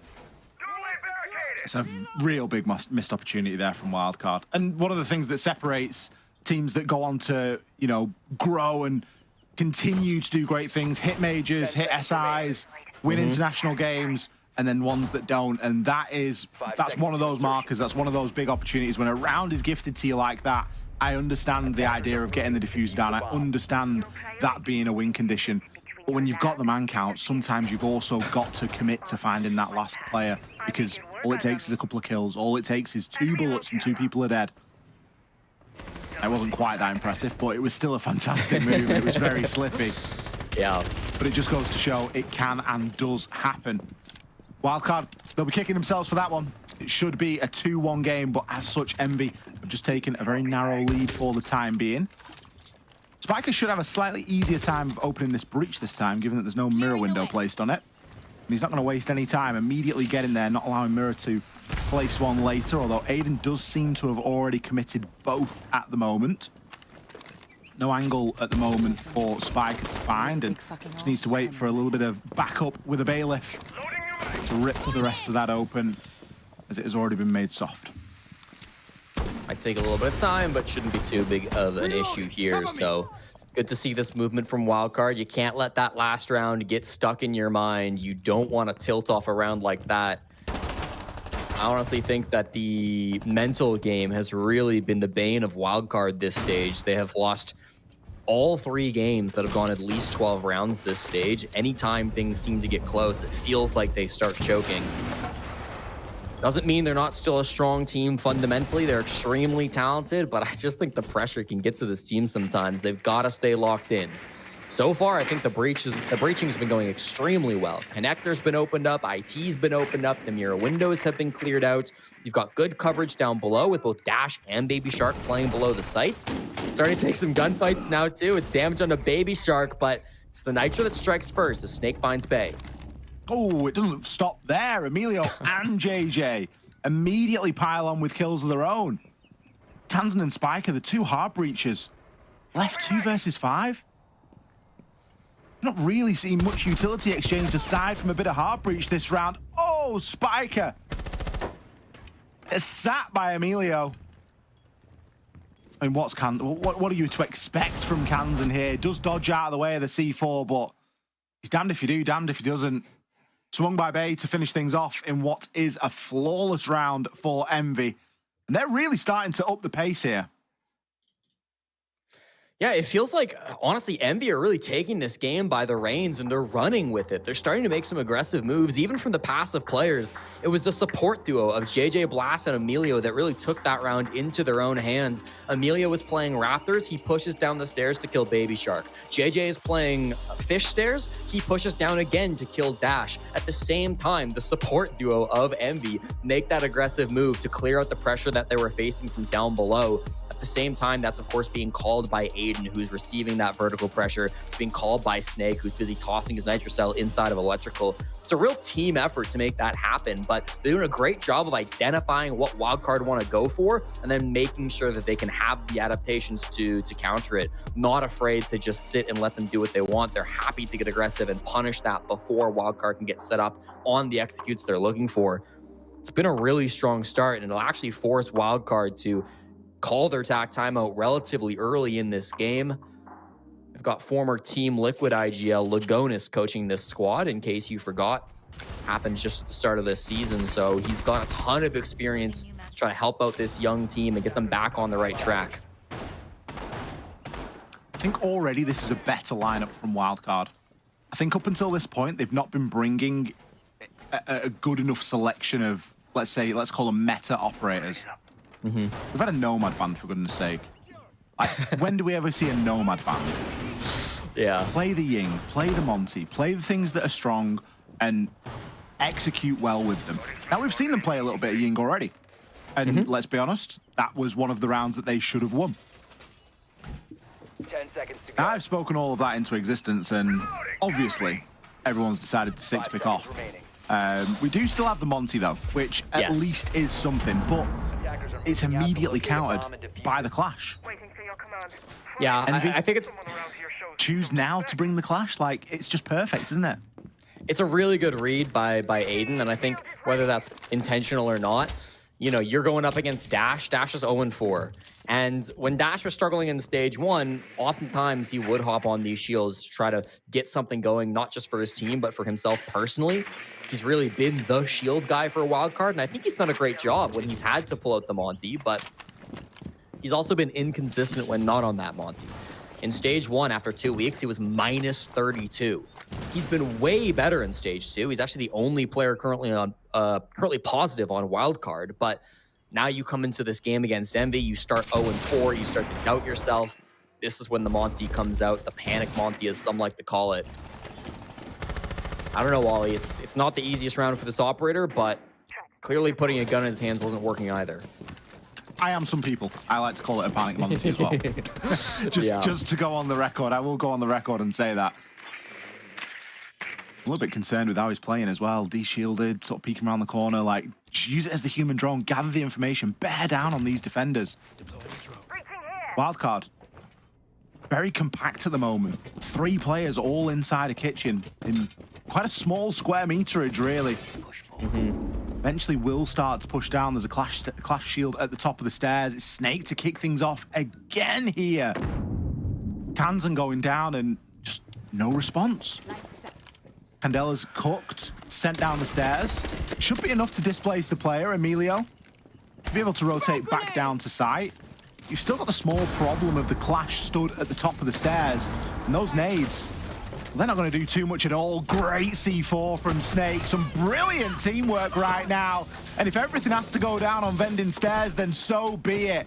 Dash left in the clutches. Good for a down. Can't confirm. Aiden, one shield against another, is quicker on the draw. Able to change to that secondary. And Envy continue to dominate here on Labs. And what a perfect defense it was. Wildcard, very obvious in their push in that round. They didn't go for a full clear of the map. They were going to go very isolated in through cafeteria. That's read immediately by Aiden, who's standing up there on the clash, can stall all of that push, all of that momentum that Wildcard were trying to bring immediately out of the tack timeout. Snake, I believe, found Kansan on the main assembly breach. He had opened it up with a can opener, and must have been a nice shot from Snake down inside of sight because he was not playing super aggressively when he got that opening pick. Then lands the nitro, then Emilio pops off, and Aiden for the last why not. It is perfect coordination between these players on MB. Even though Aiden has not been on this team long, I think he is he's adapted onto the squad extremely quickly. Been looking absolutely fantastic. MVP in one of their games earlier on in this stage, and now putting up a big performance right alongside Emilio, right alongside Snake. This is honestly one of those games where, like, you look at both sides and there's a lot of inexperience. You know, you guys like Baby Shark, even guys like Spiker, who've been around for a long time but are still on the younger side, haven't been to too many international events. And MB, of course, quite a few rookies on this team as well. Someone like Snake kind of brings that experience. Former TSM player, was at the Yongshiping Major alongside Bolo, has played on some of the biggest stages, and well, we've seen him put that experience to work today. It's always nice to get a mix, isn't it? And sometimes you do just find yourself on more of a rookie-based team, or a team that has been around for a while but maybe hasn't got the same level of experience as players that have been playing for a similar amount of time. I will agree with your Aiden point, though. Sometimes that's what you need as well. You need a sort of almost a newer player in some ways, or a player that hasn't experienced a lot of different teams, so that you can kind of nail that cohesion for the first time instead of them coming in with too many ideas. And it's just like, nope, this is the way we're going to do it. And if it's the right way and it works, then brilliant. It seems to be working tonight, at least. 4-1 lead right now for Envy. Wildcard, kind of stunned. Like, which sort of direction do they go right now? This is, of course, the round where they got, I would say, the closest to walking away with any sort of favor inside of that mid floor. Yep. Instead of JJ being on the old Valkyrie, he's gone over to the Pulse. Now, the Valkyrie cameras didn't last long last time. I think it was Kansan on the IQ that did a great job of clearing those out. But as is the way quite often, when you play the Valkyrie, they'll play the IQ. If you don't play the Valkyrie, there's no IQ to be seen. And that's one of those occasions now, but at least it means that there should be a little bit more freedom downstairs for JJ. As denying the plant is definitely a key intention here from Envy.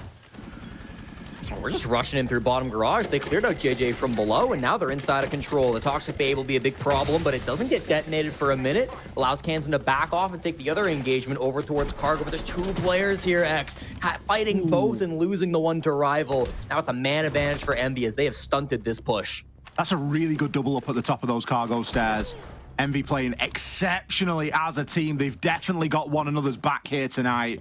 Baby Shark, he might have 3 tracks, but he's got to make his rotation up. Exo, Dash is going for the plant. We've seen this film before. We know what happens. Where's the denial? There's not sufficient vert. He's been allowed to get back outside. This is very difficult to retake, despite the advantage. Baby Shark left out in the cold. As Dash wasn't able to get too far outside before he got taken down, and Baby Shark's now left guessing. No one's actually gotten onto that diffuser straight away either. A nade should displace Aiden right now, but he's just going to stand firm and win his engagement. It's going to be Snake to back him up and immediately hop on and disable that diffuser. Maybe a bit of a mistake earlier on for Snake, not having the vert holes made for him. He also didn't have any impacts. I believe used both of them extremely early on, either for rotates in the prep phase or something else within the first 10 seconds of the round. So I was a little nervous when Snake couldn't get the denial, but he finds the frags late round anyways. You might get a plant down, but you are not winning the round. A 5-1 first half for Envy. Last week, they got a bit of a rude awakening after finally playing one of the top teams in the league. They go up against SSG. They lose 7-2. A nice welcome to the big boy table. But here against Wildcard, a team that I think on paper would have been the favorites going up against the rookie team of Envy, they've looked head and shoulders above of their opponents. Wildcard's attacks were not being put together. They're going to have to claw this back on defense. When they played this map earlier in the stage, they did win all their defensive rounds, but they only needed 3, and that was against Space Station Gaming. So really tough to say how this second half's going to go. I feel like Blackbeard was robbed that last round, by the way. I have no idea how that wasn't a headshot. You literally saw the blood coming off it as well. It was like, it would have been like a shoulder or something. Must have been. But it just seemed like it lined up perfectly. That's the way the cookie crumbles. And Envy are playing very well. I mean, Blackbeard could even get that kill, and I don't think it really matters in terms of the round and the way that it plays. Yeah. The teamwork so far from the side of Envy it's been a cut above the rest. And, you know, it's not to say that Wildcard have played poorly. I just don't think that they've approached the situation in the best possible way. Kansan, what are these? Ooh, okay. Nice, okay. That's a cool setup. I see the vision. So you stack two in the corner, so you get the double line, and then you only need one on each of the other sides.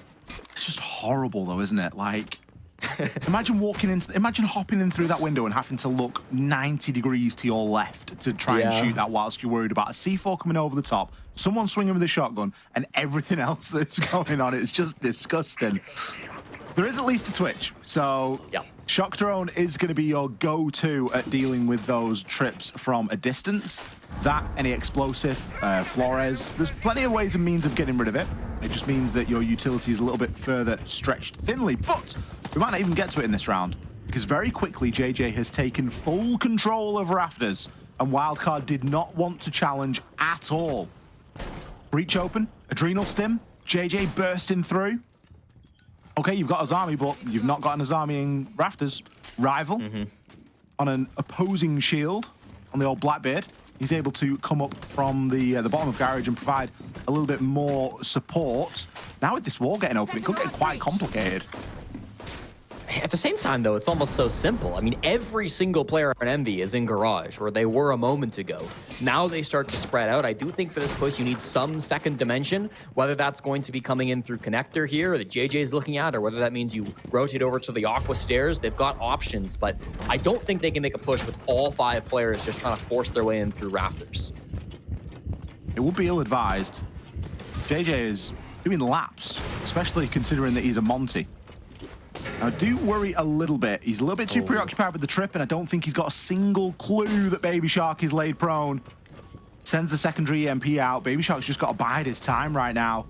He does have a C4 if he wants as well. Rival, opening pick over onto Dash. Oh, be patient, Baby Shark. Finds one, misses the second. You wonder if it's the right decision, but only time will tell. With Bay and Kansan falling, it very well may have been the wrong one. JJ can start to get this plant down now, as Spiker has no choice but to retake. Is able to stop the plant from going down. Toxic Babe is going to buy him a little bit of time, but everybody knows where he is, and site utility can start to be used against him. Those Vulcan packs, they work both ways. The diffuser has been recovered by Rival, and Emilio has to cover this. He's still alive, so could be providing a little bit of information. Under the cover of a Toxic Babe, he is able to move through, but not for long. Emilio there with the cover. The diffuser just going down in the nick of time. Another great round from Envy. A devastating way to lose that round, though, too, if you're Wildcard. I mean, Baby Shark in the perfect position. A Monty army crawling his way across his screen and not able to capitalize on it. Oh, the French rookie is going to regret that round. He gets one, but it's not quite enough. I really like the rotate coming in from Spiker. At about 60 seconds, he realized the push was not going to come Aqua. It was going to be fully in through Rafters, and then Connector was going to be the goal for that push. So he walked down the Aqua stairs, rotated all the way through that first floor, and found himself in the perfect spot to deny the plant in the 1v3. But it didn't seem to matter in the end. They were able to re-pick up that defuse kit, and he just didn't have intel in the 1v2. So tough round there for Spiker. But man, 6-1 now from Envy. People wondered if they were the real deal after getting smacked around by Space Station last week, but this is looking absolutely fantastic. Best team in the league. Best team in the league. Best team in the league. I mean, you know, it's a joke, but they're performing. I'm just so pleased to see the improvement. I just love watching teams improve stage to stage, because you know that behind that improvement is tens and hundreds of hours of work that these guys have been putting in, and it's work on everything as well. It's, you know, it's not just being able to shoot better, and there's a cap to that sort of thing. It's teamwork, it's building that synergy, building those friendships and bonds. And it's clear to see that they've been putting a heck of a lot of effort into it. And it's nice to see them be rewarded for it. The game isn't over. Wildcard could very well win the next 5 rounds and take us to an overtime. But unfortunately, it looks like it's going to be our 3rd quick game of the night, as Wildcard have already used that tactical timeout. And Envy they've just got too many opportunities to convert this now. Yeah, Wildcard, as they start winning rounds too, will get locked out of more and more bomb sites. So, I mean, it's not going to get any easier as the half progresses. This will be their best shot, doing their best to defend now, but I honestly think a slowdown has been pretty solid for them. Envy have yet to really get in the building. JJ's entered in through Kitchen, Aiden's there as well. So it looks to be a very similar push to what we saw coming out from Wildcard just a couple rounds ago. Envy stopped that with a really strong clash play coming in from Aiden and some big kills from Snake. No clash to be seen on the side of Wildcard, but the Nitro cells are there just the same. Spiker opens us up with a kill on Aiden. He's looking for one outside the main breach too. Big opening pick for Wildcard there. The only C4 that they've brought, good utility, great swing onto Emilio. I mean, you can't fault Emilio for trying. I think he's got to go for something there, but just gets sat down straight away. And a fantastic swing from Baby Shark, even better. Deleting Rival off the angle. This very well could be a Wildcard round right now. JJ half HP. Snake, he's been the magic man so far tonight, but there is no magic to be found. A flawless for Wildcard, as somehow they managed to pull around seemingly out of thin air, Jesse. Yeah, what an answer to come through. Not just a round win, but a flawless one at that, to come out so dominantly. Some big swings really started that round. It wasn't even a successful swing, but the spawn peak coming out from Baby Shark, I think, really set the pace for that round. Everybody willing to step up and take gunfights, feeling, guys, whatever, we're down 6-1. What do we have to lose? Let's start swinging things. On the main breach, Spiker's able to get 1 plus the C4. Then you've got more swings coming out from Baby Shark. Every swing goes their direction. And if you're going to mount the comeback now, if you're going to drag this back to overtime, it's got to start by breaking the mental. You know, you need to get it into your opponent's head that they are choking, they are not good enough to close out this game, and that you are back in control. I think in a situation like this, getting a flawless round win, keeping all your players alive, actually means quite a bit to start to get that ball rolling once again and to try to mount the comeback. Plenty to go still, but I mean, that's how it'll start. Flawless round this time. Couple of kills from Dash next. You know, you never know what might happen. Wouldn't take too much for them to tip the balance. I mean, on the face of it, there's at least one other round that Wildcard should have up there. And that's without even being generous. Like, yeah. MV are going for quite an oppressive lineup. Maybe a bit of an understatement. They've got 3 shields. We never see 3 shields. I mean, in part because we never really see 3 shields available. But yeah, the point still remains. We never see 3. Now, it might seem like a great plan, and on the face of it, it could be. But you've got to look at what else you're bringing and what you're missing out on by bringing those shields. Now, with the way that MV have played them so far, they've done a really good job of taking very quick control. Usually, with this little Finker combination and the shields.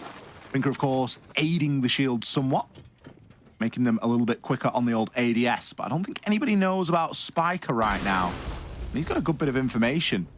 The Vulcan pack is going to be the first tier of defense, and Spiker with the C4 the second.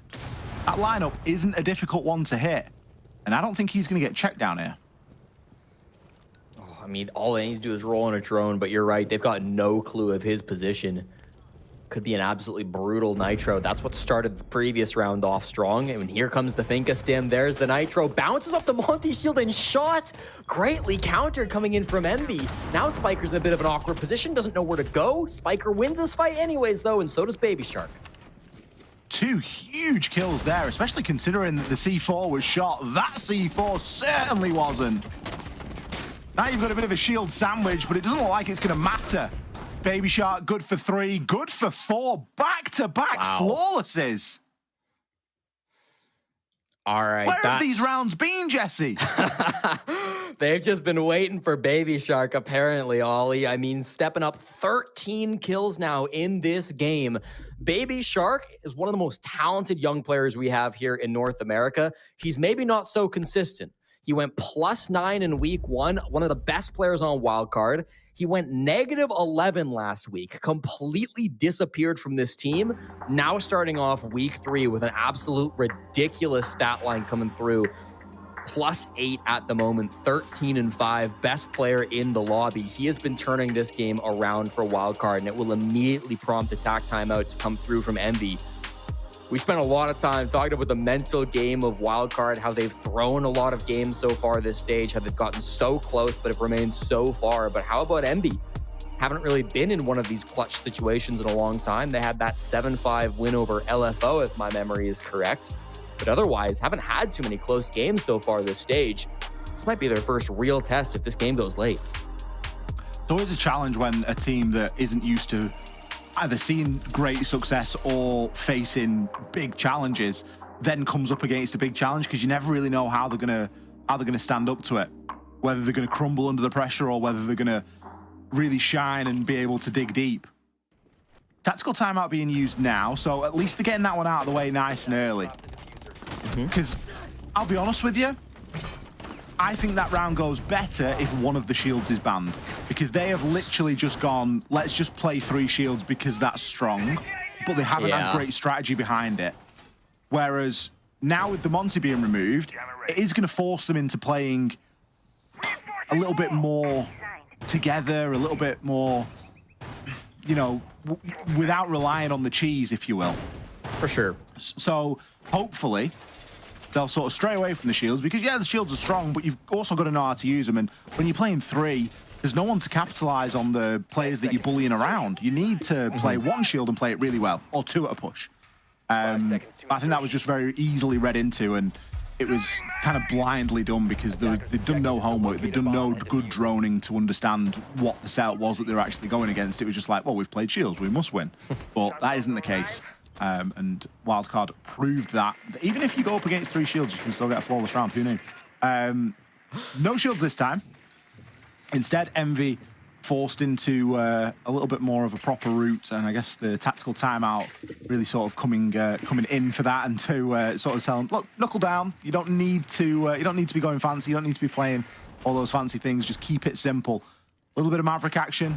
Maverick, extremely popular on labs. I can't believe that we've waited until round 10 to see it, as it's usually a bit of a go-to for most teams.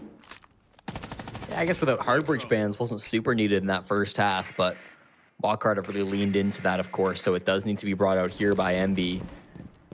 There is 1 shield being brought, of course. It's not from Envy. It is Kansan on this clash, by far his most common operator when defending the top floor of Nighthaven. So shouldn't be a surprise for Envy. This is hopefully something that they have prepared for. Nobody playing down below, so Envy have taken that space largely for free, and they start to look towards Rafters. This is Zombie is in a really tough spot, but Bay wins the fight anyways. Aiden's watching it, but it doesn't matter as he gets completely out-dueled. Wildcard have been winning some insane engagements. Yeah. Dash will fall as a consequence of that opening pick, but Bay isn't done there. Another round, another multi-kill. Doesn't look like he's finished either. He's still pretty solid on this catwalk. Rival's got a tough challenge ahead of him. Nothing really to deal with those key barricades. Again, it feels like Envy haven't brought the best tools for the job. Now able to get that pocket reinforce off. Some fantastic teamwork there. Smoke canisters to cover the cross.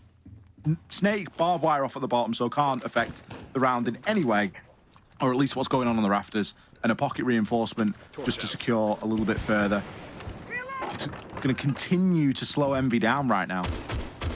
Yeah, you've got to get something going, either with this pressure from down below being played by a Rival or with somebody else working a pick. Both Snake and Emilio chilling up inside of Rafters at the moment. Rival probably going to have to walk up Aqua to make this push at least somewhat 2-dimensional. Otherwise, it's looking really tough. And against a Clash, you need that secondary angle.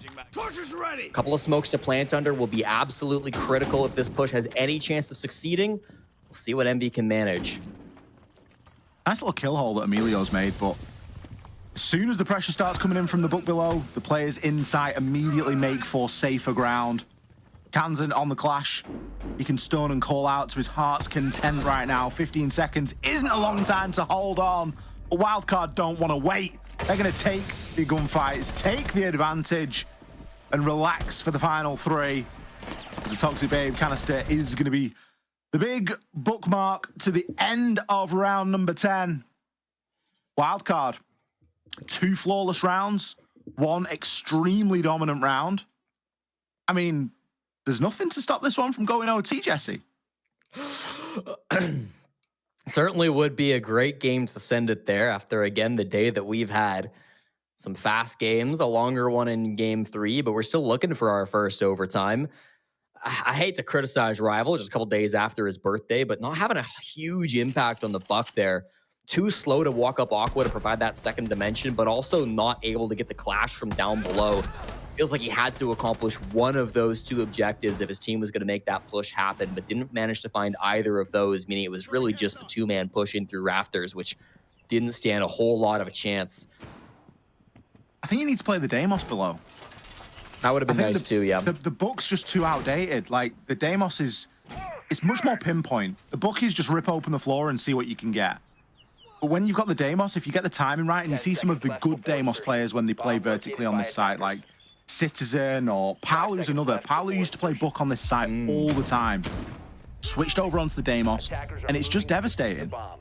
And again, I just don't feel like we're seeing the correct operators being brought by Envy. We're seeing a heck of a lot of Twitch. Now, I get it, Twitch is great, but there are other ways and means. This round we've got the Zafir, we've got a Dokeby and a Glaz. Torch ready! Are they going to try something a little bit cheesy? We've got the Maverick, so could, of course, try and get a couple of kill holes. But we've already spoken about how the Maverick, despite being very popular, is also very risky. Oh, Case in point, Spiker, brilliantly timed. You can't afford to be mavericking open those walls. You need a little bit more surety that you're going to be all right doing so. You've got to get the vert first.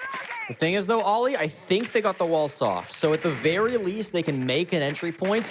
Indeed, the wall is soft. They can start to open it now. If they didn't get that, it's probably GG's on the round because they have sunk everything into this glass plant strategy. They're going to go in through the assembly wall with a smoke. They're going to try to get some kills and cover JJ as he tries to get that plant down. They could go Animus. They could go in through assembly as well.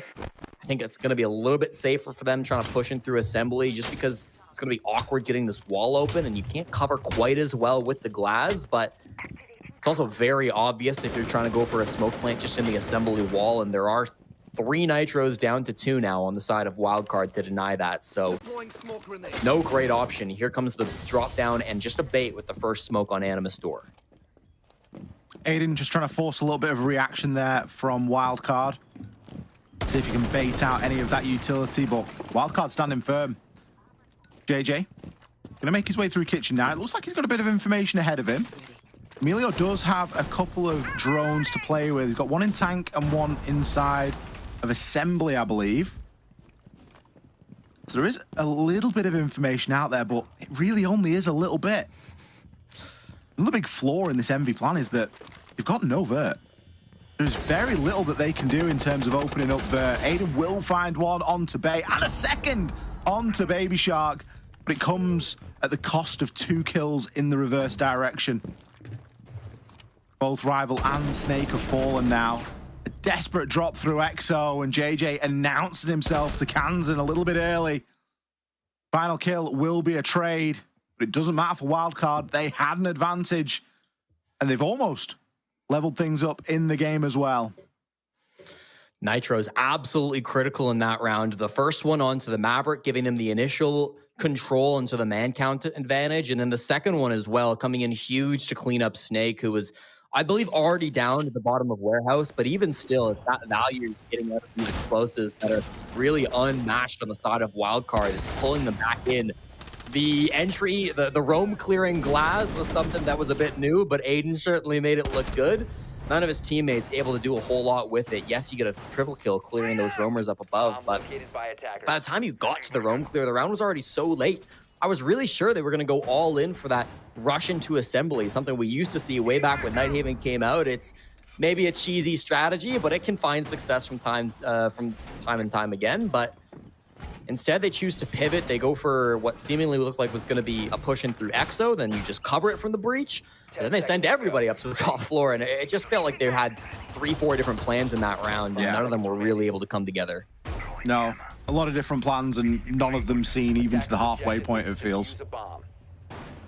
Because they didn't bring any vert, so there was no intention of taking above. And then, yet halfway through the round, they just pivot into taking above anyway. It just didn't make any sense. It is kind of difficult sometimes to see the logic behind these MV pushes, because I do feel like it is a little bit confused sometimes. Wildcard have certainly taken a lot of advantage of that tonight. 1 round away from leveling things up right now. Both timeouts used. Wildcard using theirs extremely early. Envy, again, using theirs at, I think, around the 6-3, 6-2 mark. So kind of early in terms of the half, but the writing was kind of on the wall for how this half was going to go for them. And how the game has gone, really, with attacks struggling a lot on both sides. Ooh, that's not going to make it any easier. It's an expensive price for placing a Nomad out there. Clear up Aiden, who's been struggling a little bit these last couple of rounds. Again, the rookie coming in for Envy, new this stage. Wildcard, I'll repeat myself, 0-3 this stage in games that have gone at least 12 rounds. They've not been good at closing out these tight games, but this feels completely different to the last couple of weeks. They are in full control of the momentum. They just need one more, and they're playing so aggressive, so confident.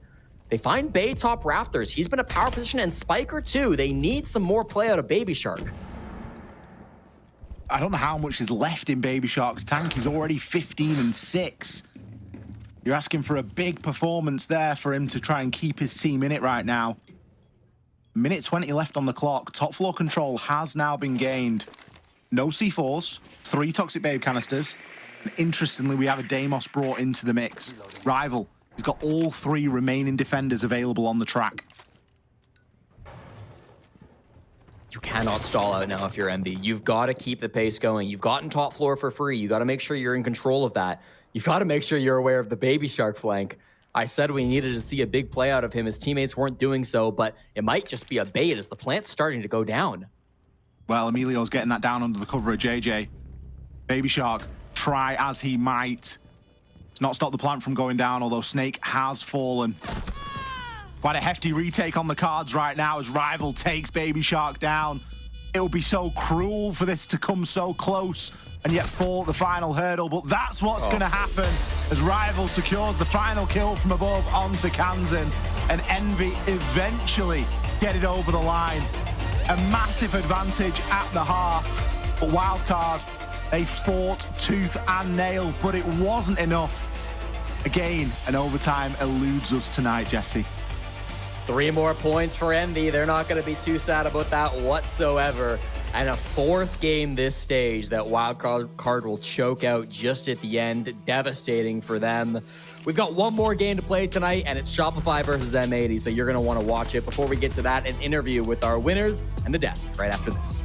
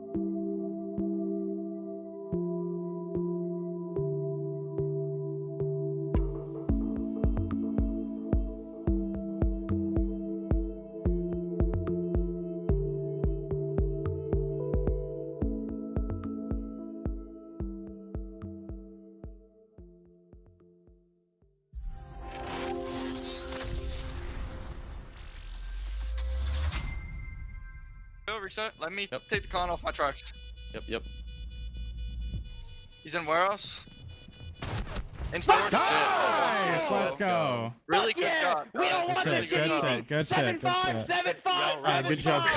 It was a little shaky, but we got it. All right, that's a statement from JJ. We don't want it easy. 7-5, 7-5, 7-5. But with that 7-5, they do manage to close out another game and get some couple more points under their belt. We said that this was going to be their test, and we have JJ as well standing by to give us more insight. Yeah, take your time, bro. What's going on, All right. How are you doing? Oh, I'm great. I'm great. Yeah, I can tell. You know, your dancing skills, let's talk about those, because before we even got into the game, you were, I don't know if you were aware, but because your camera was live, they were showing you dancing on stream. Yeah, okay. So is that like your pre-game ritual? Yeah, I get nervous, so I put on some songs and I just start dancing and acting like a clown on the court, get the vibes going, have the team have some fun, release some nerves, just have some fun, you know? Yeah, honestly, I think that's a really good way to get it out. You know, I think we've done that sometimes. Like when you get to a LAN event, you can break them out on LAN stage. Do it right now. Hopefully it's Munich. No, I will not do it right now. My question is, you know, obviously you guys beat Wildcard today. That's another level of echelon of team that you guys have been able to beat. What do you feel like is the hardest thing for you guys to be able to beat not only lower teams, but to beat those top tier teams that are always getting to the top 4? What do you feel like that's that hurdle that you guys are slowly climbing over? Preparation, bro. Last week showed it. Because I feel like you guys are gonna ask about SSG game and everything. Like the biggest thing we're noticing now that like we beat all. I know. I read this stuff. I'm good with content. I read the interviews. These guys are like the separation is like they prep so well. The lower end teams like they just kind of show up and do their stuff that like you know they do. Like when we played C9, like we scrimmed them like a month before on like Lair, and they did the same stuff they did on Lair in that scrim. But like SSG showed up and like completely tore apart the exact stuff. You can't change much in a day, right? Like they mimicked everything. They even did the same bans LFO did, and they like destroyed us. So like I would also say that this was like one of the first games like as a T1 team, like we've actually put like a week of like hard prep into beating Wildcard and came up with like a completely new game plan that revamped like the map just to beat them. So like this was probably like the first like edition of us like really diving into prep work. Well, then speaking more into that, when you guys are prepping, what are things that you're like in particular looking at, whether that's from a certain play style, whether that's a strat, whether that's just the, you know, the overall prep that goes into it? Like, what are the key areas, even for yourself being the IGL, that you're focusing on to obviously, you know, this game realistically, I don't think you really wanted it to be this close. I think you wanted to get it done in a quicker fashion. But, you know, what do you take from that? And then again, just as the prep as a whole. Yeah, so obviously like, this is like kind of like most of all of our guys like first like go in pro league, so like we don't have much experience. Going into this stage, I reached out to Geo, who like the TSM and Sonic Geo, and asked him how he went about preparing for like games and stuff and everything. And so he shared some stuff that like made a lot of sense. Where like we're just kind of focusing on like stylistic matchups with our opponents. And like one thing like we study how every team plays, so we know like what their style is and what to expect, and like we just play around that. So like Wildcard, we just like Baby Shark can't help himself but to backstab every round on Dokkaebi. He loves Dokkaebi, and like we're like backstabbing with like a random op. So we took Dokkaebi out the game and just played heavy intel and just knew where everyone was on defense, right? And just like had intel to do anything we wanted to do. So like that was kind of like our ideology there, just like kind of countering their play style. And then to just follow up just with you being the IGL, when you guys are doing all this prep, you have everything laid out. When you're in the game, especially in those mid to late rounds, when you notice something isn't going a certain direction, how do you kind of reel everyone back in and then change the approach and what you guys want to do? Yeah, I think like when the round started to slip for us on attack, like we were like definitely like trying to counter how they were playing, like we had a game plan of how we wanted to kind of cheese them on attack, and like it worked for the first round or two, but then like they kind of started dealing with it, so we had to kind of get back into the rhythm of just like slowing the pace down and playing methodical siege, which like that last round we kind of got back to. So it's just like understanding like, all right, hit the reset and just like close this game out and just do the stuff we know that works rather than trying to be a little like fancy with it. No, absolutely, it worked. Yeah. I mean, it's such a treat to have you guys in the league. The personality, the vibes, the gameplay. It's been really great interviewing you so far as well. So again, congratulations. Can I say something? Yeah, absolutely. Go crazy. Oh, thank God. Yo. So first of all, I made Spiker all the way back in like 2020 and when we were in T3 on the Rangers. Like I taught him how to IGL. Let's keep that in a buck. Two, the only reason those guys ever got to Atlanta is because they're a partner team. They're never going to Atlanta again. All right. So I just had to make sure everyone was aware of that. All right. Anyway, that's all I got. Okay, talk your shit, King. I mean, you know what? I love the energy. Hopefully we'll see you around for another interview. Enjoy the evening. Bye. Thank you so much. See you guys next week. See ya. Next week. It's a promise, by the way. Yeah. They're doing this again. But it's so nice to have players come into the league and they're performing well. They have the energy. They have the charisma. It's great. It's amazing content. I was honestly going to say, like, Envy feels like the first time in a while where a team has joined the NAL and actually strive to improve. And we see that, like, him saying the stylistic matchups, that's something that I feel like only experienced players would ever understand. Like, oh, DZ's slow, you know, M80's aggressive, SSG's, you know, coming in at all different angles. And they're understanding it within their first year of being in the Pro League. You know, teams like LFO and Cruelty definitely need to be able to take some notes on how Envy's been performing so far. But, you know, it really is amazing to see that level of improvement and them actively doing it. And I do think today was a statement, being able to beat Wildcard. They're one step closer to being able to crack those teams in the top 4. Now, sure, maybe their attacks can be a little cleaner. I don't think, again, they wanted to keep it that close, but I think it's true with what you were talking about. You know, they look to be the most improved with everything that they're doing. And even asking him, you know, how do you reel in back around and realize, okay, things are going wrong. What do we want to do to fix it? And he was talking about, you know, they went in with a plan. They wanted to cheese and, you know, make these rounds go in their favor. They started to realize that they're adapting, they're understanding. So then they're going to switch back a different sort of play style. And then even towards the end, I mean, the second to last round, they went for that rush, then to immediately then play their own pacing into the next round, into the last round, into round 12, and close it out flawlessly. I think it's a very good dynamic and a very good understanding from JJ to be able to switch play styles around depending on the situation, depending on the site, and not just solely rely on the one strat that you have in mind the second you go into the round. Yeah, that's also further highlighted in round 5, if I remember this correctly. And that's the one that you wanted to Yes, this was a very beautiful defensive round. We've seen it throughout the league. It's not like they came up with this, but it's still smart. It clearly shows that they're taking whether from other regions, whether just watching from VODs that happened in the past, but using this clash on top of Exo stairs to be able to stall out, feed that information, play the C4 below was genius, to say the least. And then to just be able to follow up and collapse on all of Wildcard here to just shut this round out to make it flawless. I mean, it really does paint that picture of what Fox is saying, that they want to improve. They are looking to be the most improved team in terms of a team that comes up from T2 to T1. And, you know, they're making a statement here of being a relevant team throughout the league. Yeah, absolutely. And I think it's just like the improvement that we've seen from Envy. I mean, it's night and day difference between stage 1 and stage 2. And that is what we wanted to see from every single one of the teams that joined. That's what we wanted to see from Wildcard. We wanted to see that from Standby. We wanted to see that from Cruelty. And we were hoping to see that from all of them. And Envy is really the one that has been delivering, not just on the server, but also off of it. And I think that's a beautiful thing to see. For Wildcard, though, I mean, that honeymoon period has completely fizzled out. They need to kind of go back to the drawing board and figure out where to go from here. But either way, we still have one more game, one more best of 1 of the day, and that's the one that probably most of us have been looking forward to the most. M80 against Shopify Rebellion, the fight for the first seed slot here during the regular stage in the NAL, and it's gonna be coming up after the break.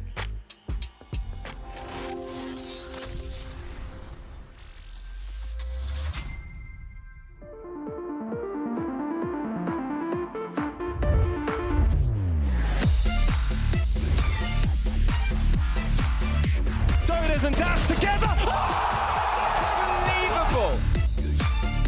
Can he get there in time? Cameraman's going to complete. Big ET finds a huge 4K and give road. Their first round. There's only 4 seconds left.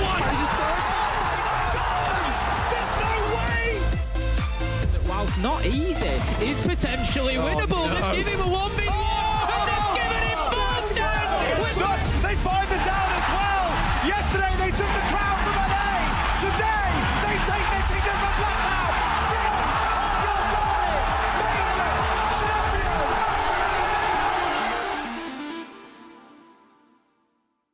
It's game time, yeah, we on the way. We back in your city, we back.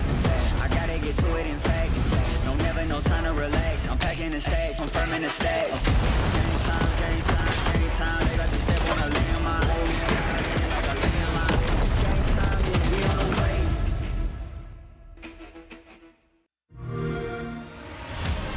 You know how they say, it's not the destination, it's the journey?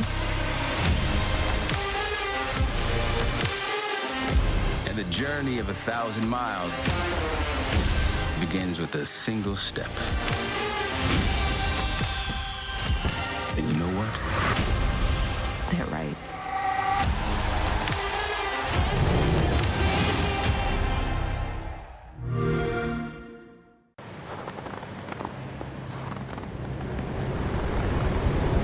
eye out for contact.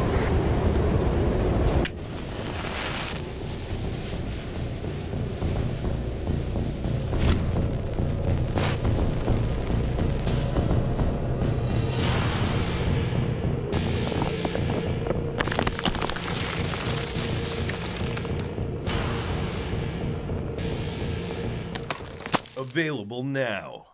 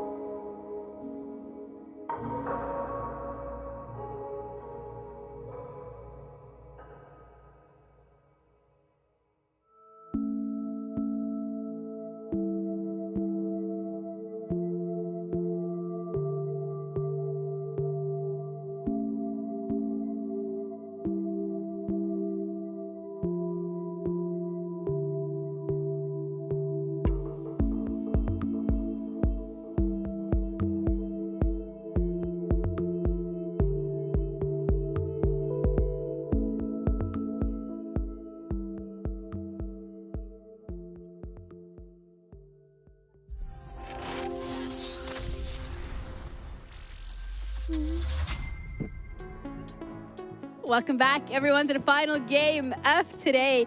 Shopify going up against M80 here on the NAL. So far, the games, this is like, I'm saying this every single game today. Oh, it's been pretty one-sided so far. It's going to get a little bit closer. It's been pretty one-sided. It's going to get closer. I'm not saying that anymore because I've been jinxing this time and time again. So instead, I'm just going to talk about SRM80 and the battle for first place in regular stage because both of these teams, Lax, have been undefeated so far, but obviously that can't continue. Yeah, I mean, I definitely want to more focus on M80. I think they're delivering on the expectations that we wanted to see from them from the first stage, where at least now here for Shopify, this is just another day in the office in terms of group stage performance. They were dominant all last stage, and they're looking to make that exact same statement here by getting this win over M8. Yeah, a little bit of best of one Andes, but, you know, in a good way. It's going to come to best ofs at some point, and we'll see how they perform there.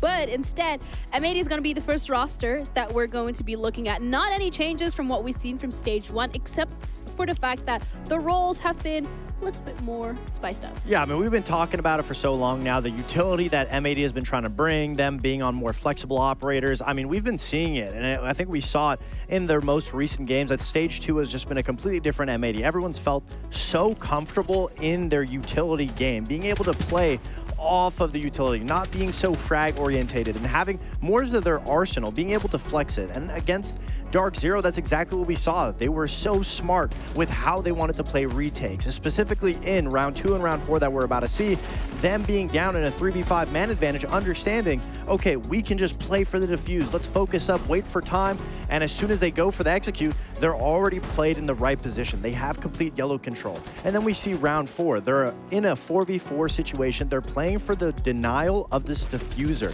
Panda gets a nice kill through the floorboards. That was going to be the first opportunity to stop the plant. Now look, Tachanka's there. 22 seconds left on the board. Dark Zero has to scramble because M80 has so much utility. And where is the rest of M80? They're all playing back because they know that Dark Zero has to scramble. They're completely tucked up. They decide to play a little crossfire, and Diffuser does the rest. He's able to get the kills. And this only works. You watch clips like this. Oh, Diffuser getting a huge 4K. You watch him and say, how is this possible? And it's because they're playing off of the back of the utility, forcing the other team to make the mistake, and they're sitting pretty waiting for it. And that was such a huge game from Diffuser himself as well, because he was just playing behind that utility, doing what he does best, and that is a whole game plan from M80. Run more utility, force teams out of their comfort zone, which DZ going for the setup, that is their comfort zone. So forcing them out with the utility puts M80 in the winning spot to be able to take advantage of the one situation that you can never predict, which is the end game, that post-plant situation. Yeah, that's going to be a little bit more difficult to do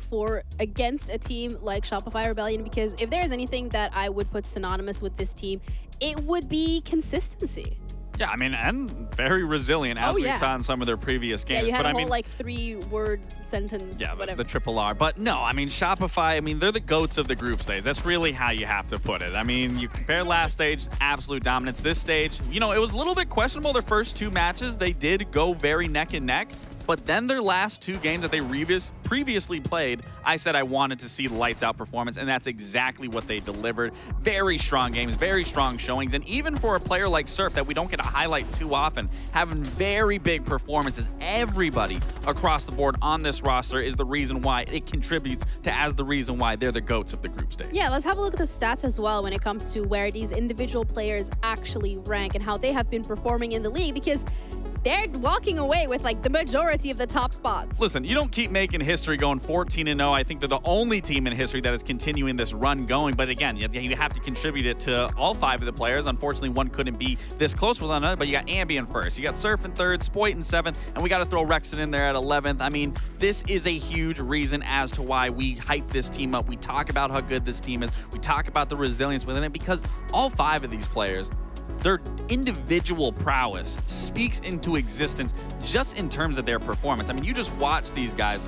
and you kind of just in awe at half the plays they make. I mean, Ambi has made tons of plays throughout last stage that we were just left questioning, like, what just happened? How was he able to do that? And then even Surf's big ace in that game versus Cloud9 was instrumental in terms of how well he played that position and given those 1v1s engagements he was able to take. But it's nothing to take away from what Spoit and Rexon are able to do. I believe Rexon has one of the most MVPs on this roster. But again, you know, it speaks into why they're the GOATs. Then you look at the stats from across all the teams in the NAL. They're 2nd in attack, 1st in defense, 2nd in KD, 1st in opening kills, and then they're 2nd in conversion. So the reason for them being GOATs is literally exactly everything that I'm talking about. You can't question this team, whether on paper, whether on stats. They are the GOATs of the group stage. It's just a matter of, can they push themselves and make that statement in playoffs? That's left to be unseen, but at least in this matchup, let's see it be displayed. You know, if I was an investor and this was the pitch that you're giving me to like invest in your team, like, you can have all the money. Like, that was really good. You sold me on SR, even though, they have been quite consistent and I didn't really need any selling. But the map veto, again, is going to be really important here as well, Foxhate, in regards to who is going to be able to at least get the upper hand. But when it comes to both of these teams, is there genuinely maybe one more that's favorable for the other? Not necessarily. I would like to see M80 go to a map that's more small. I guess a chalet, a border, maybe even a clubhouse or a skyscraper, one of the smaller maps, because we saw throughout this stage, the only time where Shopify has looked a little shaky was on border in their first play day against Wildcard, and that was because of the map, because it forces all of the players to have to go for gunfights and be in situations where Canadian has to be able to micromanage a lot of hot moving areas one after the other. So if I'm M80, I'm trying to go to a map like that, hopefully not Bank, because M80 has not necessarily looked. Okay, and we're going to Labs. Okay, sorry, I got scared for a second. I thought it was going to be Bank. Why are you scared? I thought it was going to be Bank, but I did not see that they banned it on the 4th ban. But Labs makes a lot of sense. I mean, it is a bigger map. I feel like this favors Shopify Rebellion a little bit, even though it is a comfortable map for both teams. What do you think? Honestly, I like this map pick for M80. Granted, you got to think, M80 was the first team to actually beat Shopify. First in playoffs. It was, like I said, it was in playoffs. It was on Chalet. They did only lose this map 8-7, well 7-8 to Shopify the last time they played it. So it doesn't surprise me that both these teams are allowing this map to go through, because I believe they both think that they can exploit and fix where they went wrong, and then, like I said, also exploit the other team and how they can approach certain things. So if I was an M80, if I'm riding on one team, honestly, I would feel more comfortable on the team that did lose, because they're going to be looking at it at a deeper depth of why they lost it, what they did wrong, where things happen. And 9 times out, well, I'm not going to say that. I'm not going to say 9 times out of 10, but the majority of the time, a team that loses that map then comes back to rematch it, they typically are the ones that walk away from it. And given how well M80 has looked, and especially, like I said, making that centerpiece of Kino be more that staple piece that isn't moving around where everyone else can find that comfort, and as you're talking about, they are finding more comfort, it does leave me to believe M80 can get this win over SR into this night. So does that mean that for your prediction, you're also putting down M80? Like, do you want to put it on paper?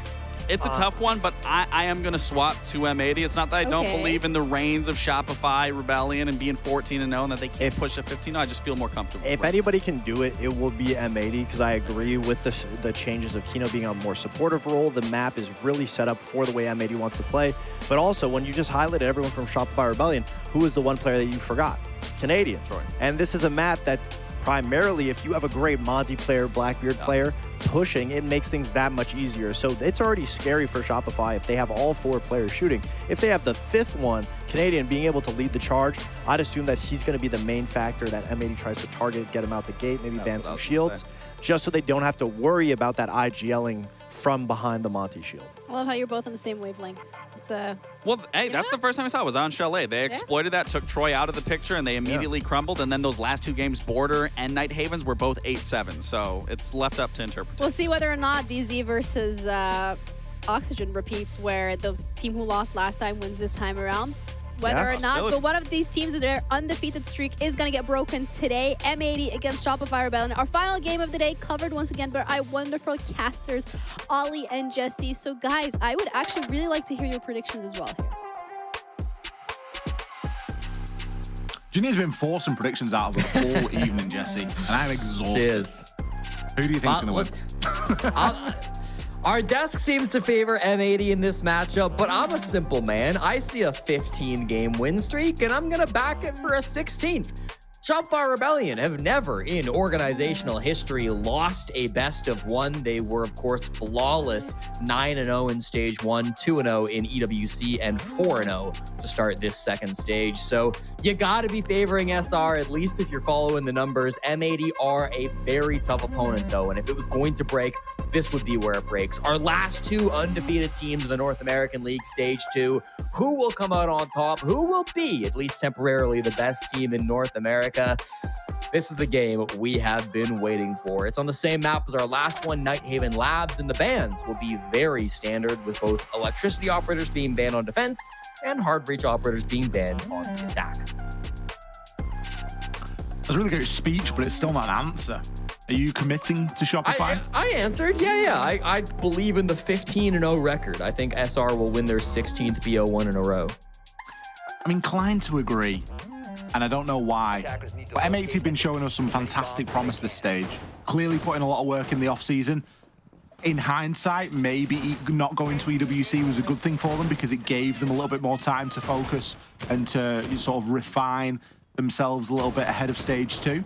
I'm sure, of course, they would still rather have gone, but you've sometimes got to find blessings and silver linings in these sorts of things. And Labs for the second time tonight, well, you can give me Labs all night. It's one of my favorite maps. No complaints here at all from me. M80 started off on the defense, Shopify on the attack, double hard breach and double denial. So we will be forced into slightly alternate means. Obviously, the Hibana is still available for the meanwhile, and Gavini is going to take advantage of that while it is up. But it may well be one of those games where we see all 3 primary hard breaches banned and are left with the Maverick as the option, but at least for now, that isn't going to be the case. The bright side, I think, for M80 there, is that they are going to have a few shields allowed through. So Kino, not wasting any time, going to be choosing the Monty here to kick things off. Of course, we've already seen a lot of shield play, and there's probably going to be some direct comparisons given that Labs was the previous game that we watched, Jesse. And it'd be nice to see some teams that tend to trend toward the top end of the leaderboard, attacking it and defending it for a change. Yeah, immediately we're seeing how good you can be on the hard breach on this map. Gavin, not an easy task getting the wall softened up with the Hibana, as Shopify Rebellion had used some shotguns to make it a little bit more awkward to get those pellets on the very top and very bottom, but Gavin gets it done all the same, so not going to be deterred by that play. It's the reason why SR didn't choose to ban out the Hibana, instead went Ace and Thermite, was they were hoping they could deny the Hibana trick, but not so successful, unfortunately, for their first attempt. Good util clear to come through, as the connector will be the primary focus of this push. Kino on that Monty with Diffuse Kit, as you highlighted. He's been kind of shifted onto the primary shield role this stage. It was hot and cold in stage 1, but deciding it'd be better if Kino takes the reins, and I think they've seen a lot of great improvement because of that. Even if he can't reach the barbed wire. Maybe hot and cold was the better choice. He had longer arms, you see. I think he was worried about whatever it was that was above. Toxic Babe canister there. Brilliant use of the secondary EMP. But the Clash immediately greeting him. Now, this is Diffuser's job, really. We commented in the previous game about how Buck is maybe a little bit old hat when dealing with the Vert.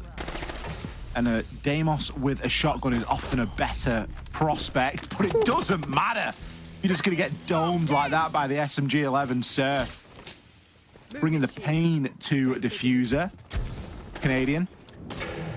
The desk was speaking about his prowess on the attack with those shields, but there is, of course, the shield on the defense. And on the Clash, he is controlling that electrical room very well. Ambi, bit of an overswing there and immediately punished by hot and cold. But it might be all that is found right now, because M80 really not in a great position. This Monty is not having a very good time and eventually will be downed, and the kills start to come in. Canadian thinks about planting that shield, but realistically isn't going to need to. Surf's going to be able to do some work here, or at least he should be, but will be bested by Gunner. Not often you see the shotgun fail at those sort of ranges. Still, with the time where it is, into the red time now, it is not going to be a favorable end. There's nothing really worse than a Clash just draining and sapping your will to live as the round falls around your ears. Yeah, really great Clash play coming out from the 2-time SI champion and former podcast host, Canadian, in that round. Good to see him standing up and helping his teammate with that kind of support role. It was honestly a really cool defensive setup from Shopify Rebellion. I think you can tell Super's been in the lab with that really sick castle setup down towards bottom garage. It's not where M80 chose to attack, so we didn't really get to see it in action. It was more the standard push over towards connector that we got to deal with, but honestly, that castle setup from Ambi was kind of what forced them into that connector push, which ended up being the strong point for SR in that round. So some cool stuff coming out in this also important matchup. Both teams very much aware of how much it means to win this game and take that lone first place spot as the only undefeated team in the North America League. It was last week that Shopify Rebellion locked down their spot in the North America League finals at the end of the year, which will give them an opportunity to play for an SI spot. And if M80 can walk away with 3 wins, 3 points today, then I believe they will also be in that competition. 10 seconds to insertion. Quite a hefty 6-pick for round number 2. Monty being favored again, and Hot and Cold really has just snatched the reins away from Kino. One round was enough. We were joking. I mean, he obviously wasn't happy with how the barbed wire was dealt with. Clearly, that's it. I don't think Kino did too bad a job, to be honest with him. That's, I'm sure there's a very valid reason, but it will be slightly different in this round. Speaking of different, got a Valkyrie. A lot of information available here for SR. A couple of C4s to make good on that as well. Going to get in and start to deal with some things. Great find onto the mirror window. Rexon, it's a tough job. You got to play the site. But as the site player, you are in charge of the cameras, and well, if you can't keep your mirror window safe, then it is a poor do. It's another really cool strat from Shopify Rebellion. We've got these Goyo canisters being set up by Spoit. They had Surrey gates from Canadian that were placed really interestingly up on the top floor. It's another new look that they just were not showing in stage 1, despite playing this map quite a bit in the first stage, including in an 8-7 bout against M80 in playoffs. They're really showing some new looks, but it's not deterred M80. They will go for a classic Animus plant just behind the Monty. Brilliant plant position right now. Gavini should be able to tank that smoke as well. The only downside there is that Hot and Cold has taken a huge amount of damage on the Monty as well. So the smoke has kind of got great value, almost 2 for 1. But it isn't going to make this retake any easier, at least for the meantime. Still all 10 players alive right now. There's some good cutoffs being held as well. It isn't able to sneak through, Spoit will be taken down there. But Ambi already well on his way with this counter defuse. You've got to push up. You've got to challenge him. Wow. SR committing to the retake there. I mean, what did M80 think was going to happen? They planted with 5 defenders alive. Like, of course they're just going to throw bodies around it. Oh, you didn't see it, but Surf put a question mark in the chat after that round. A bit confused how they allowed that disable to just get stuck. They had control up above. Obviously, they got that pick onto Surf, or Spoit, I should say, who was inside of Warehouse. Everybody else on Shopify Rebellion was in the basement, so Animus Hatch was free for the taking. Diffuser was even up there, but didn't have the angle, couldn't stop that disable from going down, and then Kino from just outside the building as well. It was pure chaos from SR, I gotta say, with how aggressive Canadians stepped up inside of Animus. The Toxic Babes continued to come out in through the post plant to make it even more confusing as to what was going on. The fact that they had immediately jumped on to stick that disable, nicely played by Shopify Rebellion. That little Monty plant coming through, planting behind the Montaigne straight through Animus is a strat I remember very fondly from the Manchester Major when this team, back then known as Beast Coast, managed to walk away with a victory. That was before people really got on board with how good shields were, and M80 were kind of trendsetters in that sense. It was the start, wasn't it? Throwbacks. Yeah, that was really the first tournament where the world got to see how powerful new shields were. I'm a big fan of that Monty plant. I mean, you can do it on multiple different sites as well. You just need to get a toe in the threshold. But unfortunately for M80, they weren't able to hold on to it very well at all. I think that Shopify's boldness at the moment is really something to be feared. They are very comfortable right now. And I think that we're going to have to see this clash removed at the end of this round, just to give them a little bit more sort of surety. Because if you give Canadian that sort of space to be able to operate behind the shield and still be able to call all the shots, it frees the rest of the team up to just be so flexible. And with the way that we're seeing them full commit to things at the moment, and as you've mentioned already, some of these sort of new looks and different ways of holding a map that's getting on a little bit now, isn't it? You know, Labs has been in the rotation for a good amount of time, and teams are fairly set in the way with how they like to do things, but it's nice to see Shopify still bringing some fresh eyes and coming up with some new ideas, and it's going to keep M80 on the toes. That much is for certain. Funny enough, this is actually a lineup we have seen from them before in Stage 1, with Spoit on the Scopos defending onto Kitchen, but new look or old, still looks like it's coming up for Shopify Rebellion. The opening pick coming their way, Diffuser falling yet to find a kill through the first quarter of this game. Fire burning out, but it's going to keep getting stalled out. Rexon can't be stopped. Almost 3 kills now as he's just clobbering everybody at front lobby. M80 looks so one-dimensional in their approaches tonight. I'm not sure what it is. Like, is everyone just going to try and push through lobby? Because that's what we've seen. You're quite literally pushing into Canadian on the Clash and Rexon doing whatever the hell he wants playing Warden. You brought a Ram. Surely there was an intent to get Vert. Surely top floor was the play. Like, okay, I understand that you might be worried about somebody rotating down, but take a little bit of control. And certainly don't take the diffuser. A 1-for-1, I mean, SR can trade this man advantage all day. Gavini, is it going to be an exit frag? Looks like it might be. Canadian knows exactly where you are. Sure, you can pick the diffuser up, but you've got 30 seconds and you've got Spoit and Surf. Surf is 5-1, by the way. Another bit of information that's going to give the game away. Canadian quite literally doesn't need to do anything. We're going to throw a boogie drone at him. Is that going to be the thing that pushes him back?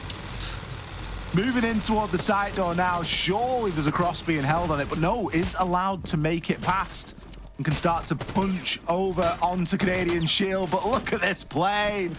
Just needs to keep himself safe. Eventually will be found, but Spoit is there to save the day. Not really that it needed saving. There was still 2 players for SR alive after Canadian falls there. A comical round, or at least a comical end to what was quite a weird round, Jesse. Yeah, I think we got to get this Clash banned ASAP, and if M80 know what's good for them, I think they'll have to agree. That it's been really the big thorn in their side every single time they've gone for one of these pushes. Canadian is just so good with this operator. Gets answered with a Maverick ban as well to come over from Shopify Rebellion. So just going to make it even more awkward to open up those so important walls in terms of connector and IT especially. We will get attack timeout coming through from Fabian as well. Needs to talk some sense into these M80 guys. I mean, you go back to that push on Kitchen, and they did have full top floor control. The only real player that was up above was Spoit, and he left with that Scopos quite early on.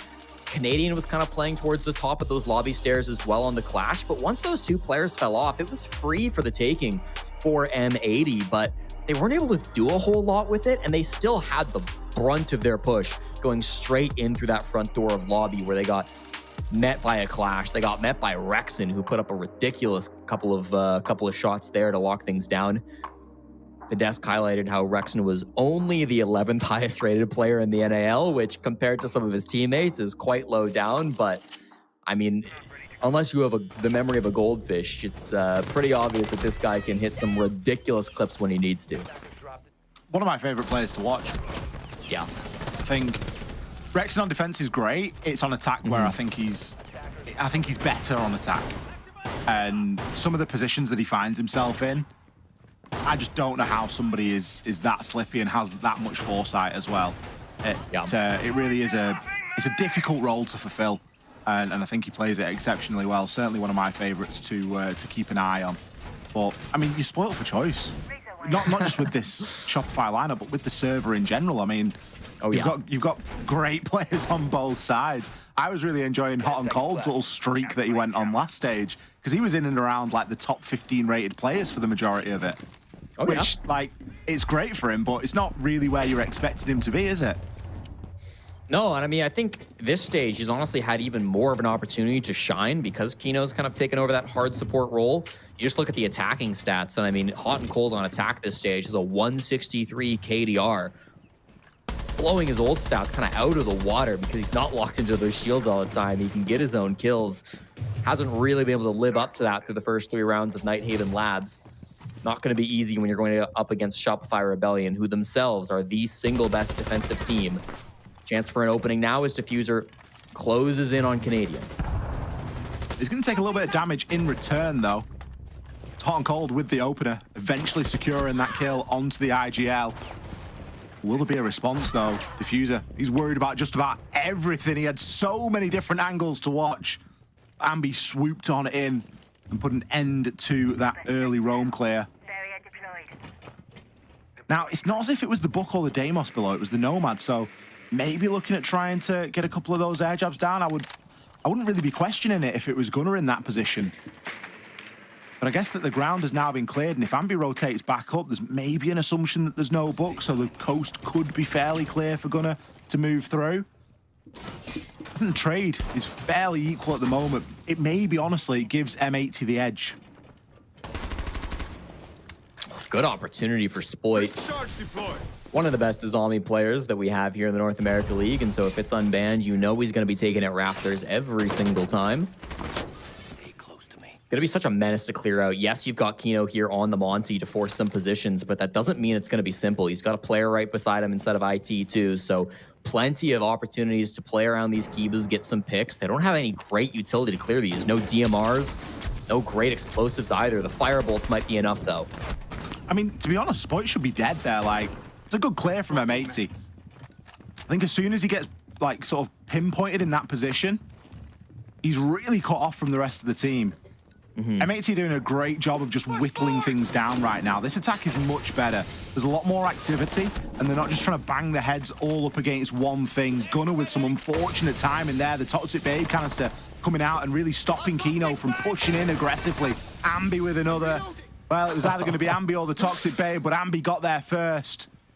An attempt from M80. And fair play, a good clear of Garage, but on the pivot and the rotation over toward Fish Stairs, it wasn't meant to be. A couple of shots going to get landed now, but I mean, we always knew that Surf was at the top of those Aqua Stairs. It was only going to be a matter of time. SR chalk another roundup. And honestly, Ollie, it just feels like Shopify Rebellion have taken M80 off the shelf. They've opened them up to Chapter 4, and they're reading them like a book. They know exactly where these pushes are coming from over and over. That time, they decided to send 3 people over towards Aqua after securing that main floor, but Surf was there on the smoke to get the information. He hears the Monty on one side, and here's players walking up Fish Stairs on the other. He calls Ambi over to come make a couple of plays, and so the young kid on Shopify Rebellion will continue to rack up the kills that he's been able to secure in this stage. Triple on the round from him. Surf gets the last 2 as well, so it's just a clean round from SR where they're reading their opponents really well. They're hitting those shots to be able to get those kills, and yeah, maybe you lost Canadian down to the bottom floor, but you weren't expecting much productivity out of him anyways. It's been a really impressive start for Shopify Rebellion. The last time they played M80 on this map again, it was 8-7. M80 would be lucky to see this game go 8-7 at this point. We'd be lucky as well. Very true, very true. A fairly one-sided evening, and not necessarily in the scorelines because we have had some close games, but I feel like teams have just been chaining rounds together. Yeah. It's like as soon as they get a couple under the belt, the momentum is just enough to continue to take them all the way to the end of the half. I'm kind of questioning M80's push in the previous round because I would have liked it if they'd have gone for more of that connector electrical side thing. There was no clash this time. You've removed the biggest obstacle to what stopped you from being successful there last time. You still have the Monty. It just seems like strange resource allocation and an ability to push. Again, great job of clearing Rafters, then pivot into Fish where there'd been no progress made and there was still a full wealth of utility for the defenders. It seems like at the moment they're kind of attacking SR where they're strongest, and it's difficult to work out, is that because SR are doing a really good job of moving these resources around and being active and where they need to be, or is it because M80 are just trying to run headlong into brick walls? Difficult to tell which it is. Well, they're certainly trying to walk headfirst into Canadian. Second round, they'll find him. They decided it doesn't work when Kino's on the shield. It doesn't work when Hotten's on the shield, so let's try both. What's better than one shield? I know, we'll bring 2. We will bring both the Monty and the Blitz. But again, it comes down to, we've seen already tonight, there can be too much of a good thing. Now, okay, we've not got 3 shields, so there's no real cause to panic, and I would wager that M80 are a better caliber team than Envy, regardless of what the standings would say about them. They have been able to push in quite aggressively here. Gavini opens things up with a kill onto Surf. Hot and Cold going to be inside of control at the moment. Ambi is on the periphery though, but as soon as these shields come in, it is going to be pain. No, doesn't manage to land the shot. Spoit with 2 out of nowhere. Oh, it's a highlight reel for Spoit. Make it 4. Diffuser eventually puts an end to him. Locks in a 1 versus 1 with Canadian. Diffuser, he's got about 15 HP. Knows where the kit is, gets the body peek. Knows where Canadian is. This is a must-win engagement for Diffuser, but after such a big round from Spoit, you would still expect it to go SR's way. He's going to head-to-head take that challenge, but Canadian's better. Oh, M80, they come so close, yet they're still so far. After 2 weeks of the North American League, Diffuser was the single best player on KDR with a 152. But in week 3, he's losing 1v1s to Canadian. That's a fall off. It all comes off the big play from Spoit, of course. What I loved with that Rome game from the Shopify Rebellion is they never played individually. That combo of Ambi and Spoit were together the whole time. And if you're M80 on that clear, you're running through with shields, right? You want to get isolated engagements. In this case, you think you have an isolated engagement. You're just so focused onto Ambi. But Spoit is there still behind his teammate. That entry duo of Shopify Rebellion of Ambi and Spoit that was put together at the start of this year has looked so good ever since they started playing together. And now you're seeing that really shine through against what should be their toughest opponent this stage. 5-0 start now thanks to heroics from Spoit and a big clutch from Canadian too. This team is just looking head and shoulders above all their competition, especially in BO1s. It's sometimes difficult to sort of quantify the sort of Ambi and Spoit duo as well, given that there's other players on the roster, Rexon, Surf, that are going to come out and get a ton of kills as well.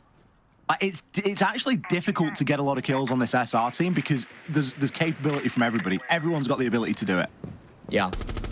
And sometimes you'll see Spoit have a couple of quiet games and you'll sort of be like, oh, you know, is it working? Is he fitting? Yeah, it's still there. It's just there when it's needed. And sometimes, well, c'est la vie, you can't get all the kills all the time. Brilliant position from him in that previous round. And another good example of M80 just banging their heads against it.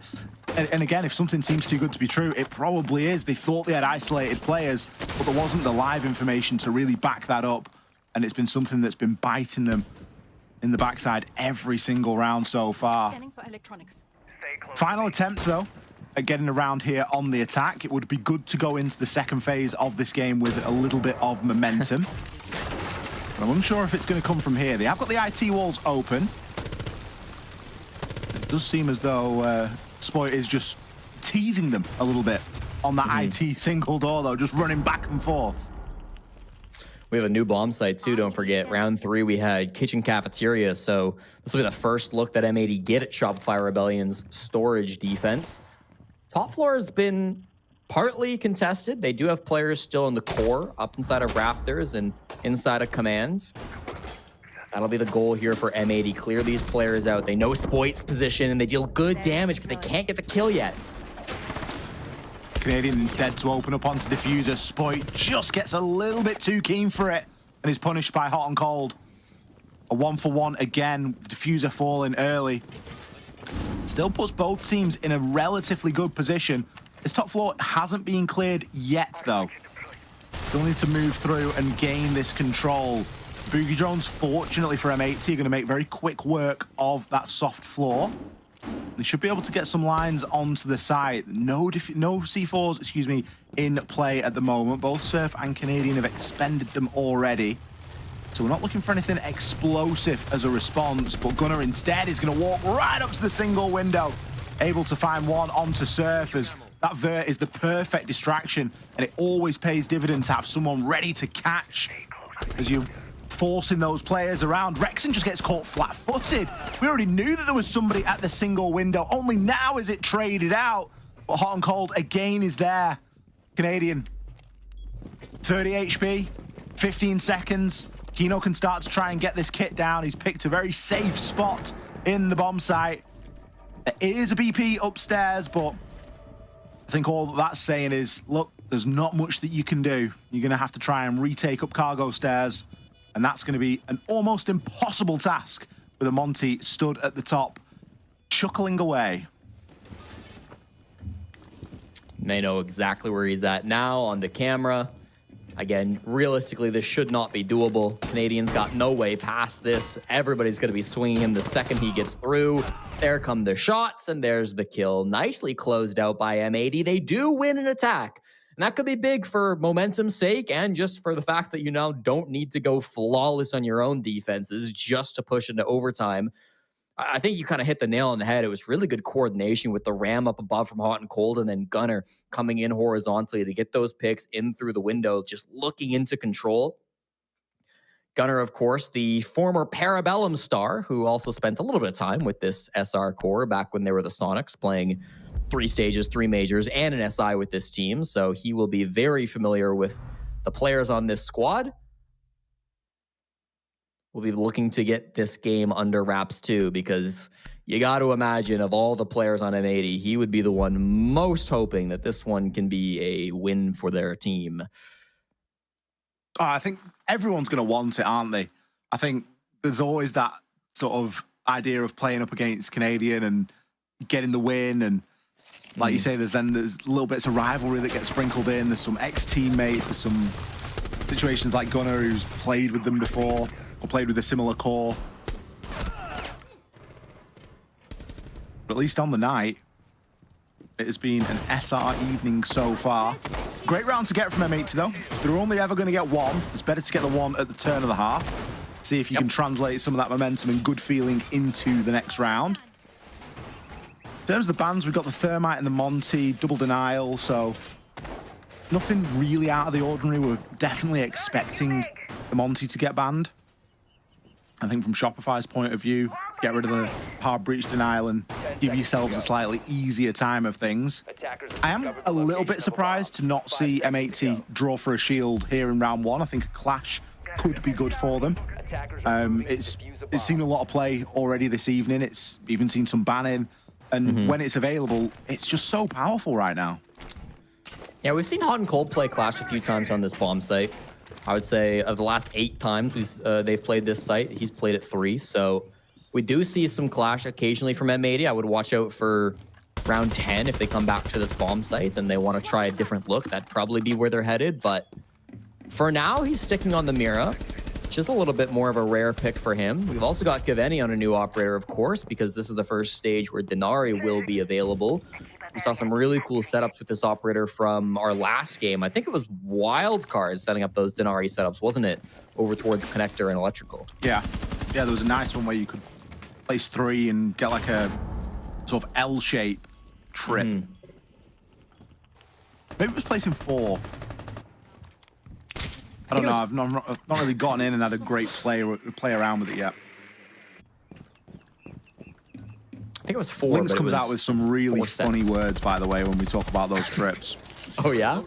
They said one the other day, and it was like, he called it like a sentient or something. Weirdest thing I've ever heard in my life. Apparently, it's like some sort of L shape. It was probably what we saw earlier. Trying to put that law degree to good use, you know, learning all the big words. I just like the triangles and the lines. I'm some simple guy. See the triangles and the lines and think, yep, that'll do for me. Looks like the wall is getting opened there into IT. Bit of pressure coming in on the catwalk as well, as Canadian can use those firebolts to try and dislodge anyone. But I don't think there's anybody actually home right now. Looks as though M80 have already dropped themselves back. They have that confirmed now on the drone. Of course, the wall is left a little bit soft, so there's always the danger of someone rotating out, and especially when you're placing a hard breach down, you need to be cautious. But what better player than Spoit to be covering that angle as you do so? Now with IT and the site wall open, it should be fairly straightforward. That deployable can get deleted. But it's going to be a tricky engagement right now. Brilliant pump from the shotgun, but immediately traded. This Canadian is there to save the day. It's not often that it's Canadian saving Ambi, although I'm unsure if he's going to be able to get picked up. Speaking of downed players, Diffuser and Hot and Cold both down, leaving it all up to Gunnar. Ambi still not being recovered. Gunnar full white flashed and getting chunked down, and all the kills come at the end as we had downed players strewn all over the bomb site. Yeah, what a wild push coming out from Shopify Rebellion. They've got so many dimensions to that one. You've got Rexon solo pushing in through Connector, who we saw at the end there. You've got Spoit and Surf kind of teaming up towards IT and Warehouse. Then it was Ambient Canadian coming in at the end, trying to push in through those CC stairs to make something happen. And while it was complicated, while it took a long time to set up, M80 didn't do anything to disrupt that setup. They allowed them to get inside of Raptors without too much of a contest. They allowed them to get in towards Connector without too much of a contest. All the space that Shopify wanted, they got more or less for free. It took them a lot of time, but they didn't have to bleed any bodies until they finally got to the point where they were pushing in through the bomb site. And by that point, the push just had so many angles to it. You talked about how some of M80's pushes looked a little bit one-dimensional. Not the case at all from SR, as they just look like absolute masters of this map. Even when they're all in different positions, the timing is perfect, and they can still trade each other from across the map. It's the timing that really is the icing on the cake, though, because we saw M80 do a very similar job of clearing Garage and then transitioning over to Fish, and it didn't work. And you might be sat there going, well, you've just praised SR for doing like exactly the same thing. And yes, on the face of it, it's the same thing, but it's the timing of that. And it, you know, does help when engagements are won. But for example, when M80 rotated over toward Aqua, instead of having somebody coming through the door and someone come up the stairs, player through the door gets cut off by a smoke grenade, and then the player coming up the stairs is in a 1 versus 1. When Shopify are going into Aqua, you've got Canadian on the door, you've got Ambi at the bottom of the stairs. It's still a pinch, but there's nothing to stop them from actually making that pinch happen. There's no smoke grenade, there's no denial, there's no area. So it's a lot easier then for Shopify to make good on that and to get the 1-for-1 trade. It wasn't 1-for-1 because Ambi only got downed, but still, that's the difference. Yeah, it's the same strategy. On the face of it, they've done the same thing, but they've just done it a lot better. And it's the small nuances that really make it so. Shopify showing attack is no problem either tonight, as really they've not come up against too much obstacle. And what we were expecting was going to be a much closer game than this. Now, obviously, we've already seen a team get 5 rounds on the bounce, and we've seen teams get 6 rounds on the bounce tonight. So anything's possible. But based off what we've seen, it isn't looking great. Now, that isn't looking great. Canadian going down first. Yeah, a bit of a weird entry, sandwiching himself between Gunnar and Gaveni. The 2 Gs on M80 have a great crossfire, and Ambi's just going to try to play the same angle. It goes a bit better. He gets 1, but still from the other side. They're set up in such a way where they're always covering each other's backs. It's going to be a trade out eventually by Spoit, but that was extremely costly. You spend almost 2 full minutes and you lose 3 of your bodies to just get 3 now from M80. Diffuser and Hot and Cold left to lock down this bomb site. You don't have any information where they're at. You haven't really cleared much beyond just bottom lobby. And Spoit gets down to a nitro cell. Should be able to get recovered, but I mean, this is really stalled out from SR. I did not love the way they tried to clear top floor.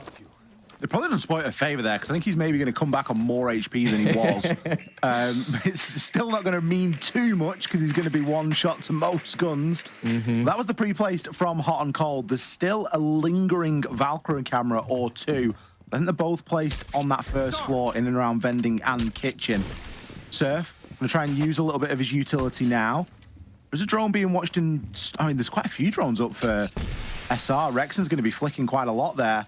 But it's the traps that are going to be the biggest problem right now. That and players just stood on the horrible hop-up. That's a disgusting angle to challenge. I can't believe Surf's got that one. Nearly gets the final as well, but Diffuser is better. Swinging with Frost's 9mm there. Didn't need much of an invitation to snub that round out and chalk another one up for M80. The single best defensive player in the North America League so far with a 192 defensive KDR. Diffuser steps up when it is required to win the 1v1. Again, with how chaotic that top floor went, I mean, they had such a strong crossfire with the hallway being played by Gunnar and then Gavin just playing pillar. With the wall being opened up there straight into connector, they had such a good way to shut down that push from Shopify Rebellion. They definitely knew where the player was at inside a pillar, because we saw that initial entry from Ambi on the sledge. Maybe didn't have perfect info, but definitely had a suspicion that there might be a player inside command, unfortunately, or inside server. Wasn't able to get cleared out, so SR will lose an attack, but the buffer they have built up through that first half will mean they're not too worried about losing just one of those pushes, especially given the fact that it went straight down to a 1v1. Still with their timeout in hand as well. And as we both know, the more that M80 win, the more difficult it gets, because every time they win, they've got to go to a new bomb site and do it all over again. Going to be defending downstairs in the basement. There's quite a hefty roam at the moment, at least a good number of off-site players still just doing a little bit of setup into the early portion of this action phase. Ambi already with a couple of targets for the Deathmark tracker of Deimos.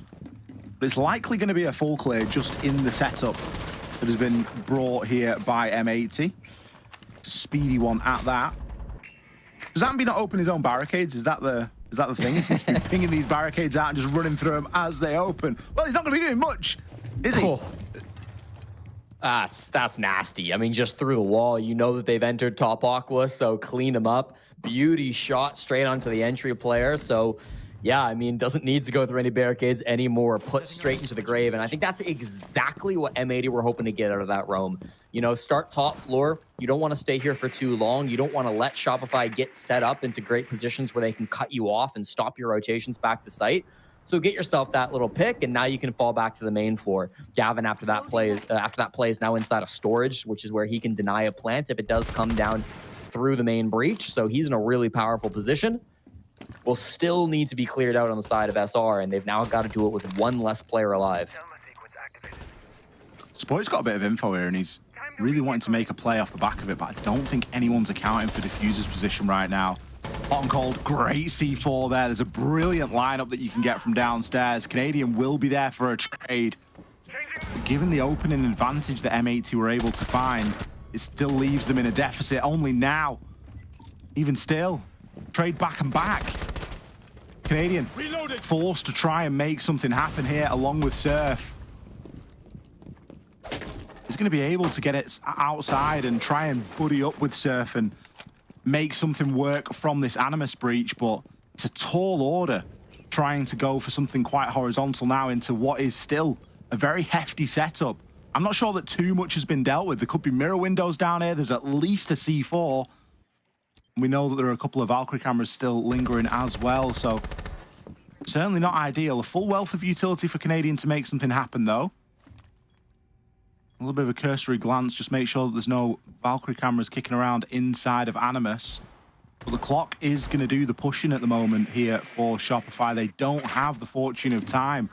They can push through with the drone and discover that there is somebody at the bottom of those cargo stairs. They will be smoked off now.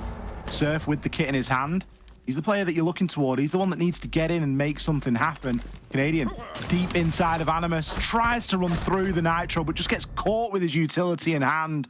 And Gunnar from up above put an end to another round here. M80, they're starting to chain them together a little bit. It's looking a bit dangerous. I actually thought that was such a cool attempt in the 2v3 from Shopify Rebellion. They had incredible drones. There was one up inside of Warehouse, which was watching for the Animus hatch. There was another one inside of Tank, which showed them it was clear to get in and go for the plants. Canadian then smoked the Animus hatch, so they can't get flanked from up above, then smokes cargo. So they've got a really good way to get into the bomb site. They could have had it all perfectly lined up, if not for the fact that Canadian is just getting siege timing, frankly. Pulls out the Capital Bolt at the worst possible moment. Cool attempt. Eventually the vert angle's there as well. So it doesn't quite go the way of Shopify Rebellion. M80 answer back really nicely, and it does prompt attack timeout. Don't think this is going to be as much about that late 2v3 push as it is about the early game, because these last couple of rounds, it's been a pretty consistent trend where Shopify Rebellion have had really good trades. They'll lose a player, and they're answering back really quickly with a great kill backwards. But the problem is they're always losing that first pick. They have not been doing a great job at isolating these roamers and getting early kills on them to set themselves up to play the trade game and then answer things back down to the point where you're in a man advantage for that push. Every time it's either been a man disadvantage when they go for that push, like in the previous round, or the kitchen cafeteria round right before it, where technically it's even numbers, it's 2-on-2, but they have all the information, they have all the positioning, they have the HP advantage too. So I think starting off on a stronger foot is what Shopify Rebellion really needs to go for. Sometimes you're going to get wall bangs like in this round, and there's not a whole lot you can do about it, but I mean, that's why you've built up such a buffer, right? As long as they can get one of these rounds where they get that entry, they find some kind of an advantage in the early game, I think they'll be in a strong spot to close out this match. It looked like they were really trying to dominate that early game as well in the previous round because of the pace that Ambi was moving with. Mm-hmm.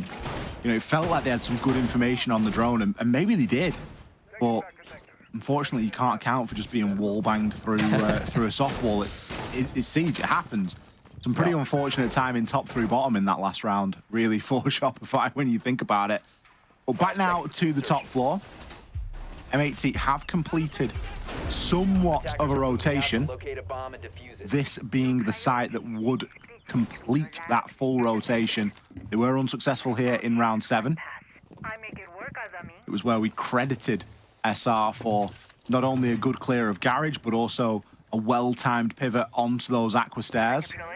And the teamwork that went along with it. Now, we've got a very similar lineup and similar kit as to what we saw last time, but I think the addition is going to be Ambi on this IQ. It's not going to give too much information. I think it's maybe played in case there was the Valkyrie, which has been a bit of a mainstay so far from M80. But instead, he's going to be given some good opportunities at just getting a couple of pop shots in as he's downstairs in kitchen just causing a nuisance. Gunner's able to get tracked, of course, playing that Vigil, so you gotta be really careful with where you're playing, if there's gonna be a soft floor and if you're using that gadget or not, but you will be fine. No damage dealt from down below, so this is gonna be really Shopify's potential to go for another 5v5 strong execute. Because there's no real roam clearing to do on this top floor, they can set up for exactly what they want to go for. Wasn't really afforded to them the previous 2 rounds, so this should be another chance unless somebody on M80 gets aggressive, unless we see Gunner swing with the Boss G, unless we see a jump out from someone like Diffuser or Gaveni. Seems like we're going to get Shopify Rebellion at their full strength, pushing 5v5. The big question really does just come down to, can M80 do something before this push comes out to disrupt it? Because I really think they need to. Yeah, they've got to be active, I think. They've got to make the first move in a lot of instances. This catwalk should be ripe for the taking after the flames dissipate. Spoit can look to try and move on up there. Last time, of course, it was Canadian on the Capital that moves through and opens that wall, but this time Surf's deployed a couple of Hibana pellets onto it. It's going to free Canadian up for other jobs elsewhere, as he does have the diffuser and at the moment is positioned in and around that connector area. Gunner on the flank below. That's what we were asking for. Exactly that. Get active, make something happen. That's almost just destroyed any sort of presence inside a garage, as the rest of the SR players are all sort of stacked up inside a connector and electrical. And we go from what was looking to be a nice 2-dimensional push with a bit of a backstab element to being fairly 1-dimensional. Great angle held there by Diffuser, as Wrexham will be the next player to fall along with Surf. This could be a flawless Jesse. If not for Canadian, it would have been. M80 standing tall right now on Nighthaven Labs. They have won every site that they have been to. They have lost one, but they've still won every site that they've been to. Yeah. So they've done it once. Why can't they do it again? Yeah, and honestly, incredible decision-making just in that late round. I said I wanted somebody to do something aggressive. It was Gunner who ended up, I don't know if he walked down the stairs or if he dropped the hatch, but regardless, he makes his way down through garage and gets the flank off onto Surf for that first pick, onto Spoit, I should say, who was playing the buck inside of Rafters. And that was perfectly played on the Vigil too, because Canadian was actively watching a flank drone. He had a drone inside of Warehouse that was specifically looking for that flank, but because Gunner was on the Vigil, Canadian couldn't tell exactly where he was. He might have been in control, he might have been in storage, he might have even been in the basement or up above. There was no telling where that Vigil was, so Gunner got a really great flank off onto Spoit, gets that opening pick, and then from there, the dominoes start to fall. It's another round where Shopify Rebellion aren't able to get that early advantage, so the trade game's going to favor M80. Some good sight play coming out in that round as well from Diffuser to stop that push inside a connector. It was honestly really well put together. To me, it feels like M80 have got a really strong read on what their win condition is in this game, and they have done a great job of doing exactly what is needed every single round since round 8. Will that success continue?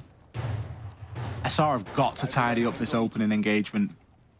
Look at Gunner's positioning right now. Sometimes it takes doing something a little bit crazy to make something happen in these situations. Unfortunately for him, he's looking at the wrong side of the stack. We'll just back off as he hears the drone sent out. Still not going to entirely give up the angle, though. Happy to play there and play there for some time. Look at the lengths that Spoit's going to not to get run out on here. He's really tucking himself away. This is the power of Vigil. Like, obviously, we talk about Vigil as sometimes a comfort pick operator, sometimes a meme pick operator. But when you can't tell where somebody is, it is a bit of a problem. And there's nothing really to give any indication over toward Spoit as to exactly where Gunner is playing at the moment. And you know, when they've got the Boss G, you just don't want to be challenging the angle like that. Spoit gonna fall. I don't think he knows he's downed him. He knows now. Hot and Cold actually beats him to it on the opening engagement this time as he takes Ambi down. Another 2-player deficit here for Shopify. And they've just been so good at being proactive with these opening picks. Hot and 11 and 8 now through the verticality. They're trying to answer back. Canadian does, though, as he jumps in storage and starts a plant. Ooh, he's going to have to come off it very briefly. Comes off it to kill one and another. Canadian now can get that plant down.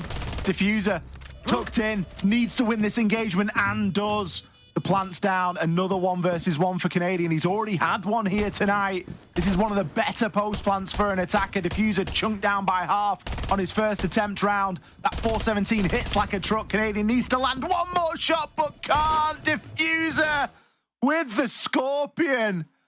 What an engagement. There's no way he should be winning that. And talk about revenge. It's the very similar position. It's once again Canadian up against Diffuser in the 1v1, but this time D doesn't lose it again. Well played by Diffuser to save that round. Canadian honestly was the saving grace for SR. It looked like a complete disaster after Hot and Cold and Gunnar got those opening picks, but Canadian made the move. He saw the gap. He jumped into storage. He knew exactly when to pull off. The one thing he couldn't do was win that 1v1. He had the active pings too. Diffuser outside the building, of course, would have been free information for Canadian, but thankfully he got a couple of shots sent his direction, so he knew where Canadian was as well. Played that oh so incredibly, and the 1v3 too from Diffuser. Absolutely disgusting coming out like that. You see a glimpse of the text chat that followed. Absolutely beautiful round coming out from Diffuser. This problem that Shopify Rebellion have developed of not being able to claw back these rounds after they lose the entry is not a new problem. If you isolate to just attacking recovery stats, that is the number of rounds won on attack after you lose the opening engagement, Shopify Rebellion are actually dead last in the North America League, 10th out of 10. Only winning 33% of their attacks if they don't get that entry. This might have been something that M80 were able to look into the stats and read up on before this game even began, because they have been doing such a good job of getting these entries, forcing them to go their way, and then making sure Shopify Rebellion cannot recover. It would make sense, especially with the style that M80 are bringing tonight, because they are more than happy to challenge on the windows early on. And again, another example of it. Gunnar can't stay away. It's Rexon this time. And, you know, yes, Canadian should be winning that 1 versus 1, but he's also 10 and 7. Yeah. Like, what more do you need from him? Look at Ambi, 6 and 8. Rexon, 6 and 9. It's not been a standout game from anyone. And I think if you remove Spoit's 4K from it, it's not really a standout game from him either. Now, fortunately for Spoit, he gets the 4K, so he's 10 and 9, but he could have very easily been 6 and 9. The wheels are falling off the wagon. It feels like M80 will get defensive start if they go to overtime, so you have to imagine that'll favor them. Got to get there first, but things are looking quite nice for them. Trade back by Spoit. Diffuser goes down. He was the star of the previous round to clutch it up in the 1v3. He will not be able to do the same in round 12. Top floor fully conceded now by M80, allowing Shopify Rebellion to take this space. Of course, there's still a whole nother floor separating them and the bomb site, so SR will need to move quickly with this verticality if they want to get to the bomb site and plant with any time left on that clock. Time's going to be a big factor in this round. We're at the halfway point, and we've got the skeleton key opening up the floor upstairs. And as you mentioned, we've got to go all the way to the basement. We're going to need some serious big plays from Rebellion players right now, operating on their own. Surf's going to be in and around the breach. Spoit, tasked with a bit of flank watch at the moment. Canadian just holding back a little bit on that blitz. The Dokkaebi call will ring out. It should give a little bit more information over to SR right now. Ambi, really cautious and scared of getting swung from that cargo stair. Still plenty of drones left at the moment. Another call goes out. Gunnar will answer that. Some great information that Rexon can feed across right now. Definitely know where he's at, but it doesn't matter if they're hitting the site, right? Gunnar can be top floor, but Shopify Rebellion are in a plant spot, and they can start this now. Spoit is down, and he is on the flank watch. Canadian stopped from getting that plant down as well. That was a double from Hot and Cold. With Spoit down, Ambi's got it all to do. He can't win the first engagement. Another huge clutch up from M80. They've got plot armor on tonight. Oh, Captain, my Captain, Matthew Stevens steps up so big with the Nitro Cell, is fully aware of where that plant is going down, and I think we kind of called it ahead of time. That clock ticking down at the top of the screen just put so much pressure on Shopify to make a push happen, to get something going. They also knew that Gunnar was roaming around that top floor, so they thought to themselves, guys, we've got to make something happen inside the site right now. This is our window, especially once they killed Kino on the site too. Felt like they had every opportunity to get in and go for that plant, but the spot is just a little predictable and hot and cold inside of EXO. Can't be cleared out fast enough by Ambi. If he's there a little bit sooner, if he catches hot and cold while he tosses that nitro, maybe there's a win con there from SR, but the perfect timing that we saw all the way back in round number 7, while it's not here, the pressure has boiled it away, and now Shopify Rebellion will be forced to get an attacking round win at some point in this overtime. Sometimes we do see side swap on the overtime. What I mean by that is if M80 have won a load of rounds on the defense, there's only so many times that you can attack something and not win, right? There's only so many times that you can make the same mistakes. Yeah. Surely Shopify can rectify some of those mistakes. And sometimes we see it happen. If you get a defender-sided game, go into an OT, you expect the defender still to win, but yet it flips on its head and the attackers will start to find a little bit of success. That's what SR need to happen right now, because they have squandered a very healthy lead in this matchup. They had everything going for them. But M80, with that one attacking round, at the end of their attacking phase, it might have been enough. Shopify, they have been successful on that top floor before, but I just don't see the game in that same state at the moment. Yeah, it's a completely different era at this point. You've got to get something going early on. This has always been the problem for Shopify. You have to imagine Gunnar is hunting somewhere. He's still on that vigil. If there was a ban heading into overtime, I'm sure it would have been removed, but you can't remove it now. The time has passed, and so Gunnar will get this operator for both rounds 13 and 15 if he wants it. Instead, it's the vert angle coming towards Ambi at the bottom of Aqua Stairs. He does get found out. And playing on this IQ, he's again hoping to find Gunnar, but it hasn't been so lucky so far. Canadian just getting torched a little bit there at the top of these garage stairs as well, trying to transition onto that catwalk. Diffuser been softened up as well. Looks like IT breach has been opened. And the frustrating signal that a vigil is nearby is on every drone, it seems. As soon as we flick onto an SR player, we just can't pin down Gunnar right now. The wall will be opened. Canadian can start to try and make something happen. Ambi's going to go for a reattempt here on these fish stairs. It's been a little bit of time, so maybe there's an opening over there now.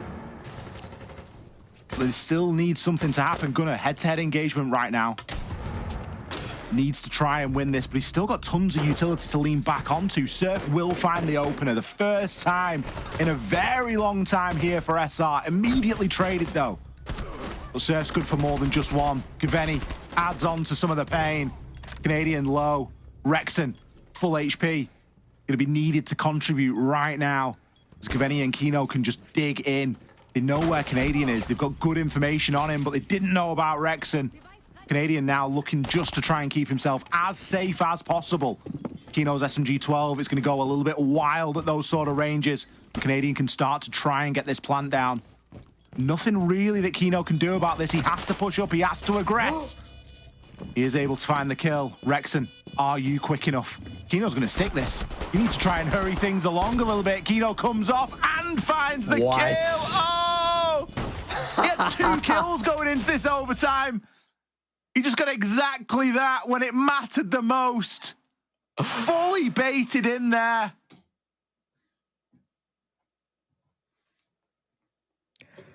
Kino, he might have the lowest number of kills in the lobby, but it's not how many kills you get, Ollie. It's how impactful they are. And Kino, his last 2 come at the most important moment, clutching up the 1v2. I mean, he played it so perfectly. Knew that the air jabs were going to be set up if he walks directly into server. So instead, he takes the long way around. He goes through IT so that he can avoid the air jab. He gets a better angle on the guy who's playing just inside the pillar. And then Rexon, I don't know if it was intentional or if it was a mistake, but one way or another, he drops through the hatch. And as soon as he does that, Kino knows that he's got his opportunity. If he has to sprint up through that doorway while Rexon, through the room while Rexon is holding him and Canadian's planting, that's one thing. But instead, Rexon is out of the picture. Kino gets 2 1v1s, one of which is on Canadian, who's coming off the diffuser. So Rexon's got to come all the way back up the fish stairs. Can't win the 1v1 in the end. Kino is just too much better, and he pulls a stat line up to 4 and 9. It might not look like much, but man, it is exactly what they needed. It's the most important 4 and 9 of the night. That's all that matters. The rest of his team's on double digits. Yeah. Everyone else is going to have backache in the morning. But Kino's 4 and 9 is what has put M80 onto a map point and given them a lead for the first time in this map tonight. Now, all they've got to do is convert onto that. They've already been good for 1 attacking round tonight. They've just got to do it again. And if there's one thing that's in their favor, it is momentum. They have been dominating the opening pick. They've been fantastic on the trades. Shopify are going to be starting to doubt themselves a little bit here. Kind of saw it on the player cams a little bit earlier. Ambi looked really dejected earlier when we flicked onto his. Just looked like it was one of those days where nothing they do is working out. Now, we've seen that they've had their fair share of luck in this series, but aside from those couple of moments, there's really not been too much that they've been able to do and get away with. Everything has been punished. And I think that just speaks to how on top of it M80 are. 6 and 1 feels like a decade ago at this point. Gunner doing great work with the gridlock top floor. These roamers are sticking around in the mid floor. Spoid up top and electrical too. So lots of different fronts right now for M80 where they've got to worry about these aggressive roamers. They know if they can win the early game, if they can kill some of these roam players, and that's going to make all the difference. In sight, you're starting to deal with some of this utility. Even though you missed the first shot, you can get the Goyo the second time. The fact that he's popping that Goyo might read into the fact that M80 are going to finish off with an assembly breach plant just under the smokes. They've got plenty of smokes to try to pull that. And of course, with Kino holding the fuse kit on the Monty, could be a good option for them. Alternatively, they're here inside a cafeteria. Walking down vending stairs is going to be a very strong plan, but you've got to get past these players on the stairs first. Nice use of the laser gate there as well. It's just going to force another piece of utility to be used to burn it. Canadian can choose to play here a little bit as well. There's not too much worry if a Monty's trying to crouch walk through, especially with it being tin openered. Great C4 from Rexon. Some good team play being displayed. You've got to be aware of that C4. Like I feel like you can't be making that push unless you've sent like a little EMP onto it, or you've at least got visual confirmation that there's no C4. Because that's the Monty done and dusted. Not from the vert, but from the stairs. Canadian will find another onto diffuser. And again, another attempt at a vending push that we've seen tonight. I'm not sure we've seen one work yet, Jesse. It's so difficult to deal with that combo, right? The Nitro down below and one guy on the stairs. Canadian's been lights out for his team, and he takes a lot of damage from this nade, but he still holds his position. Finally dies to hot and cold, but there's 2 more at the bottom of these stairs waiting for the Twitch. Well, they're not going to have to wait long. Hot and cold gives himself up there to Ambi. Gaveni trying to make something happen, but he's got a mirror window to challenge. There's no way he should be winning that. It's going to be a short-lived engagement regardless, as he will be downed and leave a lot for Gunner to do. Unable to do so. SR get their first round in forever. Take us all the way to 7-7. But with the way this game's gone, they are going to have to do something that they haven't done before, and that is win a round on the attack tonight. It's been a hot minute since they've been here, that's for sure. It was a good probably 40 minutes ago at this point where I said, and I quote, M80 would be lucky to see an 8-7 tonight. Well, and I said like that we would be lucky too. So it turns out we're lucky. It's a lucky night. You know, we've had some interesting games today, Ollie. We started the day off with a tech pause and then eventually a 4v5 as players had internet problems. Then we've seen a 7-0 following that, some very streaky matches, but the battle between the last 2 undefeated teams in Stage 2 has absolutely lived up to its potential. M80 and Shopify Rebellion have both played a fantastic game of Siege here tonight. We've seen some really cool stuff, the defenses especially, but even some pushes. maybe they haven't worked out all the time, but there have been some really cool ideas, I think, from both squads in terms of getting in, getting the plant down, trying to make something of a bad situation. This last round, I think, just like every other defense for M80 before it, will get determined by the opening picks. Rounds 7 through 12, every single entry was won by M80. They went 6-0 in the second half on opening picks, converted 5 of those to get us to overtime. But since swapping sides, Shopify have gone back-to-back for entries. Surf got the first, Rex in the second. The winner of the first gunfight in this round is going to determine a ton in terms of how this game ends. Swapping mags. SR haven't really gone for the most guaranteed way of, or the guaranteed lineup, should I say, of discovering and enabling that entry either. They've not gone for global ops. There's no Dokkaebi. There's no one that brings a ton of extra drones. It's in some ways a little bit old school. Yeah. But you can tell that there's already like a little bit of care and attention being paid in the sort of getting to the building. A lot of players either challenging, looking long onto narrow windows or doors, or just getting themselves up onto the roof so they can jump in a drone and start performing the job on the round.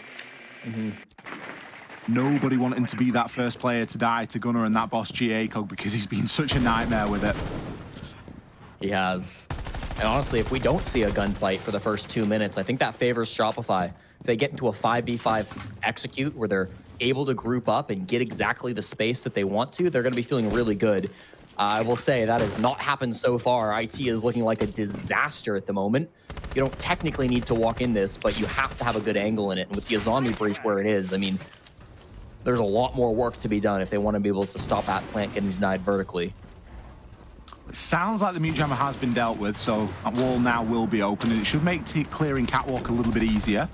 Giveni going to come in with that opening pick. It's been so important, but it might not matter as Spoit and Ambi both respond with ones of their own. An opening pick, yep, fine, but a man count advantage. SR will take that. Gunnar primed and ready at the moment.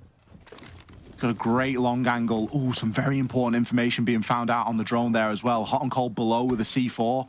That will be ringing through the ears of SR players right now as something to watch out for. 2 shots and 2 shots missed. We never see Gunnar fluff it like that. Ambi, he's low, but he's still in the fight. And this is a far from optimal setup that Gunnar finds himself with. Needs to be landing shots with that boss G. It's a dangerous game you're playing. Keep peeking that breach, but he's going to be forced back. He deals 80 damage to Ambi, but with the new boss G, that's not going to be enough. Stalling out a little bit from SR, but now a 2-man advantage. Spoit gets a kill. The Nitro, though, it stops the plant. They're still in it for M80. That could be huge. The Nitro there. We're now into the red time. That needs recovering, and it needs putting down on the floor. Surely this one doesn't just go down to the clock. Kino, he's on for 2 on the round. Could he make it 3? Yes, he can. He can't believe it himself. 2 kills for the majority of the game, and then in the overtime comes out with 5 bangers to secure it for M80. One of these teams, well, both of these teams came into this matchup unbeaten. SR looked so good for so long, but you've got to ask yourself the question, was that just because they started on the defense? Because their attacks left a lot to be desired tonight. Well, Ollie, and BO1s, that's what it comes down to. And despite a 15-0 record, Shopify Rebellion have, for the first time in their history, lost a best of 1. M80, a fantastic game to come out from them. The game that we were all waiting for absolutely lived up to expectations. You want to hear the interview with our winners, so we've got a short break before that, but stick around because a chat with M80 is coming up right after this.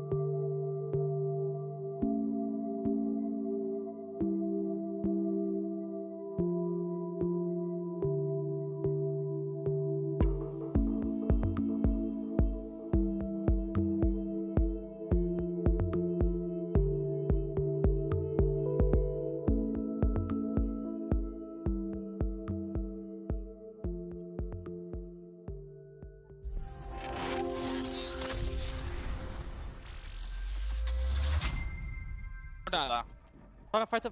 Yep, you're good. You got the case. I killed him. He's down. Welcome below. That's crazy. Oh, that's crazy. User disconnected from your channel. Wow. M80, bring it back. That was a 6-1 lead.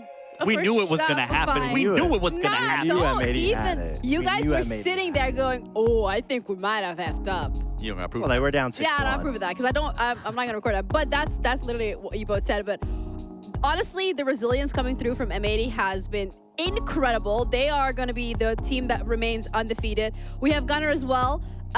First off, huge congratulations. That was a crazy game.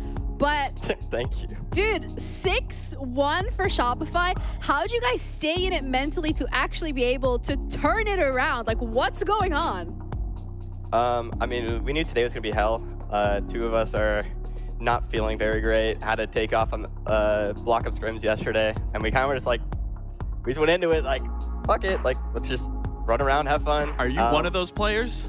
I am one of those players. So if I have to look away and cough, I'm sorry. But I mean, I don't know. Like we were down 6, like those rounds spoit just 4K'd like 180, 180. Like you would think that we're sitting like we were just laughing. Like what the fuck just happened? Like because I still don't know. Like I don't know how I died. Like it was insane. I don't know. That was just a game of all time for us. Like that was hilarious. It was only so. Troy losing a 1v1 with the guy outside. Like it was. It was only close because you guys are sick. If you guys weren't sick, it would have Yeah, been. no. If we had that extra map of block of practice yesterday, it's clean sweep. That being said, I mean, you guys defeated Shopify's undefeated BO1 series. They were 14-0. Was there any pressure going into it, going up against Shopify? Obviously, you guys are aiming for consistency this stage. You guys are currently going to be #1 undefeated yourselves. Is there any pressure coming into today's match and now going forward now that you guys are undefeated? No. I mean, this was our best, me personally, my best NAL start record-wise. I've never even started 4-0. And a group stage, there's never really pressure, just because it's top 6. It's really not hard to get into playoffs, you know? But I do think that's like what we struggled with last stage, was just not taking it a game by game and thinking into the future for a lot of stuff. And I think a big thing we changed, you know, as a team is our mindset going into stuff. Just one game at a time, just one practice at a time, one round at a time. Like I literally just always say every time, just one round at a time. We've thrown, we've gotten shit on, I don't know, we're winning miraculous games this stage, and it just feels like it's clicking and working. So and there's really no pressure. Well, clearly it's working. You guys are flawless now. I mean, you knocked out SR already. Well, not knocked out, but you beat them. You got that rematch win. I mean, we did call it here on the desk that we had you guys winning that game. I do want to talk about your guys' attacks. I mean, both you guys and SR's attacks just were not there. Kind of just from your end, kind of what was going wrong outside of obviously what we could see. I'm just curious from you and what the viewers might want to hear from your end. I mean, SR against what we were attacking was just stuffing us. We were doing a lot of 5-overs today, and they didn't let us even have any inch to breathe. We never even got to the late round hardly. We got a post playing down, they retake, but for the most part, it was just we were just getting stuffed. And we weren't really adapting to that. We were kind of just sticking to I think what we were comfortable with, and I think that was kind of our flaw today. Instead of just kind of switching it up, we wanted to stay comfortable in what we know. And that's not always the best thing to do. So is Fabian going to be speaking to you guys after this? He was laughing. I mean, I'm sure that was a game to watch for him. So maybe he has some words. Well, congratulations, Gunner. You guys are looking good. Thank you. Either way, I mean, good vibes all around from you guys. Well-deserved win. The resilience has actually been incredible to see from that 6-1 lead that Shopify had. To be able to stay in it, wow, amazing. Undefeated still on the stage. You guys are doing incredible. We'll see you around for another interview. Enjoy your evening and go celebrate. Thank you. No, go feel better. He's sick. Yeah, go feel better too. Forgot about that. Whoops. Bye-bye. Bye. Dude, what? Go feel better. Yeah, he literally he's- just had a great game. Listen, like, go feel winning better. ain't helping your immune system. After a Pro League match, like I'm sure his immune system is even more upset than what it was before, given how much energy you have to sink into a Alright, game go like take a that. nap. Would that So help? he needs more than a nap. He needs some chicken noodle soup. Fabian better get on that. But I mean, it was a really good game to say the least. I mean, absolutely. Not on the attacking side. I can't really give praise for either team on their attacks, but on the defenses, absolutely. Both teams were doing it instrumentally well, being able to just thwart off each attack that each one was throwing back. It just really came down to M80, especially in those last rounds. Kino, sure, he wasn't having a good performance throughout the game, but so many rounds, I mean, Jesse said it best, sure, you know, those kills might not be that important, but it's how it impacts the rounds. And the fact of the matter, he had so many impactful rounds towards the end of that game that kept M80 alive and allowed them to get the win in this series. I mean, him having that clutch with a shotgun and obviously this last round, being able to play down low, I feel like that's a little bit of an oversight for Shopify. I feel like losing that many rounds to let it go that far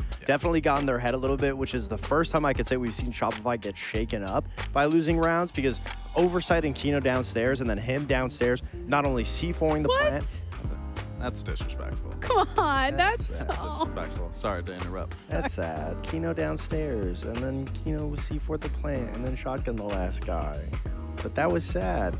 I mean, obviously, I'm sure, you know, SR is going to make playoffs. They're not really too worried about it, but I would feel sick personally, you know, if I lost 6-1. I'm sure they will definitely look back at it and try to make sure that they tighten up on it. But at the same time as Kino having great rounds, I mean, Shopify had some great rounds. Like Gunnar said, Spoyd having two amazing 4Ks on their defensive side. It was just defensive side of Labs today and came down to the wire. Yeah, and do be like that sometimes. But you know, at least like from all the games that we had today, we kept on saying, oh, this one should be close. This one should be close. This one should be close. And finally, we got one game that was really incredibly close, even though for some reason it didn't start off like it was. So for you guys at home, a little reminder, when it comes to the games that we have looked at today, we started off with, I mean, we'll bring the schedule up at some point. There we go. Thank you, because I do have a memory of a goldfish sometimes. 7-2 start for SSG, 7-0 for Cloud9, a second one under their belt. I mean, from all these games, like, this truly was the most competitive one.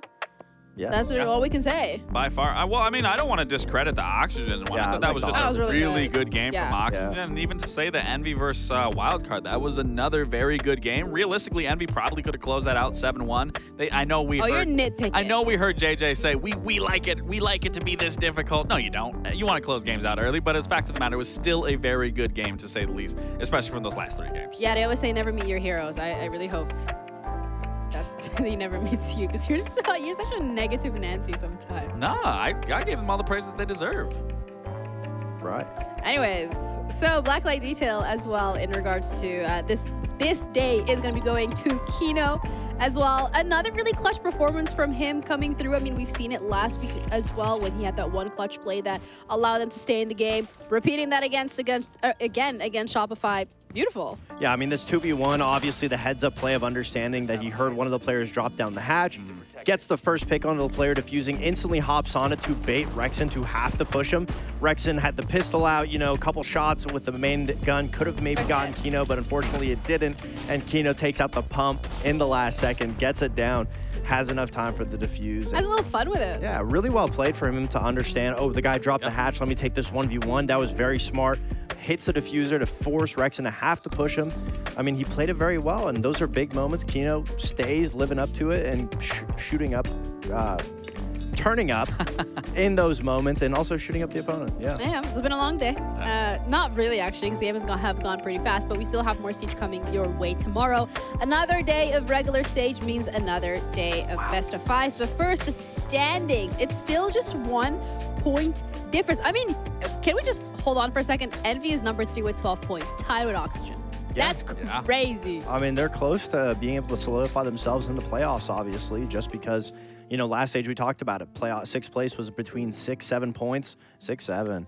That being said, you know, when you have Standby and Cruelty both at 0, that's the tough part. That's obviously, you know, points are just getting that much scarier to come across for those teams. I mean, we got Super Week coming up too. So the fact of the matter is some of these teams have no points yet. tomorrow's a good chance to possibly get 3 points. And then, like I said, we jump into Super Week, and then it's going to be done at that point. And again, you have to bridge that gap. Yeah, at that point, it's not really looking good, bruv. But for tomorrow, it is looking pretty good because we do have 5 best of ones once again, starting off with DZ Envy, C9, SSG, Oxygen, Shopify. That should be another certified banger. Yeah, absolutely. I mean, Oxygen and Shopify definitely is going to be really close. I hate to say it. I'm excited for Dark Zero Envy.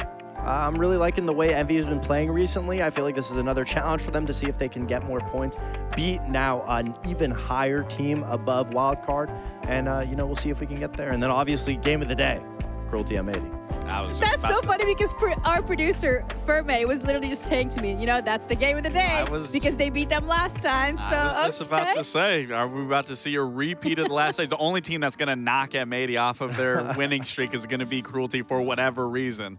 Hopefully that's not the case. Don't go bank. Actually, no, that'd be great. It would suck for M80, but for the plot, I would very much like that. Sure. Maybe. Either way, thank you guys so much for tuning in with us today. We're going to be back again tomorrow, same time, same place. You can follow the Twitch channel just so you can stay up to date when we go live. Otherwise, take care of yourselves. We'll see you tomorrow.